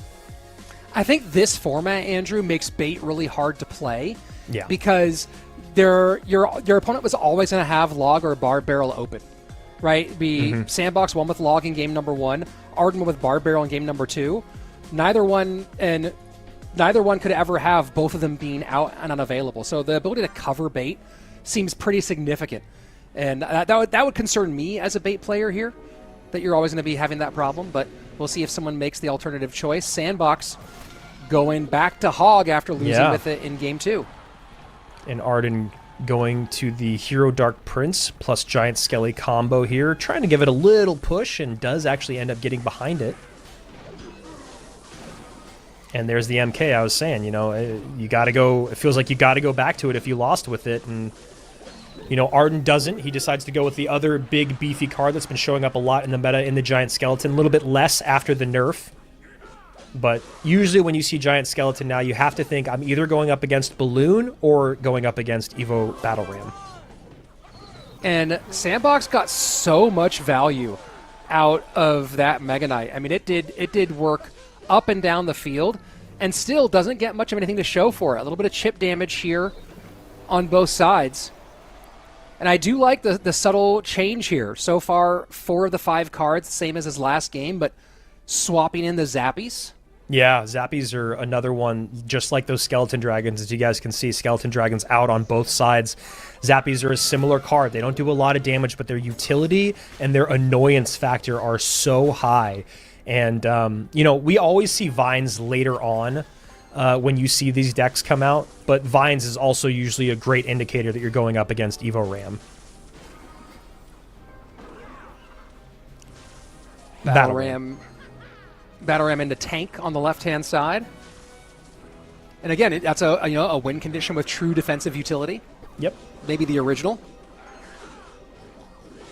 Man, and what a win condition it's become. It felt like just a win condition that was dead in the water for so long. You basically only ever saw it with P.E.K.K.A. bridge spam. But the fact that that is a huge connection, and Arden is not happy about that. Vines coming in now to defend, but still damage done by a lot. And giving up a hog shot before the Vines could stop it, too. So just devastating. You see Arden shaking his head a whole bunch, right? This is what we're talking about. Is, you know, he's definitely in a tough situation, but you gotta lock in here and start figuring out the way to return in kind. Yeah, and that's going to be tough. SandBox, the Zappies. Those Zappies are so annoying I was about to say to the deal same with. thing. Yeah. He's got nothing for him. He's got nothing. He's got no way to take him off the board when they're on SandBox's side. Wow, and the Hog somehow gets a hit with that huge pileup of red. And the Lumberjack on the right as well, Rich. That's tower down. And you know what? I'll let Arden be frustrated at this one. That was just absolutely brutal. You go into a game 3, the matchup ends up being absolutely devastating. You have some difficult responses on your defensive side of the board. On offense, your opponent's sitting there with a card you literally cannot deal with. And that was just a tough spot for Arden to be in an elimination game. That was just such a good layered offense from SandBox, just doing so much damage on the left. And then it feels like he pulled all of Arden's attention and elixir to the left-hand side, then goes in on the right. And again, that Evo Lumberjack is just stealing towers, chopping through them like butter. So difficult to deal with when you talk about not having enough elixir. You have to have the right card in cycle 2 to have enough HP to actually kite it away and stay alive. Otherwise, you're just feeding more elixir to your opponent. So you get put in the spot of, well, I need to defend it, but how much can I spend on it? Because if I spend too much on it, then I put myself in a hole for the next big push that comes in. And that's exactly what you have to do with these types of decks, is just punish on one side and then aggression on the other. And usually it's actually the opposite, where you see the deck that Arden is running that you do that with. And we saw him get a lot of damage in there at the end, but SandBox able to do it with his Hog deck. Just really, really greatly played by him. Greatly played, and just a phenomenal minor adjustment in the deck pick, right? Going from the previous edition, taking the minions, which were kind of relatively ineffectual, right? We've seen a couple times today where they've been kind of struggling in their spot, and the Zappies turning the deck from one that really kind of relied defensively on 2 cards to one that could rely almost on 1 card, with the Zappies doing so much work on the defensive side of the board. Yeah. I mean, the Zappies are so annoying to deal with. And that's, again, you talk about the Zappies, you talk about the Skeleton Dragons. There's just certain cards in the game that you have to deal with. And sometimes you just can't, especially when you don't have the spell power for it. Let's take a look at our bracket as we have narrowed the fray down to 4. Mohamed and Adriel against Lucas and SandBox, or not against, but top of the bracket, bottom of the bracket. Really excited to see this Lucas SandBox matchup, and obviously Mohamed and Adriel just waiting to see who they're going to face off with. One of them, obviously the loser of Mohamed and Adriel, will go down and play the winner of Lucas versus SandBox, Rich. Yeah, and that's going to be a phenomenal matchup. I mean, this is 4 tremendous players. I don't know what the full count is of World Finals. I think it's 5 for Mo, 5 for Lucas. I want to say 3 or 4 for SandBox, and similar numbers for Adriel as well. So did we get I love also that we're getting to a stage now where we're getting these guys who've been there so many times, who are such seasoned veterans. It's always a joy to watch them fight it out, and then really no matter who ends up winning this championship today, whether it's Mohamed or the field, we are going to have a world-class player on top of our proving grounds. Yeah, and, we do have another interview for you guys. We're going to sit and talk with Lucas, or I'm going to actually, which I'm very excited about. We both got the hair thing going on for us. So we're going to talk to Lucas now. Really excited to see Lucas back in the mix, honestly, and I cannot wait to sit down and talk with him, especially because here he is in our Final 4. Lucas, my brother, first of all, great to see you, man. Hair looking good as always. How you feeling? We haven't seen, I haven't seen as much of you as I would have liked to over the last little bit, but having a great day today. How's it feel to be back on top? It was great. I've had my ups and downs in my career, so I've been playing for 6 years now. Yep. The only year that I was kind of pissed down starting into the season was 23, so we don't want to repeat that. I don't want to repeat that experience. It's great to have one of the tournaments. They certainly bring confidence back. And yeah.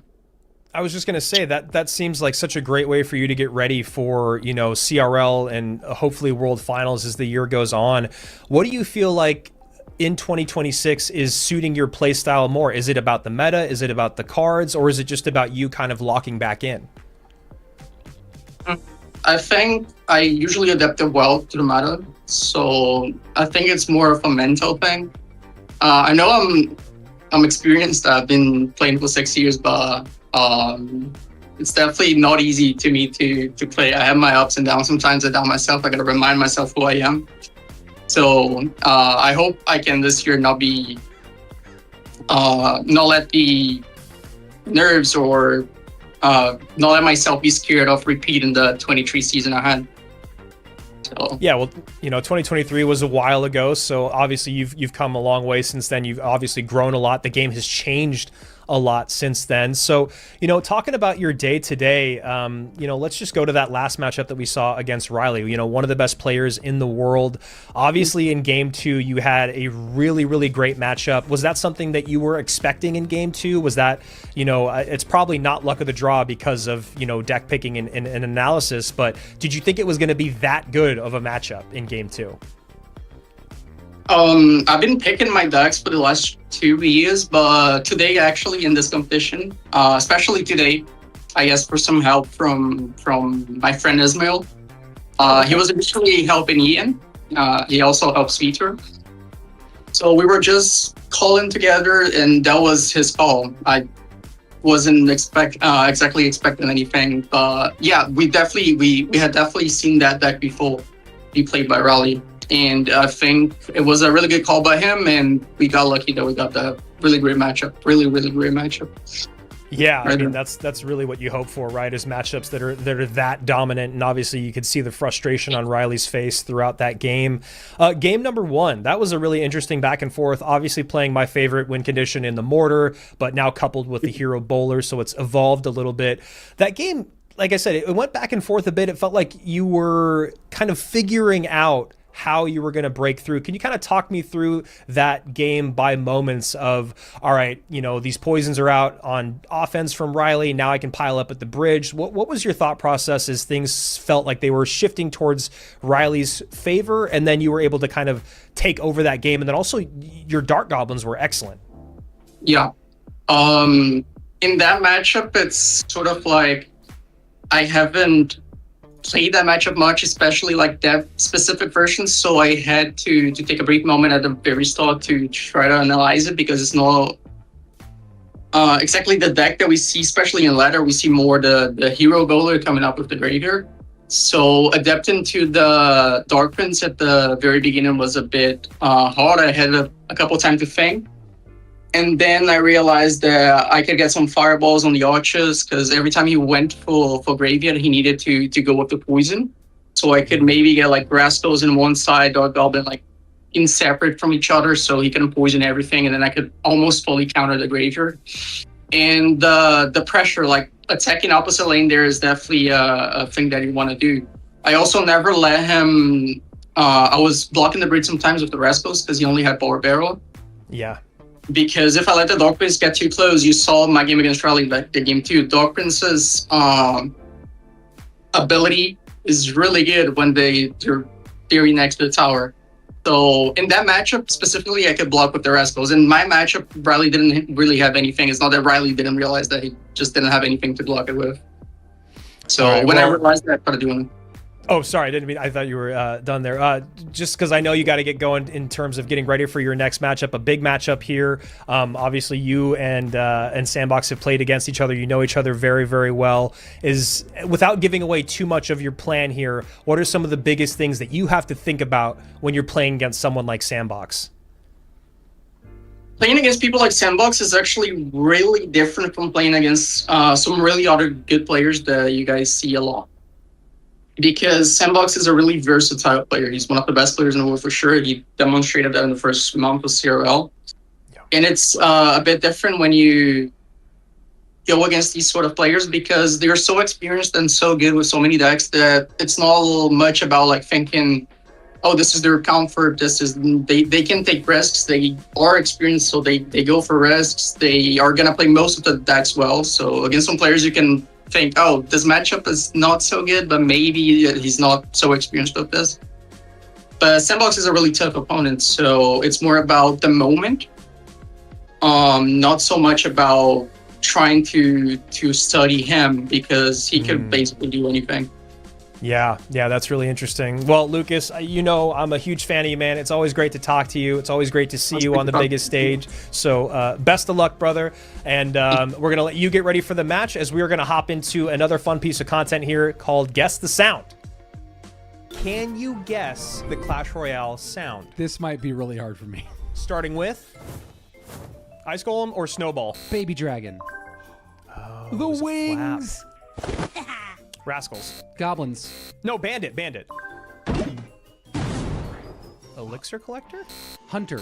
Play it again. Royal Delivery. Barb Hut? Give it one more. Give it one more. If it's Mortar, I'm going to laugh so hard. It's not Mortar. Bomb Tower? It's not Bomb Tower. Cannon Cart. Spirit Empress. And you know what? Here's the thing. I don't know if I've ever actually played Spirit Empress. Because I'm used to her being dropped. These are not all the drop sounds. It's a magical sword sound. Oh my gosh, I'm losing. Elixir Pump? Elixir Golem. Elixir Golem, yeah. Executioner. Did you get that one? Yeah. Fine, you know we can have that one, even though I thought we were tied. Oh, Goblin Demolisher. That's it. That's the Wow. targeting. That's That's the targeting sound. Wait, no, Goblin Machine. Goblin Machine. I knew that was a Demolisher. Heal Spirit. Heal Spirit. That was me. 1000% me. No, dude, that was definitely. I saw you say it after I said it. Musketeer. Hunter.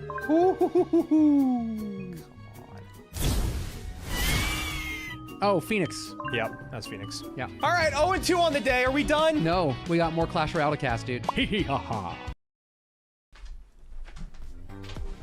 Welcome back. My winning streak continues against Andrew, so much so that he had. Oh, are you back now? I just, Andrew, you here? of course, they gotta go to your victory screen. Like, come on, production, really? Yeah. Like, I think I went 0-4. Oh my god, did I go Yeah. 0-4 on all of our games? You might have. I mean, look, I'm the Foot King, the Sultan of Sound. I don't remember what other games we played, but you know, give me some more nicknames. Keep them coming. I'm so disappointed in myself. I was like positive I was gonna win the sound game. 100%. I thought you were too. Anyway, more Clash Royale to be played. And great Clash Royale to be played. Don't be sad, Andrew, because we have awesome matches. I'm so excited for our last four. Lucas and Sandy on the lower side of things. Mo and Adriel on the upper bracket side of things. It's going to be an absolute blast. And a reminder for you folks, when you're in the blue, that means you are facing elimination. So Lucas and SandBox, only one of them can continue on. They're in the lower bracket, elimination bracket. The winner of that will face the loser of our Mohamed Light Adriel matchup, which we have right now. These guys still with a life to give, but the winner has a much easier path to becoming our champion. Yeah, and this is going to be a great match between these two. This is just like, you know, we get down to these players that are always at the end of tournaments, and there's just so much storied history between them. Unfortunately for 99.9% of them, it usually ends with them losing to Mohamed Light at some point. Yeah, that's been the story for a lot of our players throughout the tournament, the life of this tournament. Adriel and Mo didn't end up meeting at World Finals last year. They were on different sides of the bracket and both fell in the upper bracket semis at Worlds. And then Adriel was knocked out by SandBox, who ended up facing Mohamed Light in the lower bracket semis. This is a pretty good pick by by Mo. I mean, we haven't seen him run, at least not on broadcast, we haven't seen him run Hero Balloon. But in terms of now seeing this executioner, the splash damage that can come through for the bats, and for the wall breakers, the guards for the miner here, and then you don't have a ton of single target DPS to deal with the balloon. Really the thing you have to worry about the most is those Evo bats, not even the regular bats because of the snowball, but I'm sure Mo will be thinking about that and probably have his Evo snowball ready to go. First half of our opening stanza done. And a little bit back and forth. It is, you know, you talk about, Andrew, it's been kind of an ongoing discussion theme today, the cards making their comeback. And Balloon making a really legitimate comeback into competitive play is definitely exciting. And when you know it's going to be that the win conditions can get a little bit beyond just 3 or maybe 4 win conditions, it does make the game so much more fun to watch. Yeah, definitely, and just being able to see Balloon coupled with something other than Lava is really nice. Miner Loon is just not as popular. Like the Miner Loon Evo Musketeer version is just not as popular in CRL, but this version has become very, very strong and very much adored by the pros. Mo's going to go ahead and go for the King Tower activation. Does get it. And that's huge when you talk about your minor damage throughout this game. That is a devastating blow for Adriel.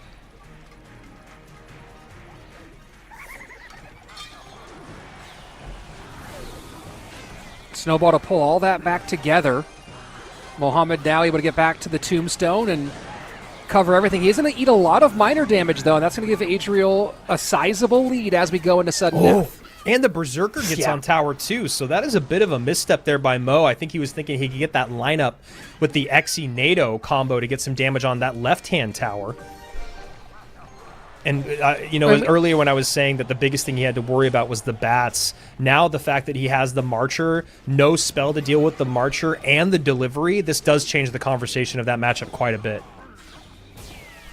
And again, we're seeing, and you know, the situation might call for it, but we're seeing some really aggressive moments out of Mohamed, which, you know, to break through with the balloons and to take some of those here and there, catching something.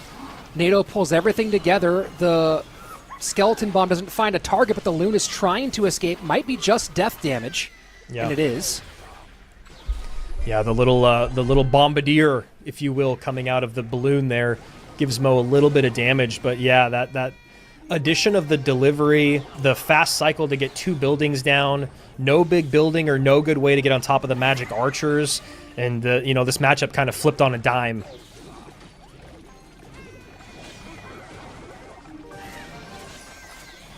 Snowball high slows things down. Loon still mostly untouched going through. The bats, though, starting to chip away at it. And he still has the delivery, you know, and he doesn't even need it on that side. 32 seconds left. Adriel firmly in control, getting now a lot of damage on the opposite lane. Yeah. Evo Bats counter push for the win there. This is a big moment for Mo. Bats are in, then the high bomb tower late, so the snowball is there, but too little too late. And delivery just does not even let the balloon get in some final touches. Death damage will not be enough. And Andrew, you know, this is one of those interesting things about Balloon, right? We talk about Balloon is making a comeback. Balloon is having some moments, but it's still one of the most, you know, I guess anything can be hard countered, but it feels like Balloon in particular is one of the most hard counterable decks. Like when you have the true counter to it, we saw there the number of times where Mo's played out of a bad matchup. That one was one that he wasn't going to play out of. Adriel would have to stumble to make that one change. Yeah, you know, initially before, and I should just expect a delivery now when I see this deck. I think it's because this version has gotten a lot more popular over the last like 2 weeks with the delivery in it, as opposed to, you know, usually like a spell, whether it's like a log or something like that, or even 2 spirits sometimes. But the idea of having that magic archer that can't be touched by Mo's deck other than by the miner, the bats that can come in to get that initial bit of damage. That's the thing about bats, is you can play them first or you can play them last. So you either play them first to bait out the spell, or once the spell comes out, then you get the bats down. So they're already annoying to deal with.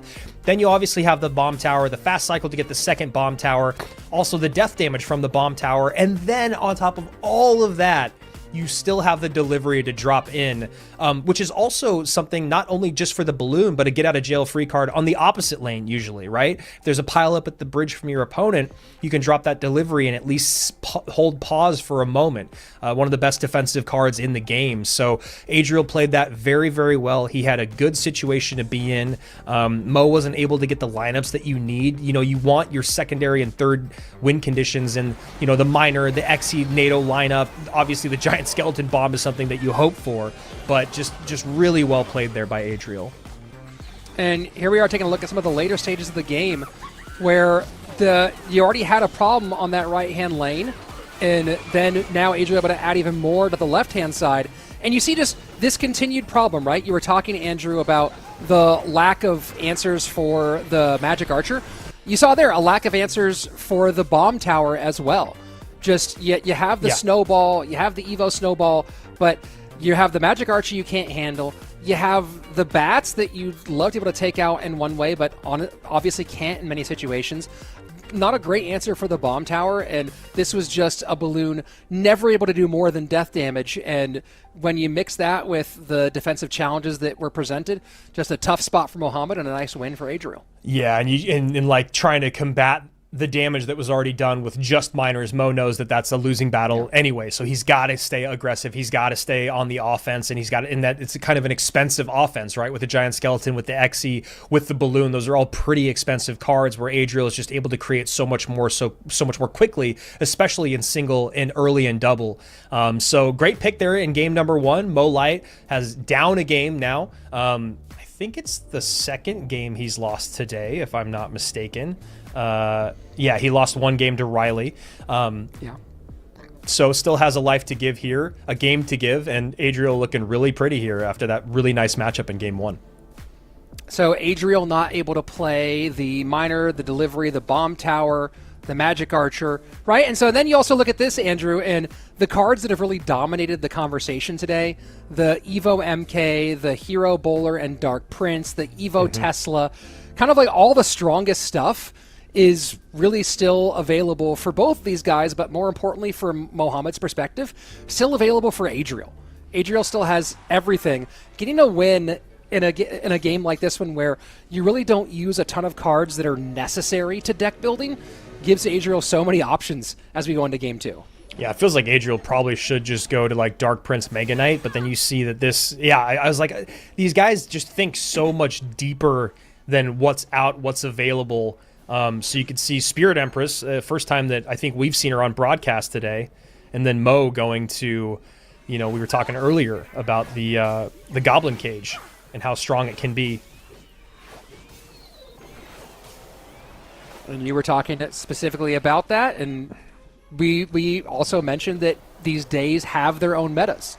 So Goblin Cage not as frequently seen earlier in the day. Now we're getting it here. I don't think, does Mo go for a second one on there? No, leaves the Hero Bar Barrel alone. Yeah, Hero Bar Barrel just felt a little too strong before its change, and it's still a great card. I mean, it's a 2 elixir card that can still become offensive while playing defense, whereas before that was the biggest thing is like if you played it defensively anywhere on your side of the board, its role ended. It was just a non-factor on offense. So I still like the Hero Bar Barrel and where it's at. Empress staying just a little bit alive.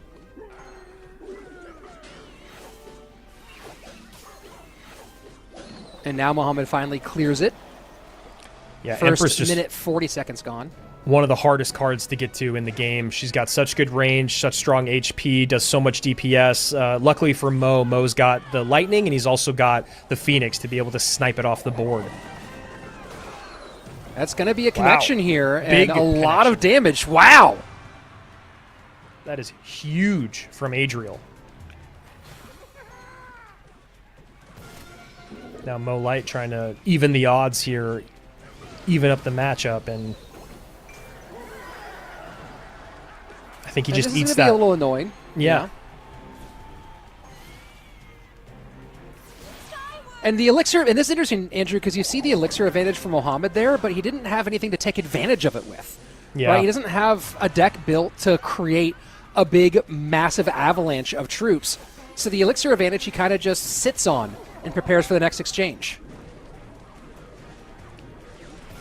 Yeah, I mean, I'm really curious to see Mo's deck kind of come together here, you know, especially as we're getting deeper into the game. You know he's going to get a little more aggressive, obviously going to have more elixir to play with. But as of right now, a rare thing for us to say that Mo's just kind of caught defending for most of this game. And now we have the double mount push, if you will, with the Ram Rider and the Dark Prince, but there's also a Piggy on the tower. Yeah, I mean, this is feeling more and more like a done deal. And I think Mohamed knows it too. Adriel knows it. 2-0, and Adriel stays in the winner's circle. He will be in our grand final coming up soon. Just such great deck picking from Adriel in that set. I mean, you talk about the very rare situation where Mo and his analyst get got. I mean, Mo wasn't even able to play his Royal Giant in that matchup. He was just so busy defending. And, you know, the Goblin Cage can only do so much. You know, when you think about the Goblin Cage and we talk about why it got more popular, it was to deal with Giant Skeletons and Mega Knights a lot. But when you talk about it as a sole defensive building against a Dark Prince mount, against a Ram Rider, and then having the ability to Spirit Empress it, you know, from across the bridge in the middle of the map, it just was a really tough position for Mo to be in. And then also when you talk about the tankability of Mo's deck with the Empress, with the Dark Prince, with the Mega Knight, the Lightning doesn't get a ton of value either. And then also with everything piling up at the bridge, you can't really target the things you want with the Lightning. So, I mean, even with only a matchup win condition plus 2 cards, this is a 74-26 matchup. And it actually really did feel like that in the game. Yeah, it felt really, really rough for Mohamed. And that's, we talked about it kind of partway through, where even with an elixir advantage, there wasn't much that Mohamed could do, right? At some point you're going, okay, maybe my elixir advantage is so high that I'll set up a Royal Giant in the back and then I'll still have enough to deal with the fight that takes place. Yeah. But then look at the other side of it, right? Look at the Ram Rider to slow down everything if you need to, the Lumberjack to just absolutely shred the Royal Giant when it crosses, the Spirit Empress to play a little bit lower, the saving grace there being maybe the Lightning, but then you have the Dark Prince and the Mega Knight that will tank the Lightning really nicely and start being a problem the opposite direction. So just problems on problems on problems for Mohamed. And so he finds himself later than we're used to down on the lower bracket where he'll await the winner of Lucas and SandBox. And we always talk about that Mohamed Light effect. Adriel is one of the few players that Adriel is one of them, and I guess Pedro kind of. Mugi obviously. But Adriel is one of those guys that doesn't have a world championship title that doesn't seem to be very affected by the Mo Light effect. He was very, very aggressive. Again, it's easy to say that and do that when you have great deck picks in games 1 and in games 2, great matchups, but also just the way he played so hyper aggressive in that second game was really, really well done, because you got both sides of the coin. In game 1, you saw a little bit of aggression, but very great defensive play. And then in game number 2, you just saw hyper aggression from Adriel, and it really, really paid off. Yeah, when I talked to Mo in the interview beforehand, he was talking about, and this actually came to fruition. He said that when you prepare against Adriel working with Jebas, what he's really good at is sniping. And that's the big thing to be concerned about. And we just saw 2 headshots from distance. The level of sniping that came through. Those were 2 brutal matchups for Mohamed, and a really great job by Adriel and Jebas to put Mohamed in a really bad situation. Yeah, and so we've got a treat for you guys in the lower bracket. Adriel's made himself to the made his way to the grand finals, but we also have a treat for you in game as well, as we're going to give away another reward right now. So get your phones out, get ready to go. We got 2 more lucky chest drops. Got to get my phone out. Got to go. Yep, getting mine right now. 2 1-star lucky chests. We'll see if you can roll them up a little bit. I've got mine, and I'm ready to go as soon as we're back here. My first one stayed at a 1-star. I was gonna save it if it went up, but I got 7 wizards, and my second chest is already to 3-star with 2 more clicks, 2 more taps. The luck of the Clash Royale gods. So I'm gonna hold that one, and we'll see. And there's also a link in the chat if you guys do not have the ability to scan that QR code at the moment, or take a screenshot and then open it from your photos. So also you can just click on the link in the chat. Shout out to our mods. All right, here we go. I'm at the 3-star. What do we got? My first one was a 1-star as well. I got a furnace. Okay, here we go. 7 furnaces. All right. 3. Come on. All right, I'll take. You know what? I actually need gold again, so I'm okay with it. Okay. I'm at 2. Still at 2 stars. Give me a 3rd star at least. Come on. No, sir. Ay. What are we getting? Less gold. And more gold. I finally won something.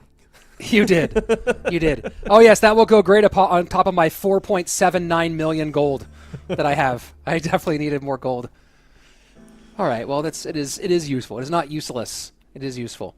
So, guys, there are 3 more matches on the day for you guys. It's Lucas versus SandBox next. Then the winner of that will move on to face off against Mohamed Light. And then the winner of that matchup, whether it's SandBox or Lucas versus Mo, will go on to play against Adriel. There we go. Thank you again. Shout out to our producer, Tasty Bacon, in the chat, or on the cans, as we say in the biz. Lucas and Sandy there at the bottom. Winner go home. Mo Light waiting, as you said, Rich, making that lower bracket run a little bit later today, as we saw this last weekend that he went down in his first matchup against Asaf and then just ran the whole gamut. No lower bracket, no problem for Momo. Yeah, well, we'll see what he can do here. Of course, we have to wait to see who he'll face off against, as we have Lucas SandBox coming up next in this matchup. And a reminder for those of you who are used to Clash Royale League as opposed to the Proving Grounds, our competition here today, 2 major differences. Number 1, of course, is that it's a modified duel rules mode where you only lose access to cards you win with. If you lose the deck, you can replay all those cards again. But number 2, and most importantly, in this stage of the game, is there is no bracket finals reset. Once we get to that grand final, it's 1 BO5 and we are done no matter who won. So Adriel's upper bracket run not going to be as critical once we get to that final matchup. Right now, though, we turn our focus to our lower bracket semis with Lucas and SandBox. Yeah, that's the one brutal thing about setting Mo down to the lower bracket. You want that extra life in the grand finals reset, but this ain't CRL, baby. So here we go. Lucas, bottom of your screen, SandBox at the top. And you couldn't have two different camera situations where Lucas is relaxing in this very Spartan bedroom and SandBox is prepared for a garage sale, I guess.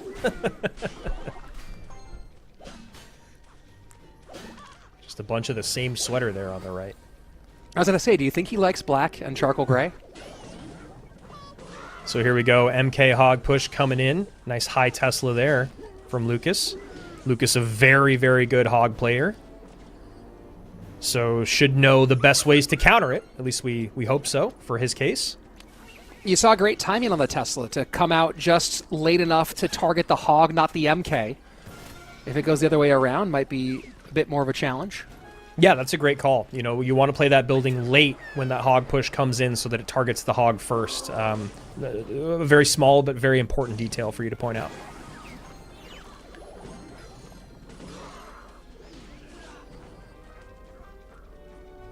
First 90 gone, and despite the one solid round of defense, it is SandBox with the lead as he's gotten a little bit of work done on that left-hand side. 25.92 the mark on Lucas's left-hand tower. Yeah, just a little bit of wasted elixir there as Lucas wants to line this up perfectly. Going to have to distract this MK to get the King Tower activation and then get on top of that Berserker. Does allow for this Magic Archer lineup. So, Rich, we've said this for years, you know, it's great to get the King Tower activation, but at what cost? And this was a lot of cost. Yeah, it's a lot of damage in. And, you know, you think about it, too, the MK activation, if it's not evoed, you got to get the Skellies and the Ice Spirit combo going there. But because of the Evo, the uppercut, you knock the Dark Prince back into range. A little difference in the difficulty level of the two different activations. But like you said, had to pay a lot for that one. Yeah, and he doesn't have the elixir to actually drop a poison down as well or just support this graveyard push as much as he wants because of that MK in the opposite lane. So not getting a whole lot so far is Lucas. Good value out of the Evo Archers for Lucas as we go into the final 10 seconds of regulation. The lead still is significant for SandBox. Poison going to chip it down a little bit, but 700-800 HP. The difference here, Berserker tries to add a bit more to that gap. And while they might look like they're even in elixir on paper, there is that Mega Knight on the board. So Lucas down by quite a bit. I mean, roughly 7 elixir, but able to kind of negate that pretty quickly with the Archers plus the King Tower activation. You like the idea out of SandBox trying to just spend a little bit more to get one hog shot in. Doesn't get it. SandBox has a lot of answers to this graveyard, man, especially that he has this big of a lead. Well, it's not that big of a lead, you know, when you think about 80 seconds remaining and triple elixir coming, so he's still got to get on some offense, but the Berserker, the Log, the E-Spirit, and the Evo Tesla are all not what you want to see when you're running graveyard. Someone asking in the chat what they're playing for. They're playing for cash, $7,000 to first place. We'll give you a full look at the prize pool after this match is over today and give you kind of the stakes of what everyone's playing for as they continue to work their way up into that top 3 podium finish. And right now, SandBox is just doing really, really well with his defenses here. Berserker down low, Tesla up high, so you have to pick and choose where you want that poison to be. But wow, those skeletons actually get a good amount of damage in, and we are very, very close. 33 seconds left. Barb Barrel to predict the Magic Archer, but does give extra value instead. Mega Knight and Hog Rider both out. Evo Mega Knight behind. 2 big bad boys on the board right now. Tesla has to come out for this Hog, and it does. Oh, but the Mega Knight is still so healthy. Hog is targeted by the Archers, but that MK is so tough to control. And that's going to be it. Sandy calls the good game and played a clean one. Lucas continuously stuck, made it interesting as we got into the later stages, but could not contain 2 Mega Knights and a Hog Rider. And that's not BM, that's true love there from SandBox and Lucas, obviously longtime friends and competitors. But, you know, you knew the last card was Lightning from SandBox. It was just when he wanted to use it. He already had a lead for most of the game, or actually the whole game, so he didn't really ever need to look for that Lightning value and overspend, because the last thing you want to do is overspend and then get caught flat-footed against the graveyard defensively, even though he had so many great defensive counters. And then if you're Lucas on the other side of it, you know that push is coming at the end. You know that the Mega Knight Hog push with the Lightning is coming, especially having to think about the Magic Archer on the back end of that. So Lucas did a great job holding on as long as he could, but it honestly never really felt like SandBox was out of the driver's seat. There was a moment where Lucas was getting close in damage, but that was also a moment where SandBox was building towards what he was going to do to win the game at the end. Well, and the bar barrel into the Magic Archer was a good idea, but a bad execution, where it just ended up feeding the Barbarian to the Magic Archer and getting even more damage on the Tesla. Not to say that it would have saved anything, but you already had a Tesla that was under duress at that stage. 2-3 Magic Archer shots came in, helped clear it off the board, and that now suddenly you're adding to the Elixir gap and forcing yourself into a tough spot. So, you know, it's one of those ones where I don't know if it would have changed the game at all, but you're already facing, there's so much coming downhill. You're making the best choice you can in a moment and finding yourself behind. Let's go into game number 2, match point for SandBox.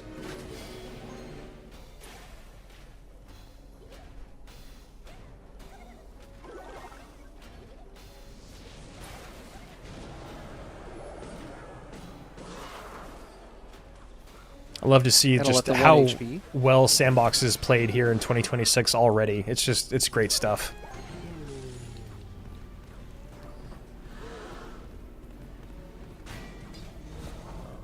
Well, you know, Andrew, we talk about the longevity of these players. First few years of CRL, there was a ton of turnover, right? We were in the CRL Teams Edition. There were so many players who were in for a year or even less, like half a year of competitive play.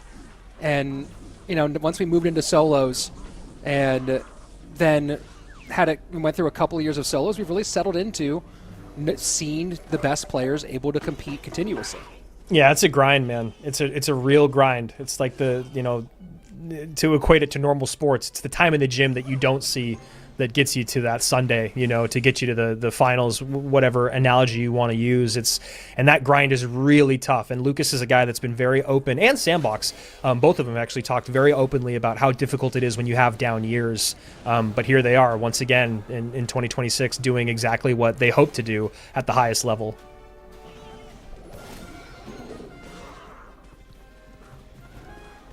Kind of a cautious game so far between these guys. Yeah, just probably trying to feel things out, as you kind of heard Lucas talk about that matchup with Ryley. You know, sometimes with these dual modes and dual decks, you're not as familiar exactly with the matchup, or maybe even the deck. He was saying that he hadn't even played that mortar deck a ton and not played that matchup specifically a bunch. So I like the slow play in the beginning to feel things out and figure out how you want to break on through. And there we go. Lucas finally the first one to get a bit aggressive after those piggies came out early from SandBox. And that's a big connection there from the Rhino. Yeah. Yeah, the mount is really causing trouble here, and SandBox being forced to commit to defending the graveyard can't pick up the Rhino with his Goblin Hut, and I think we're going to see Lucas go back to that again. Yeah, the synergy and the layering of the Hero Dark Prince and the Hero Bowler with Graveyard is two very different ways to synergize, but obviously two very effective ways to synergize. Lucas keeps eating these fireballs on top of the furnace. Yes, the furnace survives them, but you know, the primary damage we're seeing from Sandy so far is that exactly. Yeah, and I'm sure Lucas is happy if that's the only way SandBox is going to be on the offensive. It is interesting that he keeps going in the same weaker lane, but you understand why. You want to clog up that lane and you want to bait out that fireball, as we're seeing right now. Closing the gap is SandBox with that reflection damage. And then you go Evo Furnace opposite lane to clog up and just create a ton of pressure. I mean, it's insane that one Evo Furnace can easily not only tie this game up, but just straight up take the tower damage advantage on that right-hand side if it's left unchecked. Kind of a wasted ability for SandBox there, as the poison was already going to work, and that monk was a little bit too low. Yeah, one of the good adjustments I think that has been made with the monk, a card that's not touched a lot by balance changes, but how strong it was when the ability came in was a little bit much in the past. And that is a just beautiful defense. Probably one of the reasons why we've seen SandBox play so cautiously is knowing that Evo Tesla is just going to wreck his Evo Piggies, and that's exactly what we just saw there.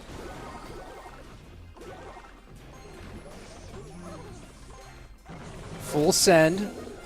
It's a regular Tesla, but Dark Prince still doing a ton of work here. Low Furnace. Do we see a fireball on it? Yes, we do. Interesting. Next Tesla is out. 30 seconds remain, so you imagine another set of Piggies is going to come in pretty soon. Lucas going on the offensive. Again, we love saying this, but it's true. Offense is sometimes the best defense, and they both kind of showed that. And you love that play from Lucas, releasing the mount Yep. and forcing the defense to come back out from SandBox, as he wants to spend everything on attack, but that 4 elixir had to save the day. Yep, that's a great call, Rich. I mean, that's exactly the thought process there for Lucas, as he goes, if I hit this ability now, then SandBox cannot support this Piggy's push, where it felt like for a moment there, not that SandBox was going to take control, but that he might be able to even things up a bit, get a really good offensive send, and Lucas goes, again, you know, offense for defense, let me get off this mount, let me get that pressure in, you got to play your building, and that's not a cheap building in the Goblet Hub. And yes, it's 4 elixir, yes, it's triple elixir, but you need every ounce of elixir when you're trying to take that lead at the end of a game. Let's go take a look at some of the action from that one, and this is that first big connection. You're to see the mount get activated, and again, there's no real response that SandBox has in that moment for the mount. He has to focus on that graveyard. If he puts the HUD out, not going to do much for him. So this was kind of the story of the match, and we've talked about this a little bit today, Andrew, just the story of the layered multi-win condition situations. Yeah, absolutely. And, you know, I love... What I really love about the hero abilities and how much they cost and how much damage they can do is if you use them incorrectly, it really can hurt you. And I know that just feels like such an obvious statement, but when you watch the way that the pros use their abilities, and sometimes we'll go through a whole game where the ability is not used at all, and we see that more with Dark Prince than we do with Hero Bowler. We always see it with Magic Archer in terms of the ability being used, but you could see how effective that send was from that Hero Dark Prince ability early on in the game. I mean, there's still about 40 seconds remaining in regulation. It makes it so your opponent has to spend more on defense right into that poison. So it was just a beautiful layering of offense from Lucas there to just not only get a ton of damage on tower, but not to give a counter push to SandBox. So really, really nice stuff there. And this is exactly what you want at the end of a tournament, is going to another game 3. Yeah, no, this is certainly fun, and we are nearing the end of our BO3s. We have this and one more BO3, of course. Then we move into our only best of 5, our grand final, with no bracket reset. Just a straight up best of 5 will determine our champion, as one of these players, one of these two plus Mohamed Light, will be the one who makes it to the grand final against Adriel. And this format where you cannot use cards you've won with, but you can use cards you've lost with, I think this format really sings when you're in best of 5s. Yeah, I was because gonna say, that's the place where, yeah, when you're behind, you're down 0-2. Well, your opponent is hamstrung by 16 cards, but you have the entire meta to play with. Yeah, so and that's a great point that you make, because being down 0-2 in a regular best of 5 with 16 cards out, it feels basically like it's already an L. It obviously isn't. There's still a way to come back and reverse sweep, but then you get the advantage of having all your cards at disposal still to even up that best of 5. It's one of the reasons why I love this format. RG plus Dark Prince to the right-hand side. Prince gets in front of the Royal Giant, but doesn't take it off the board, so Lumberjack will slice it up.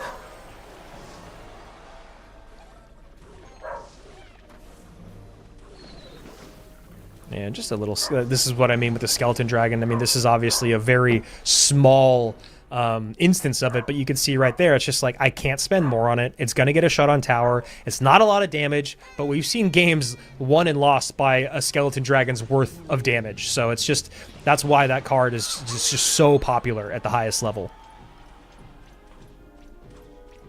And a little double bait for Lucas.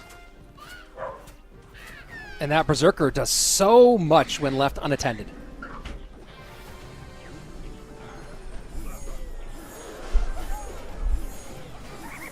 This is a nice push here from Sandy. Yeah, great monk. I love that he shied away from Royal Giant for so long that he can now play it again and just not be straight countered, and Lucas already knows that might be it for his tournament run.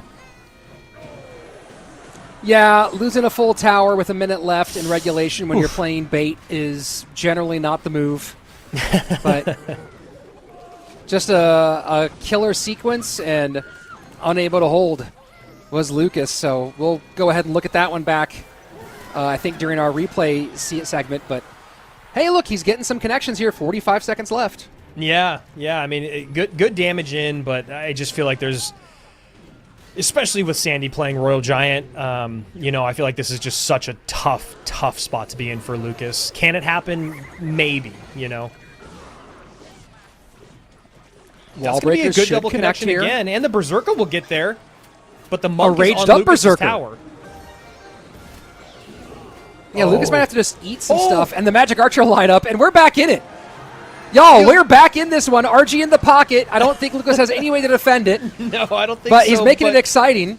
Yeah, I mean, and the King Tower, I mean, he stays alive. There's always a chance. There is always a chance. 136. The King Tower is alive. The Princess Tower is alive. Lucas trying to steal. Wall breakers in the pocket. Did none of them connect? No, neither one connect. Magic Archer, but there's no NATO. There's no lineup. Fireball. The ability.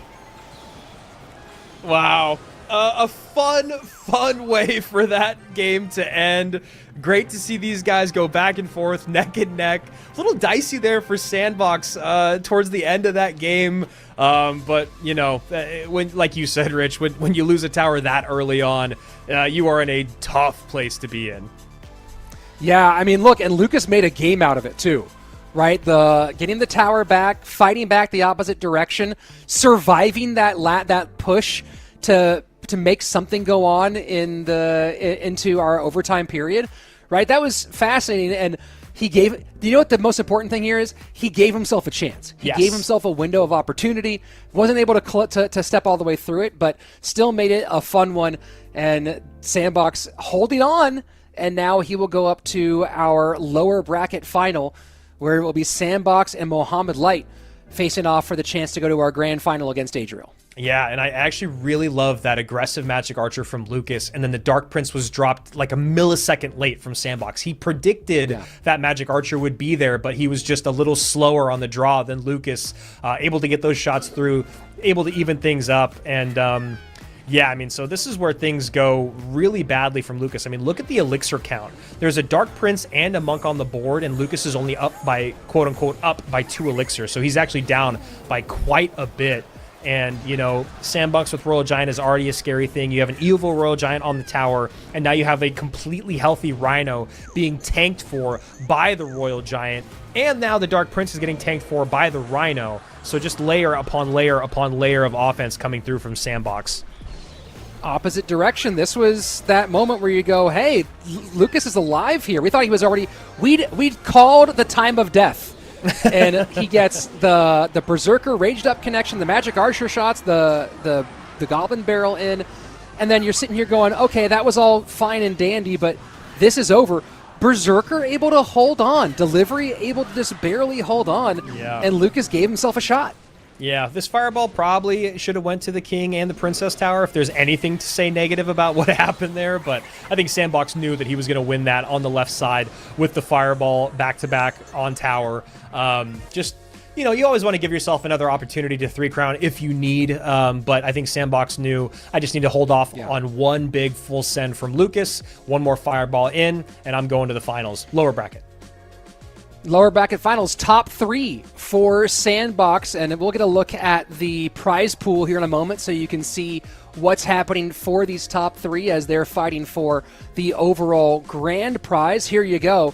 First place, $7,000. Second place, $4,000. All three of our podium finishers guaranteed $3K or more. Lucas walks away with a nice $2,000 for it, but this is a little BO3 here to try to lock in an extra grand, and then a nice little weight there. If you can walk away with our Proving Grounds title, 7,000 plus whatever you earned from the Open Qualifiers. Yeah, and I saw someone in the chat asking, I thought this was a $25,000 tournament. I mean, basically anytime you guys see, $1 million finals, $250,000 prize pool, all of it is distributed throughout the players. It's not, we've basically only, I think maybe 1 or 2 times in third-party events had a winner take all. There's always the distributed prize throughout the finishers. So, and it should be, because it's really hard to get to the top 5, 4, 3, 2. It shouldn't all just go to first place every single time or most of the time. I always love to see, even in this one, and what we started to do in CRL, which I love to see, is people in the qualifiers getting points and cash. Yeah. So it's not so disheartening when you put in all that time, all that effort, and especially in CRL when you talk about leaderboard points, the fact that you're getting them from the group stage is a really, really important thing as the season unfolds. People asking also, how do I get in these tournaments? We always say the same thing. Subscribing to the channel is a great way to make sure you're able to watch all the tournaments, and watching all the events, you'll usually hear about the next tournaments coming up. But the best way to do it is to follow along with Esports Royale EN on X or over on Instagram.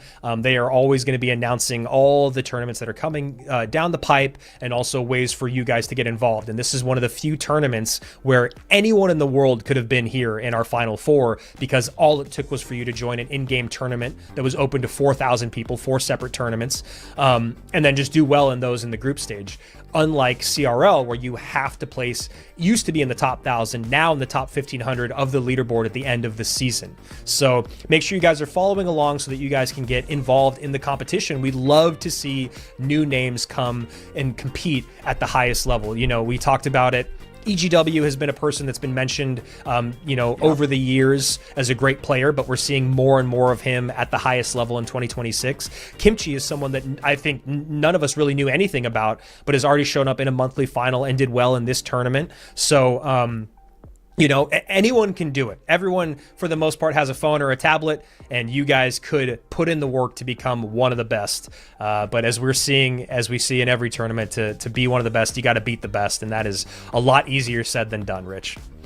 Yeah, I mean, it's so hard to compete at this level, and getting even into this tournament is already difficult. Getting into these final 3 where we're awaiting our SandBox Mohamed Light matchup in a moment, giving SandBox a little extra time to get his decks ready, as he just played moments ago to get ready for this matchup against Mo, and then the winner there. I guess we're ready for that right now.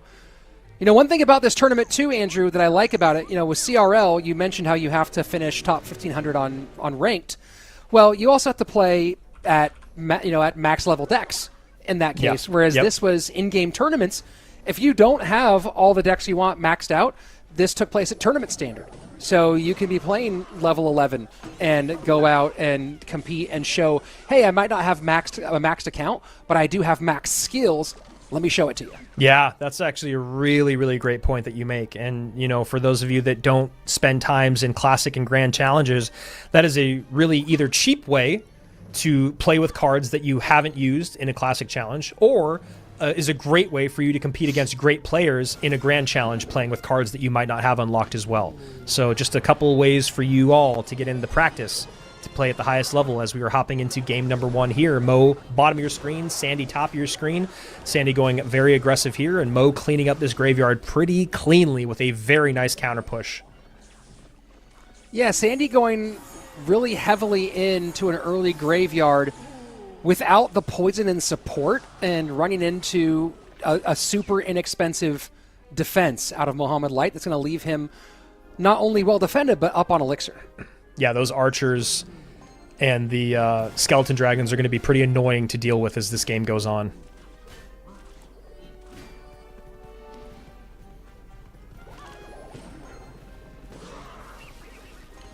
Looking for the high distraction there on the Dark Prince, but Mo plays it a little late. This should get on tower, though, and it does. Yeah, SandBox taking damage where he can get it right now. Going to still be behind on Elixir, plus the archers on board. But maybe recognizing the situation calls for some early damage when he can.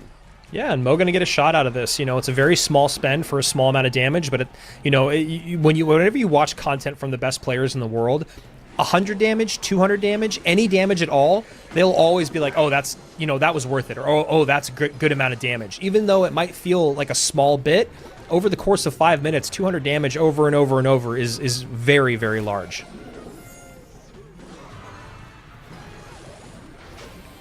And nice. The ability, not getting as much that maybe Mohamed would want, but a lot on the board behind it. Skeleton Dragons getting tanked for by the Monk. Poison to clean up everything at the bridge. Yeah, that was a nice bar barrel for Mo to get on top of that Tesla. Doesn't end up getting a whole lot out of it. It is down in damage, but it's just nice to see where his head's at. Sudden Death on its way, lead for SandBox now, nearly 400 HP as the Royal Hogs in their Evo form make their way to the tower and change it to a Mohamed Light lead.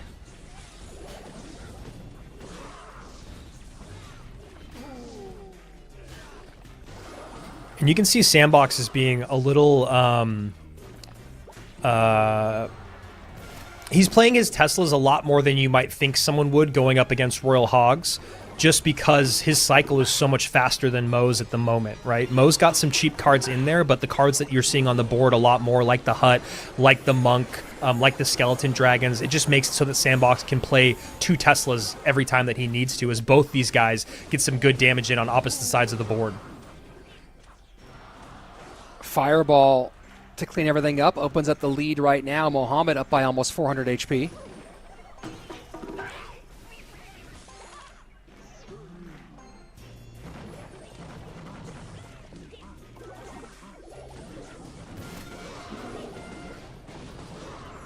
Nice damage in again for Mo here. Even with that Ice Spirit, the Fireball, that's a substantial lead now.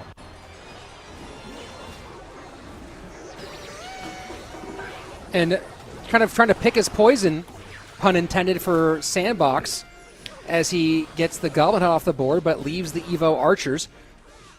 And it's tough because, SandBox, he's gotten predicted now on that Tesla a couple times, but you know that he's trying to play it up high for a reason. And, Mo's just like, I know you're going to keep trying to do it. And so now you see him moving it over a tile, but still getting it up high. And the Barbell not having quite the same effect, but the Piggy's still getting on tower. So, game number 1, sewn up by Mohamed Light. Yep. Able to keep the pressure on to engage the Tesla in the middle of the board pretty consistently and fight his way to a game 1 win. In this best of 3, this is the last best of 3 of the day. The winner of this will go on to a best of 5 against Adriel, where we'll see this modified duels format get very interesting, especially if someone takes a 2-0 lead. Andrew, it seemed like pretty rote performance here from Mohamed, right? He knew that Tesla was the big barrier to his success, able to use the bar barrel on the Tesla consistently, the Fireball cleaning things up on the Crown Tower, and pretty much a run-of-the-mill victory for the Pharaoh.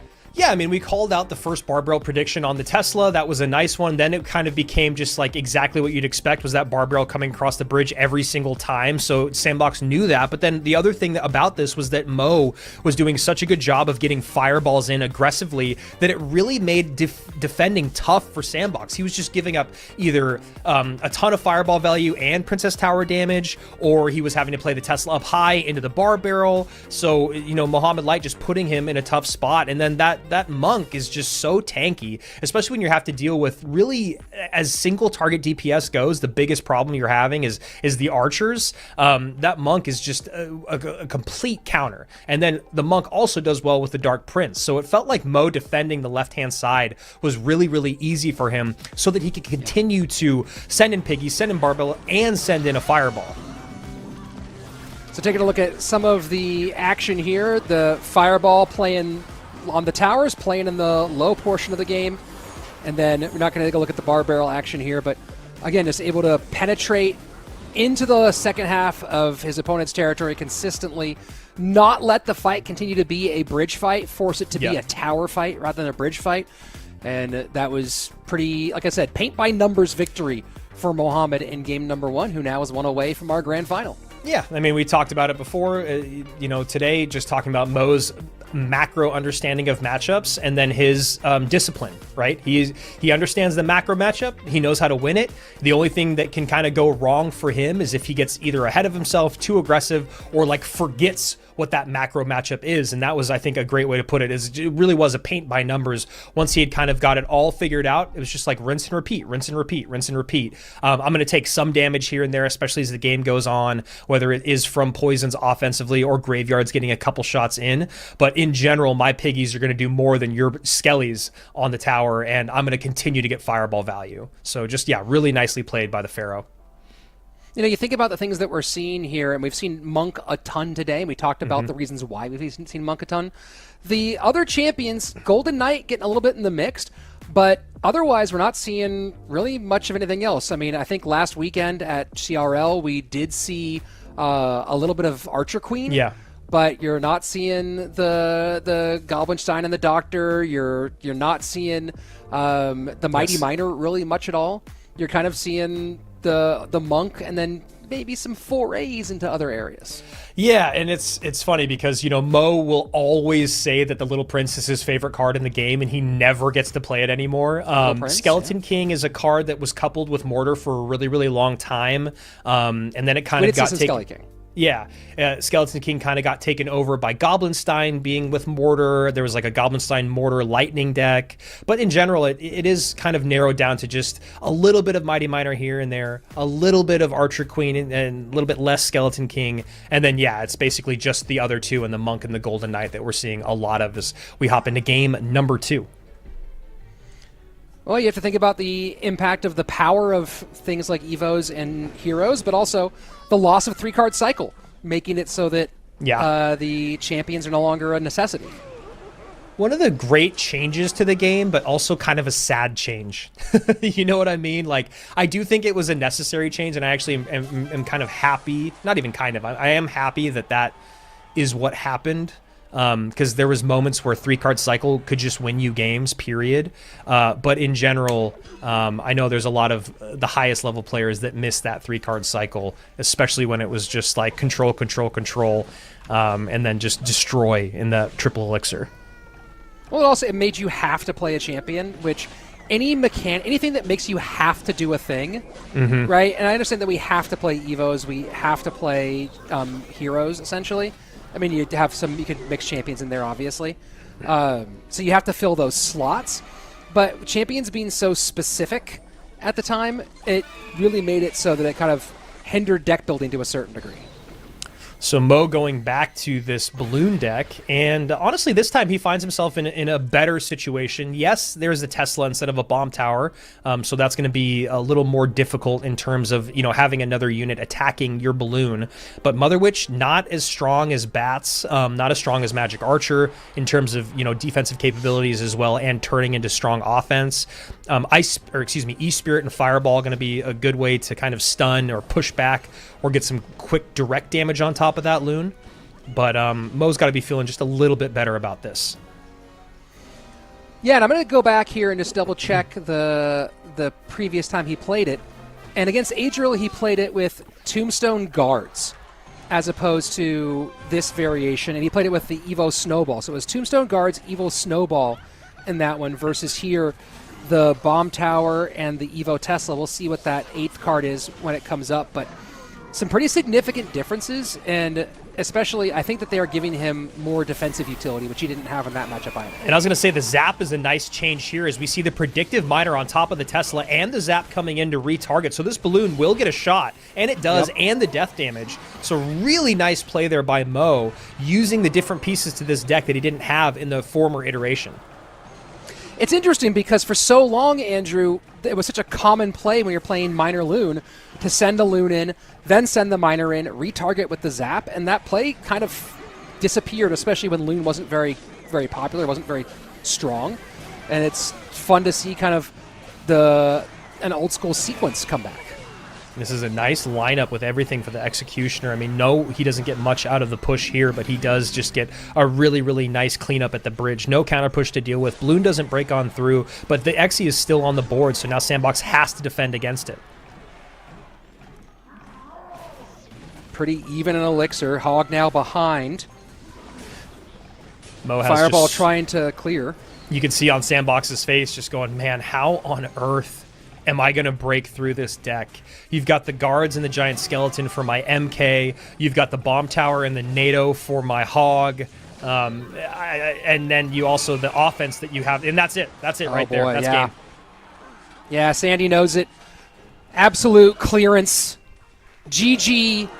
Well played. Congrats on third place in this one, SandBox, but Mohamed Light proving to be a tough customer once more. Once again, you know, that's the way it went in our first monthly finals, was Mo Light and SandBox at the end of the road. This is over second and third place, so now Mo Light has guaranteed himself at least second place. Once again, SandBox is going to take third as Adriel sits in that upper bracket with no life to give. Now, this is now a final, just as a best of 5. Winner go home, winner takes all, or winner takes most of that cash prize. And Adriel probably really wishing he was in the CRL format right now with the life to give against Mohamed Light, but just not going to be the case. Well, he'd also have a golden ticket locked in right now if he was against Mohamed Light. That's actually very true, yes.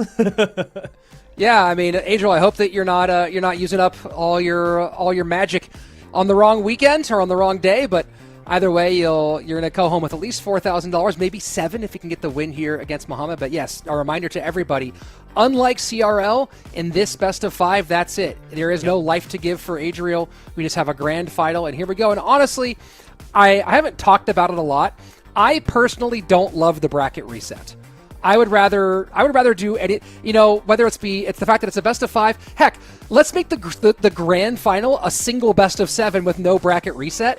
I have just never really enjoyed it because it makes the grand final feel like kind of anticlimactic, in my opinion. So I'm excited to have just a straight up, here we go, best of 5, one and done.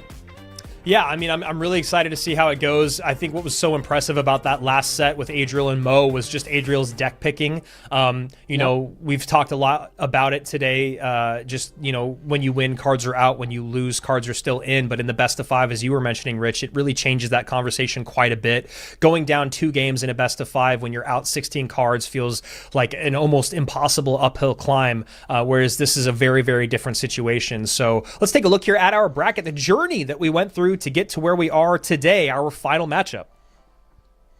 Adriel and Mohamed Light. Adriel has been clean all day, beating Polaris, Sub, SandBox, and already one win against Mohamed Light, where he and Jeb has absolutely cooked on the deck picks and gave Mo pretty much no shot at a competitive moment.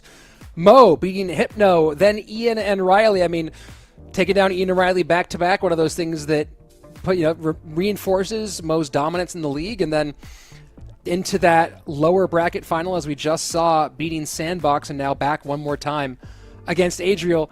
Andrew, I want to talk about this because I just said it. I know that CRL, at least for this year, is going to continue to have the bracket resets, but you and I saw a competition that I think it was Ryley who went 8-0. 8 in a row when he kept on losing decks and the other players. I don't know if I cast that with you. Yeah, right? Yeah. It was one where if you win, if you stay on, you lose decks, but the other players can keep on playing. He went 8 in a row against real competition, losing decks.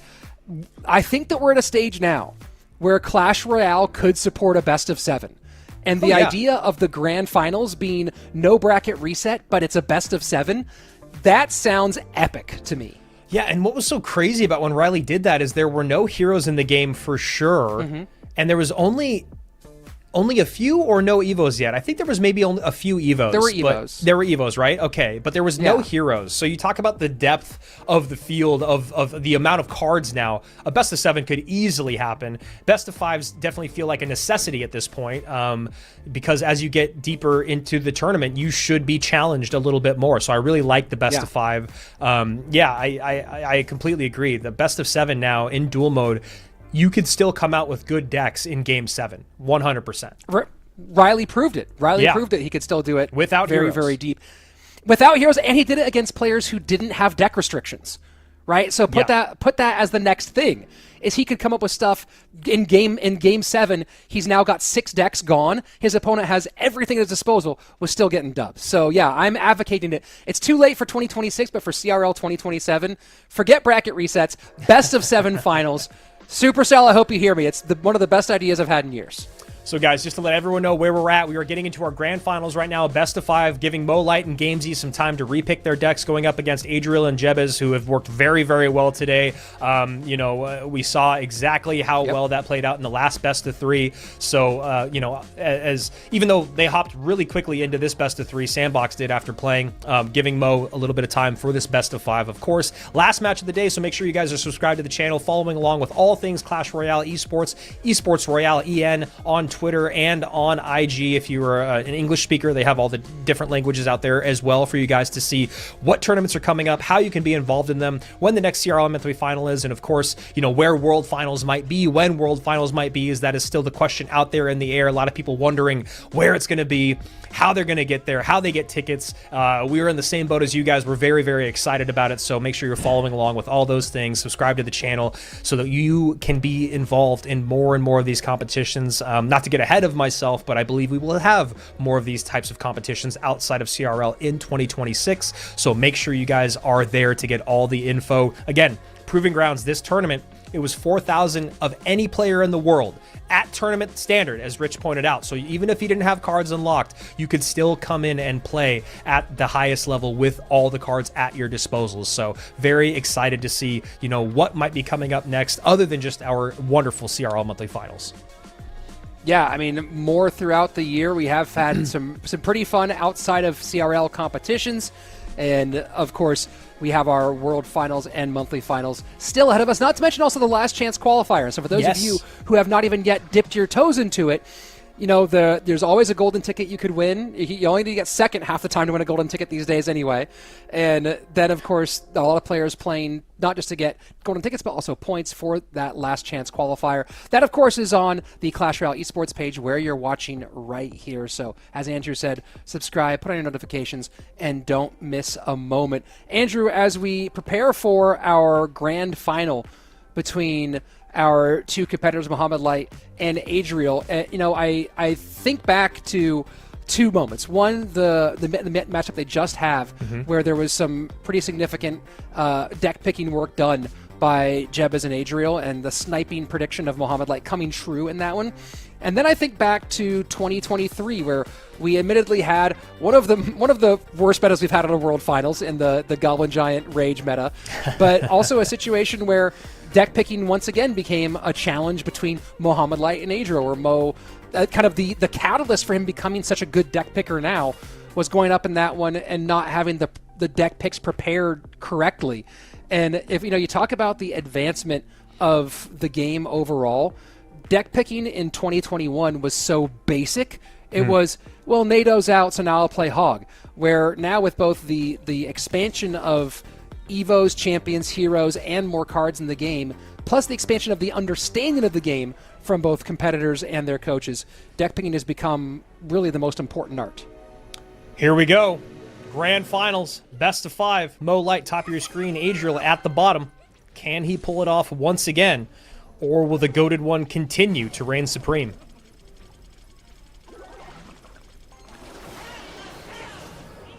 So Mohamed Light opening with Drill and Evo Mega Minion out of Adriel. So once again, kind of doing some stuff outside of the norm.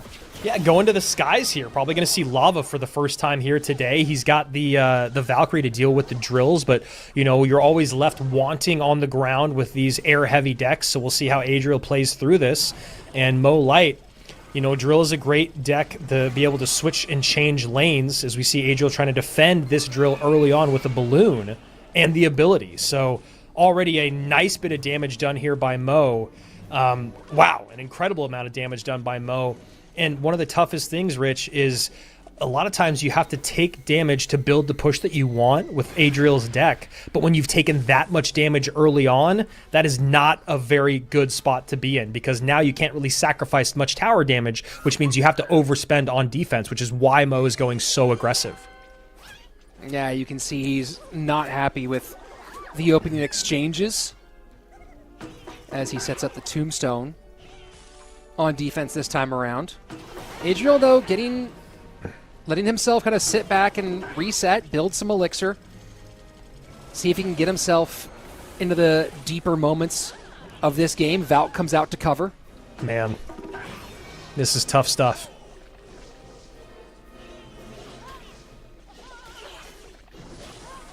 Also, this finals music is great. It's very Star Wars-esque. Shout out to John Williams. Certainly, yeah, a little epic here for us. And just notice also how many times Mohamed has gotten the drill out versus how much less we've seen of the balloon thus far.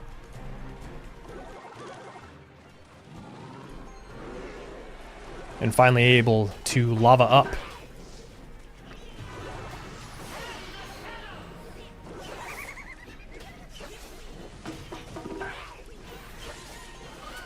Just so much, I mean, it's such cheap air defense in terms of being able to get back around to the archers. Oh, I figured boy. it was a rocket. Honestly, I know that drill has been played with rocket more. It doesn't look like this deck normally, but in a duel mode, in a best of 5, it's going to look very different than the meta drill rocket deck.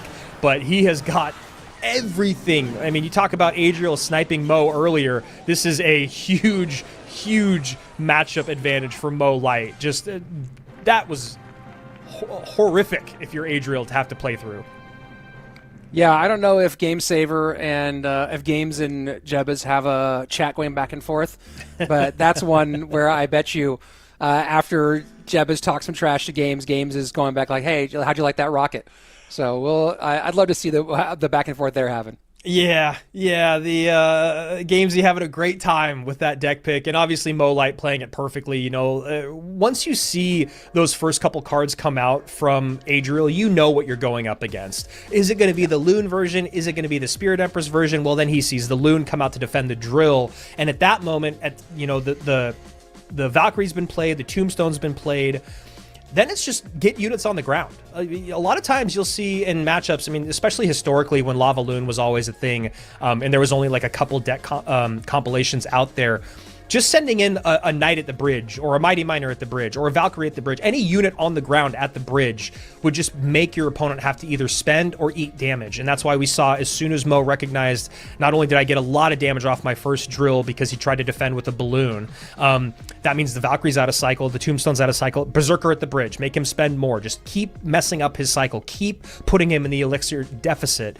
And then, yeah, the rocket comes out late game, and it's just like, man, there's between the archers, the goblin hut, and the rocket, I'm going to just need to go to game 2. And memory of a goldfish. Defending a drill with a balloon is rough. And, you know, it's kind of like when you're playing drill and you see someone defend it with a hog. And you understand what they're doing. They're trying to blow it open and then use something else to pick up the goblins. But you're sitting there going, oh, man, I hope you have other better things, or I don't hope, but I hope for your sake you have other better things here. And sure, there were other better things in that case, but it's just one of those ones where you're already sitting there going, this might be a long game for you if that's your response. The longest short game in history. You know what I mean? Like, it's just a brutal, not even 5 minutes. And this is, again, why you have to go back to this whole matchup win con +3 thing. Even with 8,000 versions of only 3 of the same card, that does not tell the actual story. Even with 200 versions of 4 of the same cards does not tell the story here. You know, this is really like a 90 plus to 10 matchup for Mo Light. Did he play it perfectly? Of course he did. That's what Mo does. But, you know, the matchup on top of that, again, that's why these best of 5s, it's really important to be able to mentally reset in the long game here. Best of 3s, it can be a little harder because now you're already facing elimination if it's a best of 3. But in a best of 5, it's so important to be able to just go, you know what? That's going to happen in a best of 5.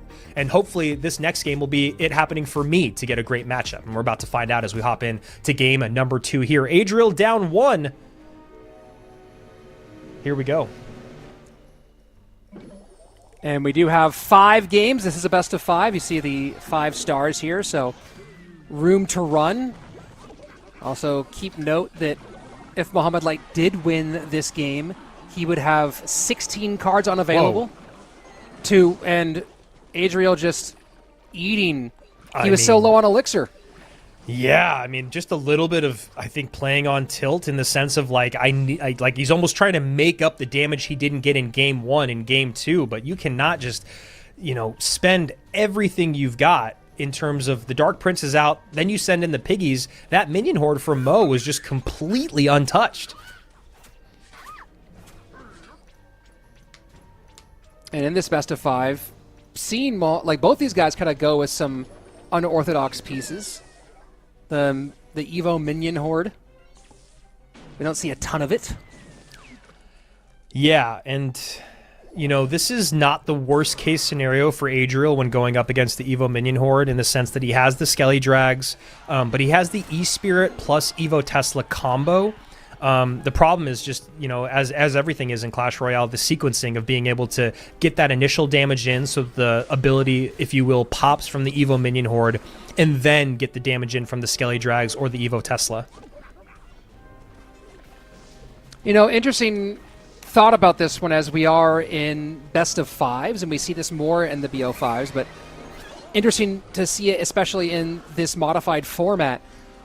There might be other options to put in besides the Evo minion horde here, but Molite also recognizing that he's got 5 games to play, right? And you're going to have to go a little deeper into the pool of cards with some of your choices.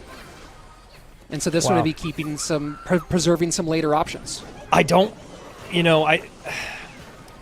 love that predictive Tesla from Adriel because there's no reason for Mo to play aggressive. I was actually just going to say that Mo is now in a position where he can cycle everything on the right-hand side. Actually get some good damage there, though, where he can cycle stuff on the right-hand side and then try to win this game off of just miners on the left, because if you're cycling bowlers and rascals and, mortars defensively on the right-hand side, your opponent in Adriel can't really get the piggies to break on through.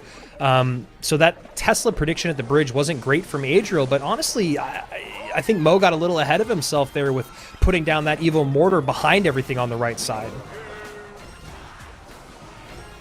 Barbarrel does get the bowler off the board. Dark Goblin connects for 1 on the right-hand side. Tesla comes to take care of the minion horde. And Miner will chip away, but lead still for Adriel in our sudden death overtime period, although the mortar connects. Yeah. And a huge error out of Adriel, as that's going to put the lead back in Mohamed's pocket. Adriel has the lightning damage.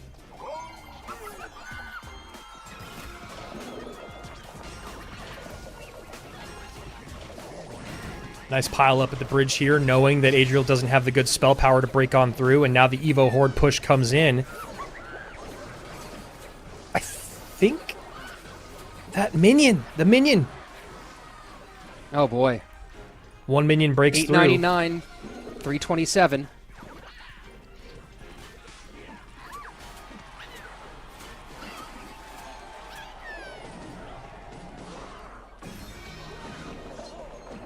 And Adriel just really wants this fight to take place in the right-hand lane as much as he can. And the double mortar, if you will, here. Tesla this time in the right spot to catch that. As the bowler connects on the right-hand side. Horde on the right, Miner on the left. Adriel's just spread so thin Yeah. in this matchup, Andrew. Yeah, and that's just a credit to Mo and how well he's playing this. Mo goes arrows there, doesn't need him on the tower quite yet, needs a little bit more minor damage first. Adriel, though, gets some good damage on the left-hand side, now the lower of the 2 towers, but this is going to be very difficult to deal with. Needs to hold for that Evo Tesla, but he's got to get it down. Nope. And just a little bit late, trying to get the pigs down in the opposite direction. The Skelly Dragons don't cover. And while Adriel made it close at the end, not able to hold on, and now Mohamed Light with match point for the remainder of this best of 5. Yeah, now you're in a position where you have to reverse sweep against Mo. You know, as we talked about, because of the format that we're in, all the cards are still available for Adriel, but sometimes you need more than every card in the game to reverse sweep Mo in a best of 5. We've talked about the depth of field now in terms of cards in the game and decks that are still viable, and because of so many heroes and Evos and additions to the game, Mo's not really put in a bad spot. You know, just because Adriel can play anything, Mo is not really that hamstrung by 16 cards being out. And that was really, really nicely played by... I mean, really nicely played by Mo, but honestly, I was surprised he let Adriel come back in the game as much as he did. Adriel did a great job of kind of staying in the conversation. But, you know, that Evo Minion Horde, it's such a gotcha card, but when played that well, you saw, as you said, Rich, just getting spread so thin over and over. Yeah, I mean, we've talked about this combination of the bowler and the mortar, and, you know, we don't always see it come to fruition. We don't always see it where it's actually giving you so much trouble. And the extra piece here was the Minion Horde made it so that you were really defending 3 different locations at once. Yeah. You're defending the bowler on one side, you're defending the mortar on the other, you're having to deal with the Evo Minion Horde in the middle, and then on top of that, add the miner getting into the lower level. So you're actually defending almost 4 different locations at one time, and that's what I meant by spread so thin, is he's having to defend the whole board at once rather than just 1 or 2 pieces. Yeah, and then when you think about the ability to kind of kite and distract and get damage on those units, you know, the E-Spirit is a great way to kite the hero bowler, but the E-Spirit's also a great way to get that Evo Minion Horde to go invisible, and then you can deal with it with the Skeleton Dragons or the Tesla, you know, and then you talk about dealing with the miners. Well, with the miners, you probably want to use the Berserker most of the time, but the Berserker's also a great card to kite that hero bowler. Then you think about having to deal with the mortar at the bridge, and this is what we saw very, very early in the game, where Adriel had almost no elixir. He decides to go on offense. He's not behind by that much, but that Minion Horde just gets way more value than you want that early in the game. Well, and you talk about a game that ended up kind of being tighter than we thought. You wonder about that early damage given. And this is what I'm talking about, right? Now you got the hero bowler on the right-hand side. You have the Minion Horde on the right-hand side. Now the miner comes in. Dark Goblin clears the Tesla as it's focusing elsewhere, and just there's too much to handle for Adriel at one point, right? And that's we talk about the processing power, the complexity. You know, that's why I think I'm most impressed about some of the players who were good in classic Clash Royale and are still good now, because they've been able to evolve with the game. That for many players, they've been left behind by the more challenging version of the game now. And here we are seeing one where, I mean, how are you doing all of that at the same time? Well, that's what makes you into a world-class player. Yeah, and now when you talk about Mo's deck, I would love to see him play something like, you know, like MK Minor Poison or Graveyard, something that's very, very defensive that allows outplayability. And the reason I say that is because he knows Adriel is desperate to pick up a win now, and when you're desperate is sometimes when you can get a little too aggressive. I feel like we even kind of saw that here in this second game, because I think Adriel also knows going down 2 games in a best of 5 is a very bad spot to be in. I think if Mo goes for something that has control and outplayability, something that he's very good with, like miners and Teslas, or I guess he already played miner, but you know, like Graveyard, I think that's just a great way for him to go. With these goblins out early, probably not going to be that. He goes Piggies. I mean, Mo loves Piggies. He's been playing them so much in both our monthly finals. And going to get a little bit of touches here to open things up, but a lot to contend with the opposite direction. Maybe Mohamed like saving Graveyard for one of the later rounds. Yeah, once he knows some more, right? Because again, keep an eye out. Mo has 16 cards he cannot play. Adriel has everything. So maybe waiting for some more matchup information if we do go to a game 4 or game 5. Yeah, and this looks kind of like that RG Firecracker deck that we saw earlier. Unfortunately, this deck is not the greatest against Piggies. It's not necessarily terrible, but not the greatest. Yeah, you don't really see, I mean, the Firecracker and Bar Barrel notwithstanding, you're not getting much in the way of splash damage here against those pigs. We'll see what else Adriel has here, but with one of those being a win condition, as you're talking about Royal Giant as a likely culprit.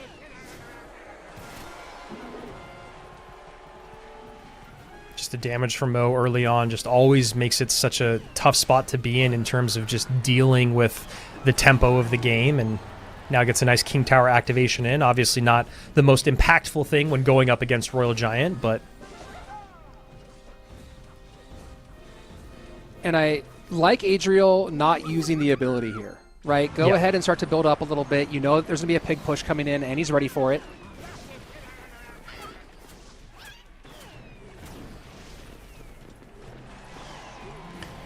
And now he'll send it on the right-hand side.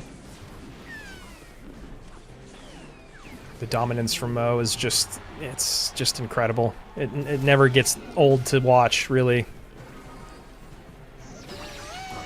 And I will say this, that this game being Royal Hogs rather than being Royal Giant for Adriel does make that King Tower activation a little bit more impactful for Mohamed. Yeah, absolutely.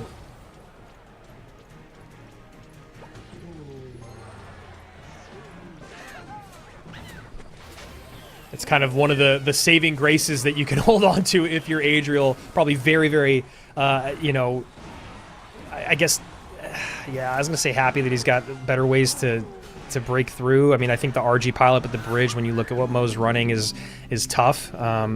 So piggies is one thing, but then, like you said, Rich, that King Tower activation also makes those piggies less effective. Yeah, less effective. Not to mention delivery, Dark Prince. Just a lot of difficulties here, and it does, you know, Adriel's body language does kind of look like he knows that he's in a tough spot. Yeah, I mean, you know, Mo in games, he just did such a great job of covering so many different bases here. When you think about it, it's like Graveyard's covered, RG's covered, Piggies is covered. It's just a really nice deck compilation here when you're this deep into a best of 3 or best of 5, even though Adriel can still play every card in the game. And if Mohamed Light wins this, and I've seen the chat talking about this a fair bit, if Mohamed Light does win this, he will have won all 3 major competitions so far in 2026. He will have won both of the CRLs and this Proving Grounds competition. Yeah. It's pretty much the dominance we've come to expect. Yeah, and that defense is just so locked down. Adriel just throwing anything at the wall, knowing that it's probably not going to break through. You can kind of see it. I mean, even though Adriel is a pretty emotionless player, the body language is not quite there, although he is stacking up some decent damage right here, but that royal delivery at the bridge is always a great way to put a plug in it. Yeah, I mean, you're going, hey, maybe these firecrackers will do something. Oh, yes, delivery evaporates firecrackers. Got it. And Lightning there it is. in, pigs on the tower. That's going to be it. Well, making it interesting as Mohamed and I need to get back to one more lightning. And Adriel not even playing cards. He knows it's over. And, yep, as you said, Rich, Mo Light takes another. He's going to give us some dance moves, too. Mo's just feeling himself. I mean, how could you not? He is just undefeated in terms of tournaments in 2026. It is absolutely crazy how good he is at this game. No matter what changes in the meta, no matter what changes with the competition, he is still on top. The Proving Grounds, proving to belong to Mohamed Light, as so much of this game has, going into the 6th year in a row. 2021, our World Finals runner-up. 22, our champion. 23, a little break. 24 and 25, back-to-back. And starting off 2026 in style. And just kind of making a statement. Everybody out there, you got to beat me. You got to want it. You got to figure it out, because I'm not letting you have these ones easy. He goes, you want to sweep me in the upper bracket finals? I'm going to sweep you in the grand finals. No problem. I'll let you have that one. I'm going to take this one. He walks away with the 7K prize, plus I'm sure what he won in the I guess there's still qualifiers, right, that he played in from the top 16 that made it through. So, you know, Mo just stacking cash here in May, takes the monthly finals in CRL, takes the Proving Ground prize purse, and he's doing pretty well for himself when it comes to Clash Royale prize money. Yeah, no, he's it's only generational wealth, not that big of a deal, of what he's put together from being the best Clash Royale player on the planet for many years in a row. And you know, we're reaching kind of the midway point of this season, right? Where we've got our first 2 monthly finals down, we've got 3 more monthly finals and an LCQ. We're gonna have some more of these third-party events, these other non-Clash Royale league events, these outside events coming in through, but Mohamed Light has really made a pretty clear statement. And I just, when I look at the view towards World Finals as we kind of hit the turn of this into the summer, I really wonder who has not just the skill set. All guys have the skill set, but the skill set plus the team behind them, plus the dedication, and more importantly, the mentality to believe that they can do it.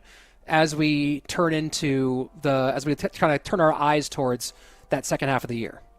Yeah, let's take a look here at our bracket. The journey that Mohamed Light went on, he made it a little bit spicy for us for, just a minute. The only set that he lost today was in the upper bracket finals. As you can see, he goes through Hypno, through Ian, through Ryley, then loses to Adriel, gets set down to the lower bracket, has to face off against SandBox. No problem there as he comes back up into the Grand Championship where he becomes the champion of the Proving Grounds. Adriel on the other side of it stayed in the upper bracket the whole time, but this is not a CRL monthly final. He's able to go through Polaris. He gets through our world number 2 in 2025 in sub. Takes down SandBox, who was number 2 in our first monthly final. Then 2-0s Mohamed Light. But as we all know, Mo getting swept, whether it's the beginning of the day, the middle of the day, wherever it is, day 2, whatever you want to call it, whatever tournament it is. If he's in the lower bracket, he is still not down or out. He's just making it more interesting, it seems, for himself and us watching at home. He's able to go... And it really looked like Adriel might have his number today, but Mo Light just doing Mo Light things.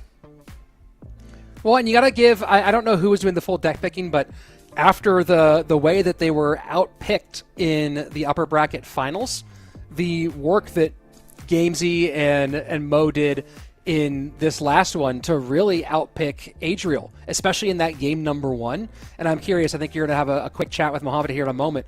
I'm very curious about the adjustments they made from that upper bracket final to this grand final in terms of how they prepared their deck choices. Perfect. I'm going to ask that question when we talk to Mo. But first, let's give away one last reward on the day to thank you guys for being with us here all day long. It's going to be a banner element, as you guys can see. So get your phone out. Make sure to scan that QR code. Get the reward that you deserve. Mo Light walking away with 7K. You get a banner element. Well, he did put in the work. I guess he probably deserves that. So congrats again to him, and congrats to you guys for watching all day and getting some rewards. Really appreciate all the rewards being given out to the community. I know that, it's one of the things that whenever there wasn't rewards in the past, it was always being asked, what do we get for watching this? Is there a badge? Is there a reward? How do I blah, blah, blah? And, every tournament that we've had this year has had rewards. So shout out to the team on that one. Shout out to you guys for hanging out with us today. As you said, we're going to have a quick word with Mohamed Light as we already interviewed him twice this month already. Yeah.